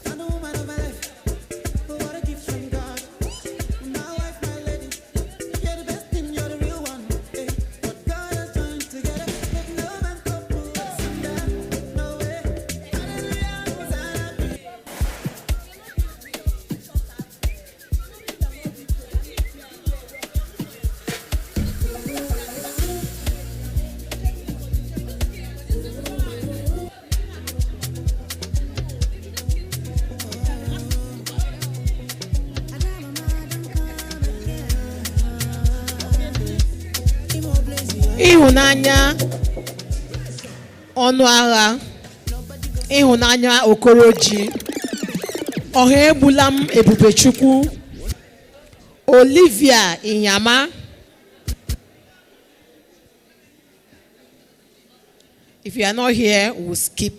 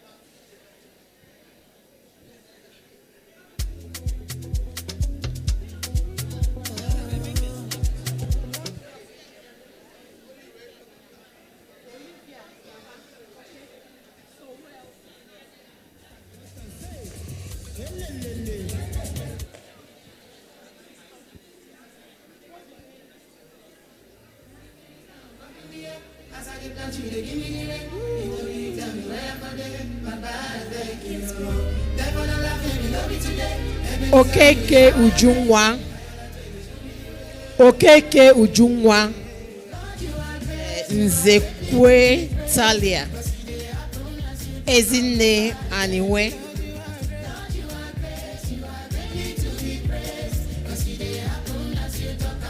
Congratulations.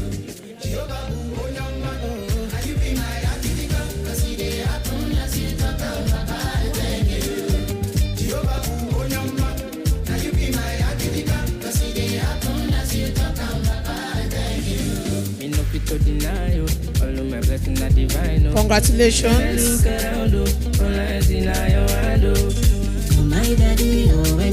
Odunna Augustina.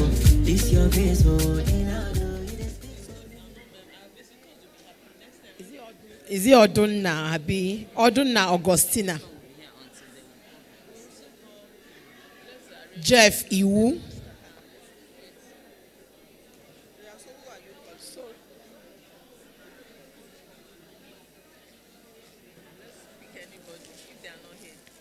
Okay, for the last time, I'll just call these names again. Wonji Doris. What has come, Abi? Okay, we have Odunna Augustina, Jeff Iwu, Joy Obonnaya, Onyinye Ibokwe. If any of them is here, otherwise, thank you. Your worship.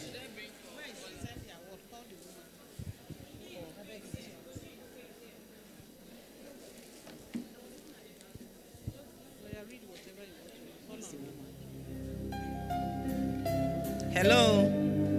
Please, may the representative of Her Excellency Jennifer Ono come forward.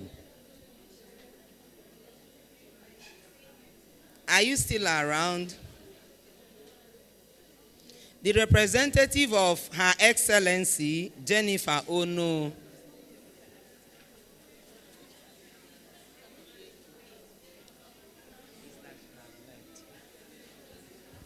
If you are still here, come forward and take the award.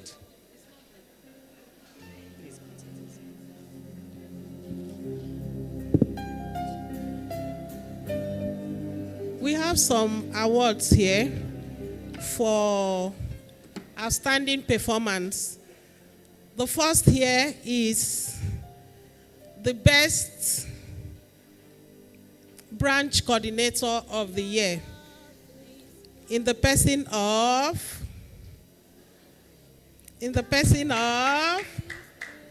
Awla and Gloria Anori are here.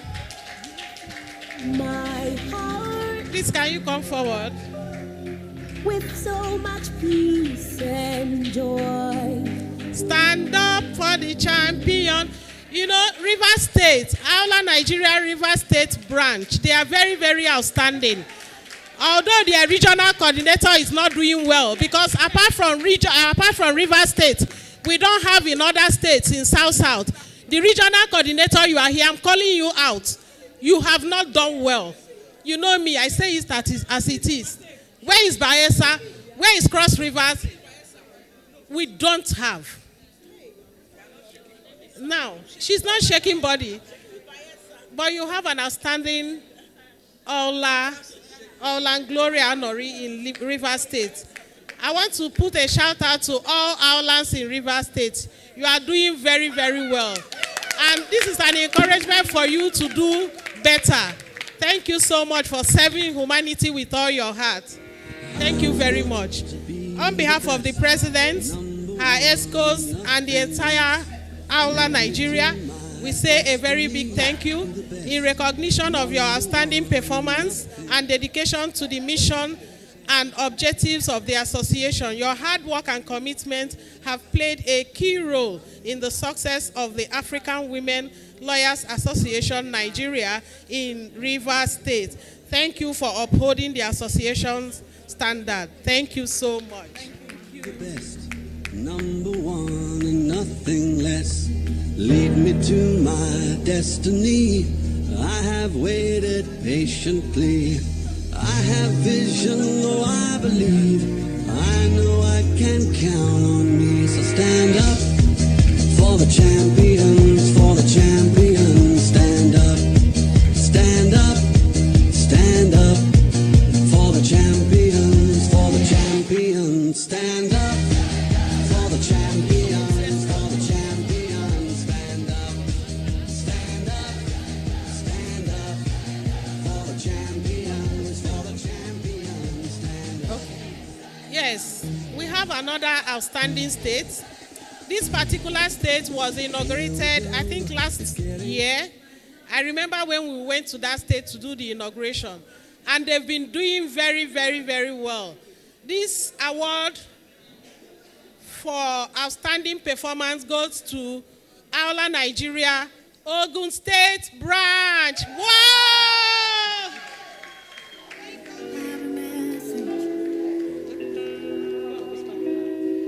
Can we have the coordinator of Awla Nigeria, Ogun State, in the person of Awla Antoine, Shonaike.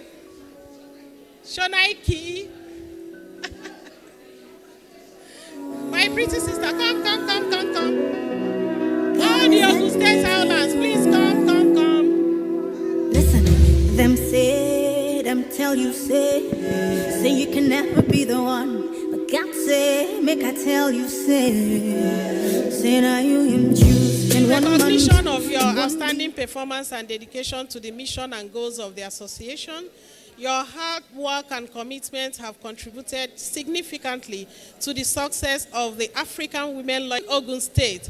Thank you for upholding the association standards. Thank you so much. Say now you him choose. In 1 month, in 1 week, you will sing a new song. In 2 days, lesser than you will hear. Congratulations, you're in the glory of God. Child trafficking victims as well. Thank you so much. Another award of excellence. This is an award for upcoming branch. This is our newest branch, I think so. But they've won an award because of their outstanding programs.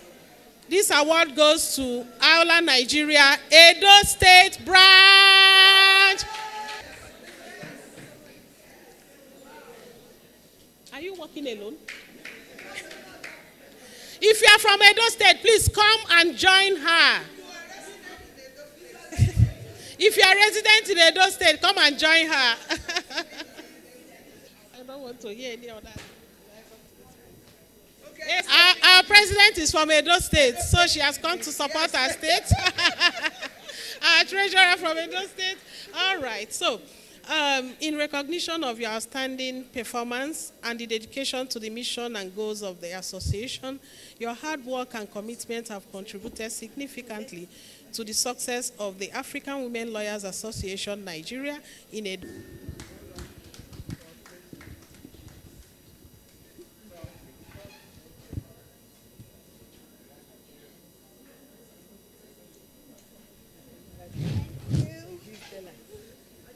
Yeah, the Southeast is doing very well as well. Your coordinator Mrs. Chigozie, your regional coordinator, Mrs. Chigozie Udemezwe, collected the award last year. So you have to double up, unveil our uniform bylaws. We have our national constitution. Now we have our bylaws. Can we clap for this ESCO? We are getting better. Now I will humbly call on our past vice president. When she was the vice president, I was the national general secretary. We worked closely together, and I'm happy to see her again after our last year's Parley, Miss here, and unveil our bylaws.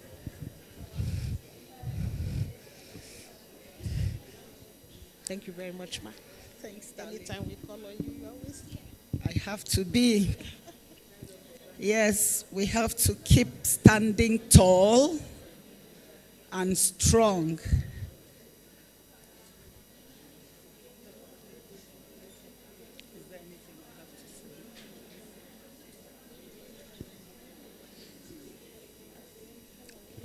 Well,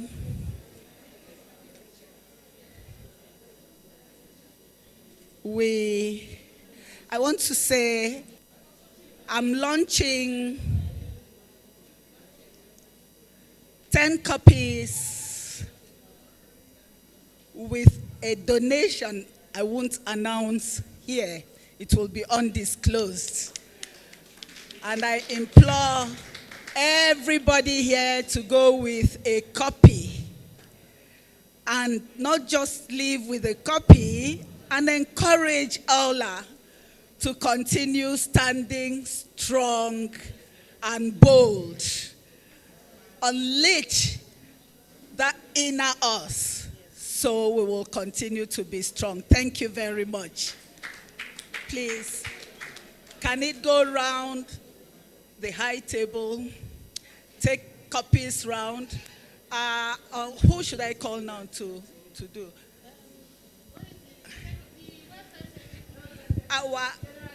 Should we call the keynote speaker? Call somebody else to launch. Yes. So you send my 10 copies. Can we have all the coordinators come up here, both regional and state coordinators? Please come up here. And do we have anybody in the room that wants to launch? You are here, you want to launch, you want to join? Okay. We have our very own Professor Foluke Dada. She wants to launch. You are welcome, ma. Mrs. Rosemary, she's one of us. Okay. Oh, really? We're also calling on Mrs. Roslyn from Calabar. Rosemary, to please come and join us. Yes, please. Okay. Thank you very much. I want to commend the ESCO, the National ESCO of Awla, for this very progressive work that they have done. And these bylaws will aid us in getting to the destination, to where we want to get to. And it will keep being improved. But this is a starting point, and it's great. As a teacher, you know I'm a teacher. So we don't do the transactional things that brings millions, but I just launched with 100,000. I've done it, yeah. Oh, she has had already for us. Wow. She was our coordinator, Calabar. Yes, so introduce yourself. Good afternoon, everybody. I was the first coordinator of Awla Cross River. I think there's need for us to revive the budget. What I'm seeing, I'm very impressed. And so I'm going to support the launching of the bylaws with a token of 30,000. We are grateful. Do we still have any other person that want to launch? If you want to support this noble cause, can you please come forward? Okay. The Assistant General Secretary, Awla Nigeria, Tawa Kali Tutoriola, is supporting the bylaw with the sum of 50,000 naira.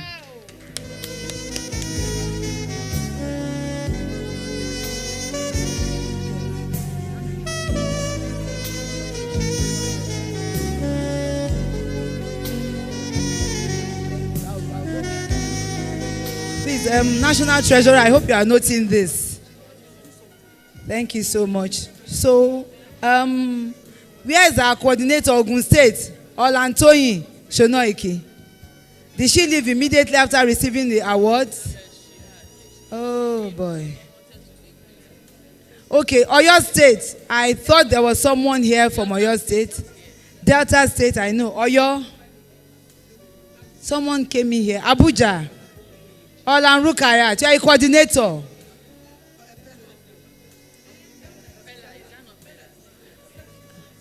Delta State coordinator, you are seated.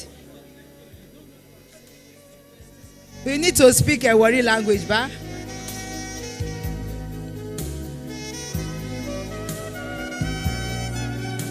Okay. So this is the working document for the respective branches. So we urge the coordinators to ensure that this document, this bylaw and standing orders for branches is what is operational in your branches. Enugu State Coordinator, Your Worship, Ifeoma Nwagbara, please. You want me to speak Igbo language? Before you come up. Imo State, Imo State Coordinator. Yes, there was a mistake in the program. Her surname is actually Iluagbonam, but they mistakenly put Okafor. She's not Okafor. The immediate past coordinator was Mrs. Okafor. Thank you. So we need to correct that, please. So we have our coordinators here, and I want each of them, yes, hold copies. You must do something for your branch. Kano State Coordinator, Kemi Oyewo. So please, you have a copy each. I want you to say something in that regard. If whatever, it doesn't matter. On behalf of Awla Imo, we will support with 20,000.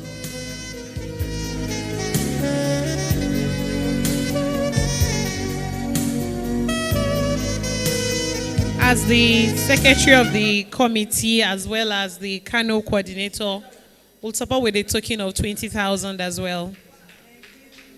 She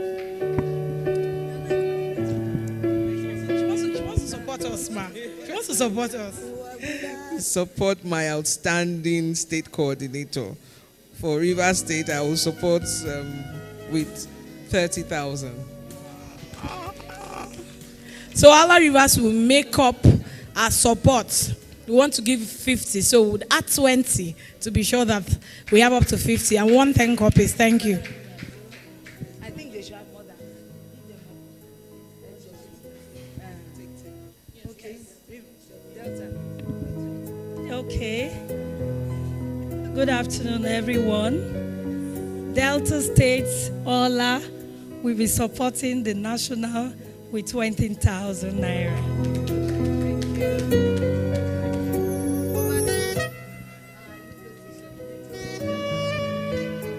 Good afternoon, everyone. On behalf of Awla Enugu, we are launching with sum of 30,000 naira.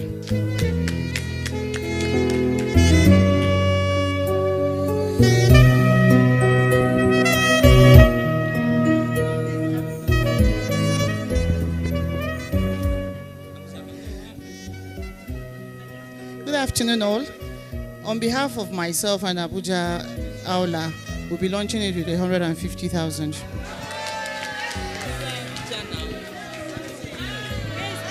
Wow. Up FCT.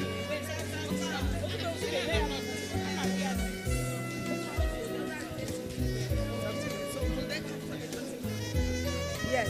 So cutting of the cake. Okay, photographers, let's take a picture. We want to cut the cake now.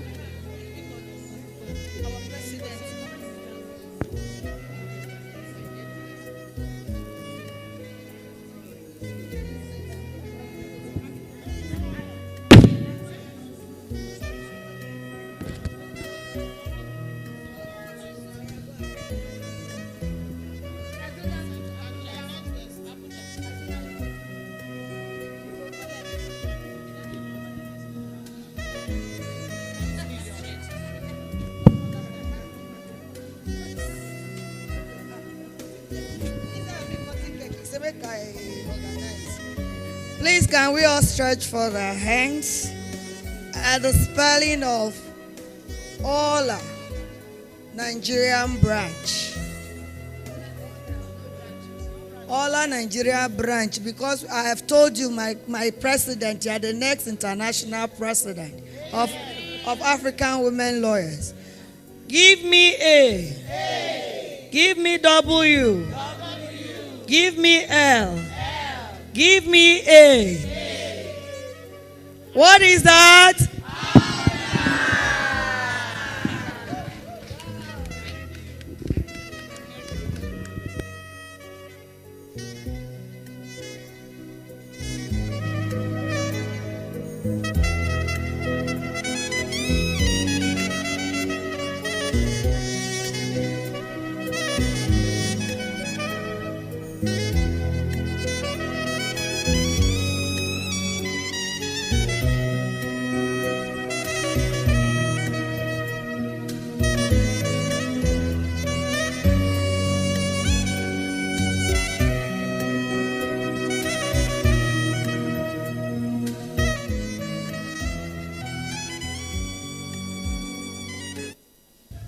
I hope we're enjoying ourselves. We thank you so much for your time. We are going straight into the raffle draw for today. And I'm going to use 3 of our females here for the raffle to pick our winners for the raffle draws. We are going to have the first, second, and third prizes. So if you collected the raffle ticket or a small piece of paper, just hold it because we are going to use them to get the winners for today. Thank you. I'm going to give the raffle first to Professor Foluke Lawansin.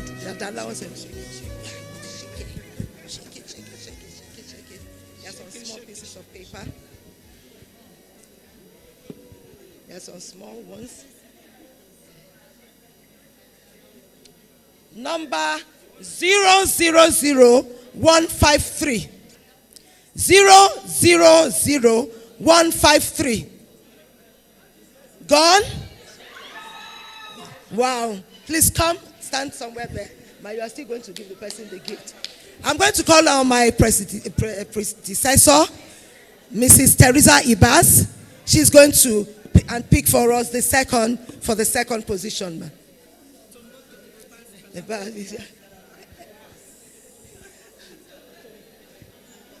000253.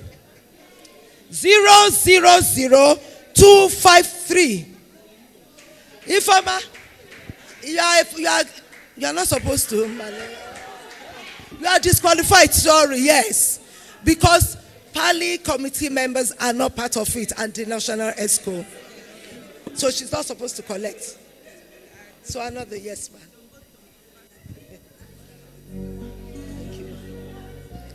000255. 000255. Oh, we have a winner. Please, if you're a national ESCO, you're a state coordinator, you're a regional coordinator, or you are part of the LOC or Parley committee, you are not entitled to participate. Thank you very much. And for the last, I'm going to call on our big mommy here, Mrs. Madu Pugo. Okay, Mrs. Madu Pugo, Esquire, is going to do the last one for us. Amen.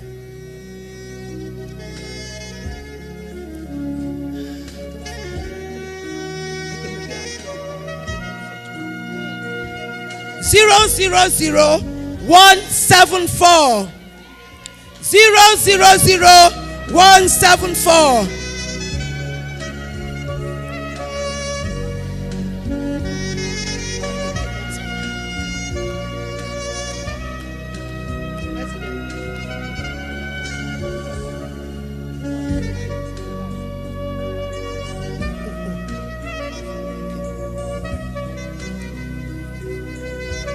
for a change, we are going to do a fourth. And we are going to honor our male champion, our keynote speaker for today. He's going to do the last one for us. Thank you, sir.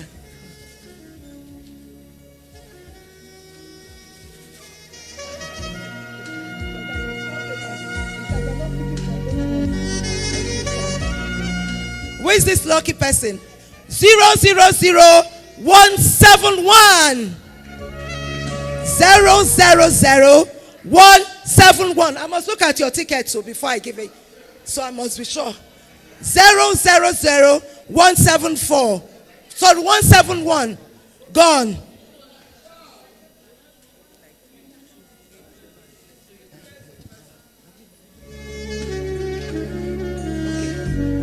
Okay, we'll do 5. Sir.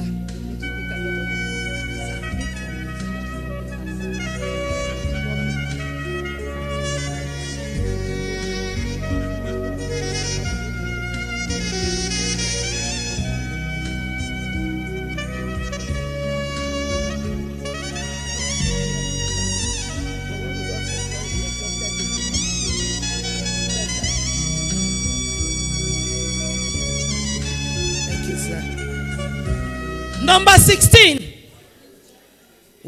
16.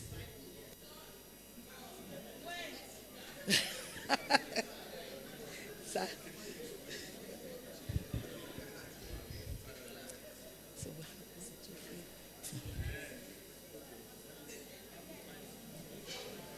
Okay, sir. Number 14. 14. Sir, we will do until we get somebody, sir. Sir, just choose anywhere you like now. In fact, we are doing 2 more because we are giving to 5. So we are doing 5. Thank you, sir. 000161. 000161.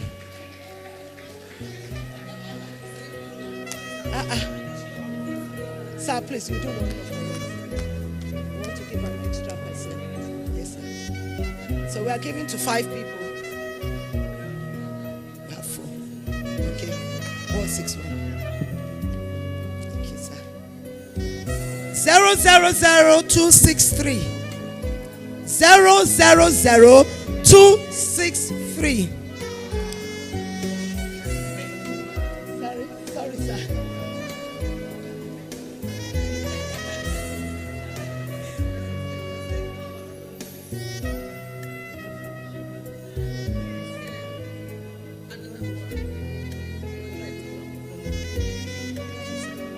Number 13. 13, 13. So sorry, we are stressing you. Thank you, sir. 000254. 254. How do you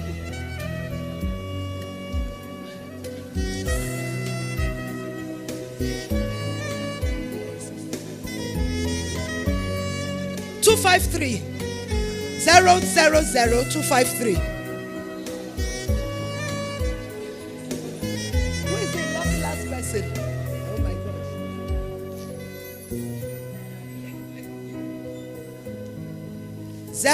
Zero 153. Wow.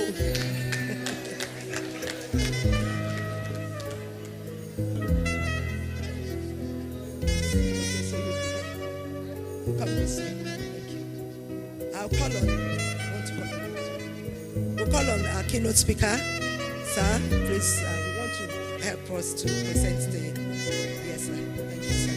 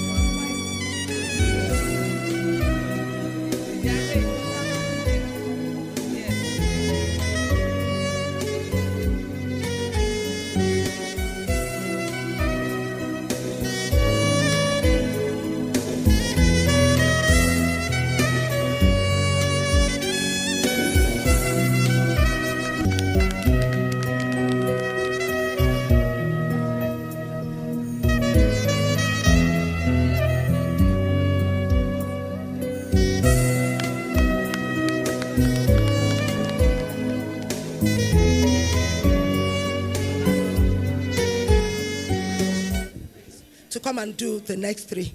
Thank you.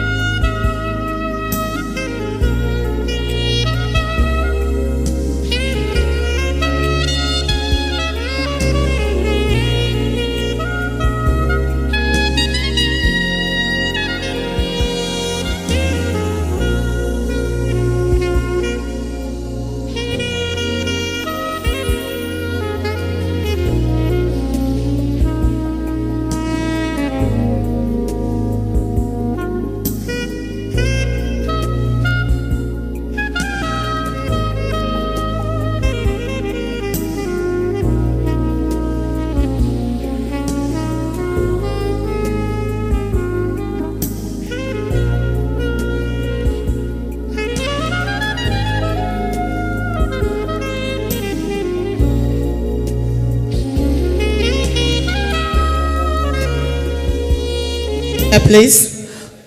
So thank you all for staying till the end. We now invite Ola Monica to give us the vote of thanks.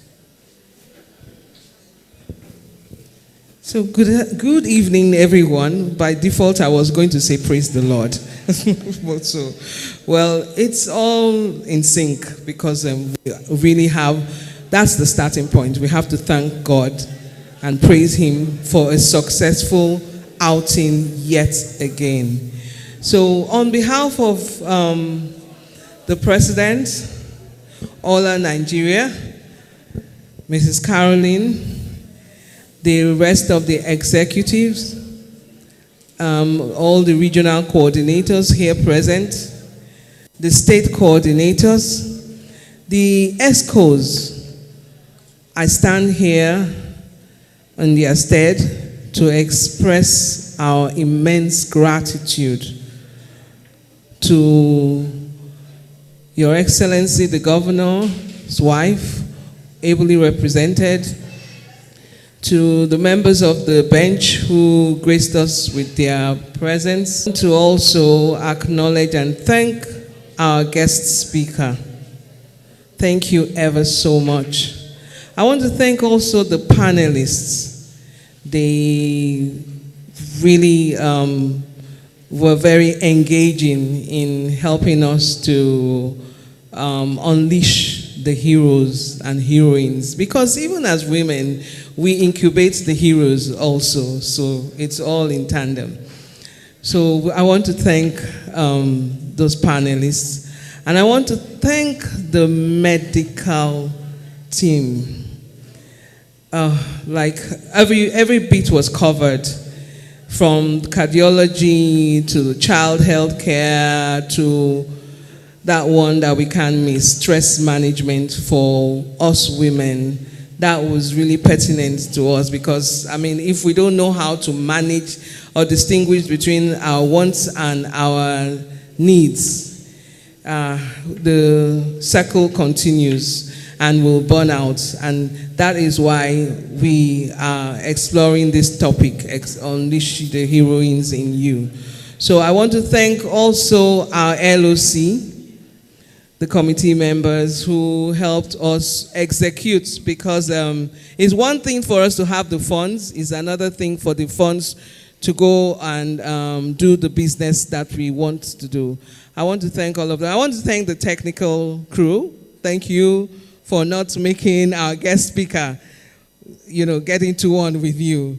I want to thank you all so much. And I want to thank Orlans, because that's the core group that has invited us to this evening here. So on behalf of all of us here, I want to thank everybody who made it here, made this a successful event. And I know that all that we have heard, we're going to execute them, we're going to put them into practice, and definitely our society will be a better place. And women, the affirmative action will keep going higher and higher, as we've seen that there are more women moving for places in authority. I want to thank everybody. I want to thank our compares for the day's event, our barrister Ben, Ifoma Ben, and her assistants. I want to thank everyone.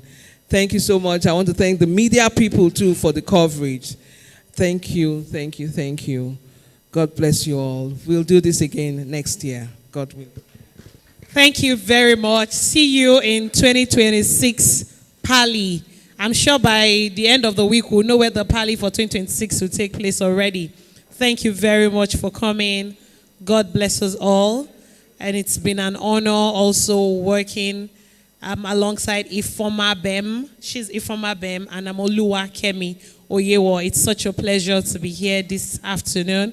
Thank you, and God bless you. With the kind permission of Madam President, we declare the Parley closed today. See you next year, 2026. Congratulations to our President. Congratulations to LOC. Congratulations to the chairperson of the Parley Committee. Thank you. Thank you to our speakers as well. You've done exceptionally well. God bless you. See you next year by God's grace.